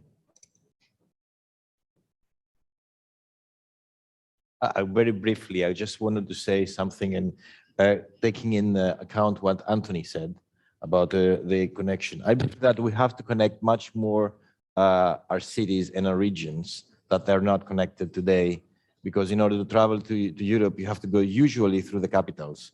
So I will just try to inform you that in the 1930s, Europe and the Mediterranean was more connected than today. I have the example of seaplanes. Seaplanes from Italy were going to Greece and Spain and the Middle East much more than they do today. And I would suggest that the European Commission would start to see again the competition rules, because if they would subsidize the same way that you subsidize within a country, for example, in Greece, you subsidize the island connections with the capital of Greece, but you don't subsidize the connection of a Greek island with a Spanish island or with an Italian island or in the Middle East. So it's very easy to do. So we just have to change some rules in order to connect the regions and the cities. Seaplanes is something not very expensive. It's very easy. It's just a change of the competition law, for example. Thank you. Thank you, Anthony. I molt ràpidament, per respondre una mica a la necessitat del paper de la ciència, completament d'acord. A més, em consta, és un bon moment per recordar-ho, aquí en l'àmbit de Catalunya, aquest exercici s'exerceix molt bé, tenen instruments perfectes per fer aquest pas de que la ciència pugui estar present a la presa de decisions. Hi ha un instrument genial del Govern de la Generalitat que es nom Consell Assessor de Desenvolupament Sostenible, que precisament ajuda en aquesta tasca i que, a més, presideix els consells assessors a nivell europeu. Per tant, aquesta xarxa es va construint. Això per una banda i per posar un exemple. Per l'altra, per exemple, com dèiem, que nosaltres estàvem intentant construir la nostra estratègia a nivell d'illes, que després podria ajudar a aquestes estratègies més àmplies, la primera passa que vàrem donar va ser un dictamen al Comitè de Regions sobre l'ús sostenible de recursos naturals en el marc insular mediterrani, que té, sobretot, un fonament de les universitats i dels espais científics. Per tant, aquesta veu és, malgrat que avui potser no hi sigui tan present, però aquesta veu és i es té molt, molt en compte. Okay. Thank you, Josep. Gràcies. Em sent? Sentiu? Volia complementar amb un altre element. MedCities és una plataforma, com deia, d'ajuntaments que fem projectes i els difonem, els compartim entre nosaltres.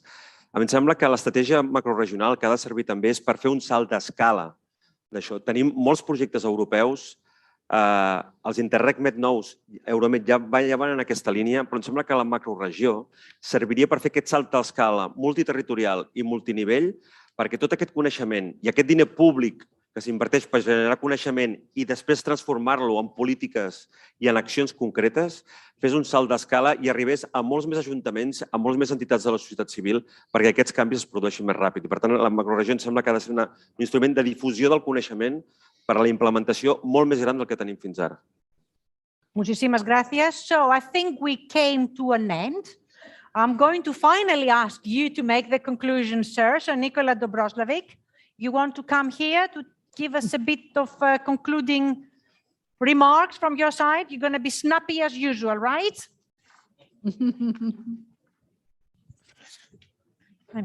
Thank you, Eleni.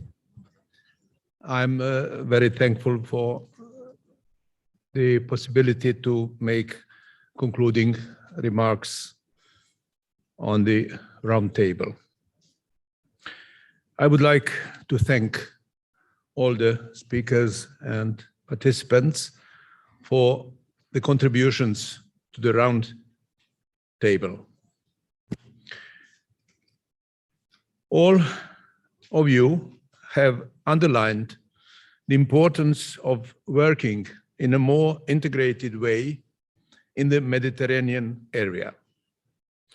Today, with a proposal to create the Med macroregion Friends, we are taking another step forward to have a common message for the EU institutions, recalling and highlighting that macro-regional and sea basin strategies provide an ideal policy framework through which public authorities at different levels can cooperate to deliver the post-COVID-19 recovery and achieve the green and digital transition in a more integrated way.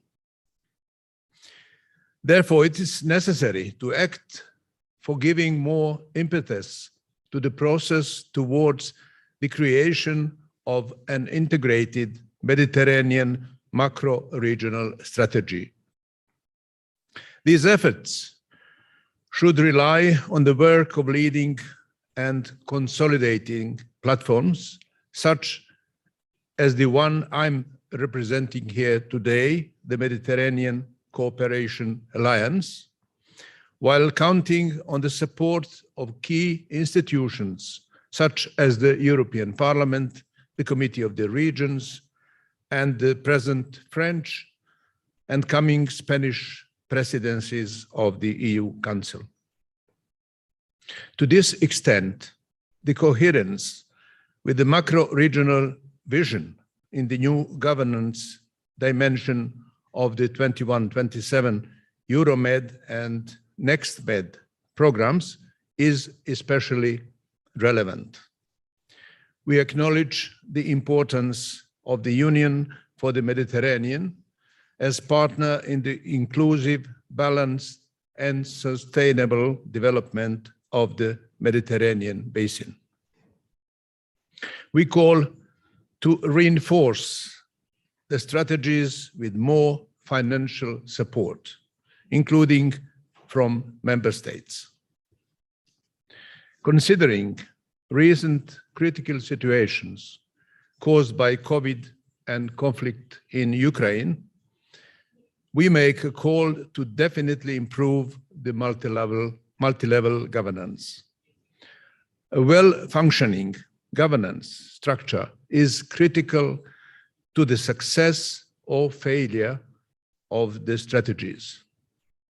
Regional authorities are already playing a key role at implementation level. They should, however, be able to participate in a more structured way in the strategic decisions taken at political level. Across the existing macro-regional and sea basin strategies, there exist different degrees of involvement and shared responsibilities. In this framework, and with an integrated approach for all the Mediterranean, we firmly believe to involve as much as possible the non-EU countries.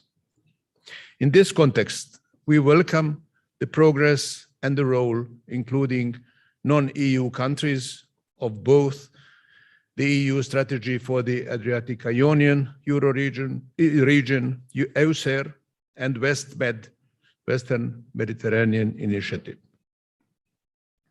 The two strategies show that there is a clear rationale for an integrated cooperation approach across the Mediterranean basin to give coordinated answers to similar objectives, challenges, and solutions. Thank you very much.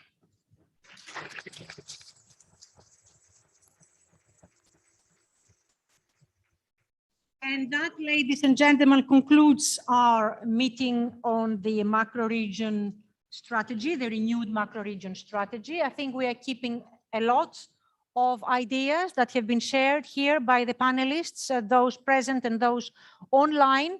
I think we have a plan, a roadmap, as you said, how to actually establish this. We need to have an agreement from member states that this is a good idea. And so I call on you to call on Greece, Cyprus, France, Spain, Italy, all these countries to make sure that they like the idea of having this strategic approach. We don't necessarily want a new structure, new funding, new whatever. What we need is to target what we have as financial means to those needs of the strategy we will try to establish. Make sure that there is less bureaucracy in what we do and that we can have as much involvement as possible of all socioeconomic partners, cities, citizens, local authorities, women, young individuals, because the whole thing is happening for the young people as well. So it is important for us to make sure that we follow this kind of roadmap together, and this is a concerted effort from all of us. We heard that the European Parliament is going to be pushing for this kind of ideas to take place in their reports, the Committee of the Regions as well, and we already had an ECOSOC proposal on that particular subject. So I think we are in a good direction. We just need to make sure that this is relevant and that it's supported by our member states, and that we give, of course, ammunition to why this is important, so that our member states can see the difference and make this proposal a reality to the European Commission for that to happen. So this is the story. We just need to stand by it, and we have lots of good examples to actually support what we want to do. We just have to work in our Mediterranean Alliance again together and make sure that all these proposals are taking place. And I'm counting, of course, on Francois to help me establish these nice friends of the Parliament for the Mediterranean strategy. I think before, this is closing our session. That's it. But I think we have to close the MedCat Days. This is, I give the floor to Catalonia, Munster, Vitalta to actually close. Okay, yes. Thank you.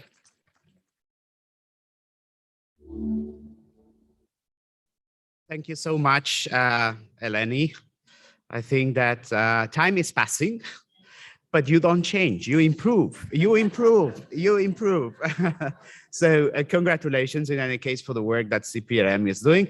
And a very, very short and quick message on behalf of the organization to help everybody who was involved. I'd like to start by thanking all the panelists, all the speakers of yesterday and today's sessions. Thank you very much, especially those who came from overseas. Thank you very much for attending, for joining us. We started with the COVID-19 last year, organizing these MedCat Days. Now COVID is no longer existing. Now we have a war in Ukraine. In any case, the context is extremely, extremely difficult. I would also like to just mention a couple of people that have accompanied us from regional governments here in the Iberian context. First, Antoni, who I already mentioned him yesterday because he has been with us for the entire MedCat Days. Thank you very much for being here. And also Miquel Anton, the Director General for European Affairs of the Basque Government. A long time no see, Miquel, but thank you so much for joining us today. And finally, Thanksgiving. Thanksgiving first to the excellent and wonderful cooperation we have had with both the Secretary Figueras, also Director General Vilalta, with her team, led with an iron and inspiration by Gemma Alvarell. Thank you so much for this wonderful cooperation. All her team within the service that she's commanding under the wise leadership of both Secretary and Director General. And finally, a word of gratitude to the IEMed team. Several people, lots of emotions. I want to mention, first of all, those who have been behind, especially Hugo Gallego, who has been, he's there and he's been behind during the entire 2 days, also in the office. Emmanuel Cohen, conceptualizing the program. Patricia Carmen, who is in her office, she's not here. Also Jordi, who has been leading the communication team, and the rest of the team. I can see here Justine, Matthias, Pau, Edward, Paula, and so many others. So thank you so much. Thank you so much. And now I'm done because I said, but allow me just to finally, thank some of the institutions that have also been present and that we cooperate with, MedCites, the metropolitan area, but also I see Ascame represented here by Anwar Zibawi. You know, Ascame is the Association of the Chambers of Commerce of the Mediterranean, whose headquarters are based here in Barcelona, and so many others. Thank you so much, and see you in maybe 2 years, Gemma? 2 years at least, or 3 years. 3 years, in 1 year. Well, see you next year then. Thank you.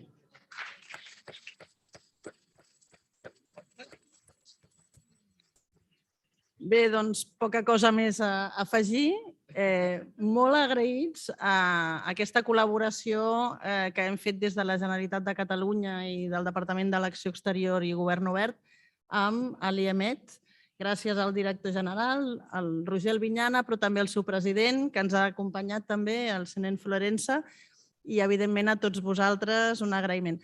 Tenim feina, molta feina, però crec que aquests 2 dies ens han donat llum amb aspectes importants més pràctics, la part de fons de finançament europeus, però també i sobretot avui crec que hem de sortir amb el missatge que l'Eleni ens l'ha mostrat de manera molt entusiasta, d'aquesta estratègia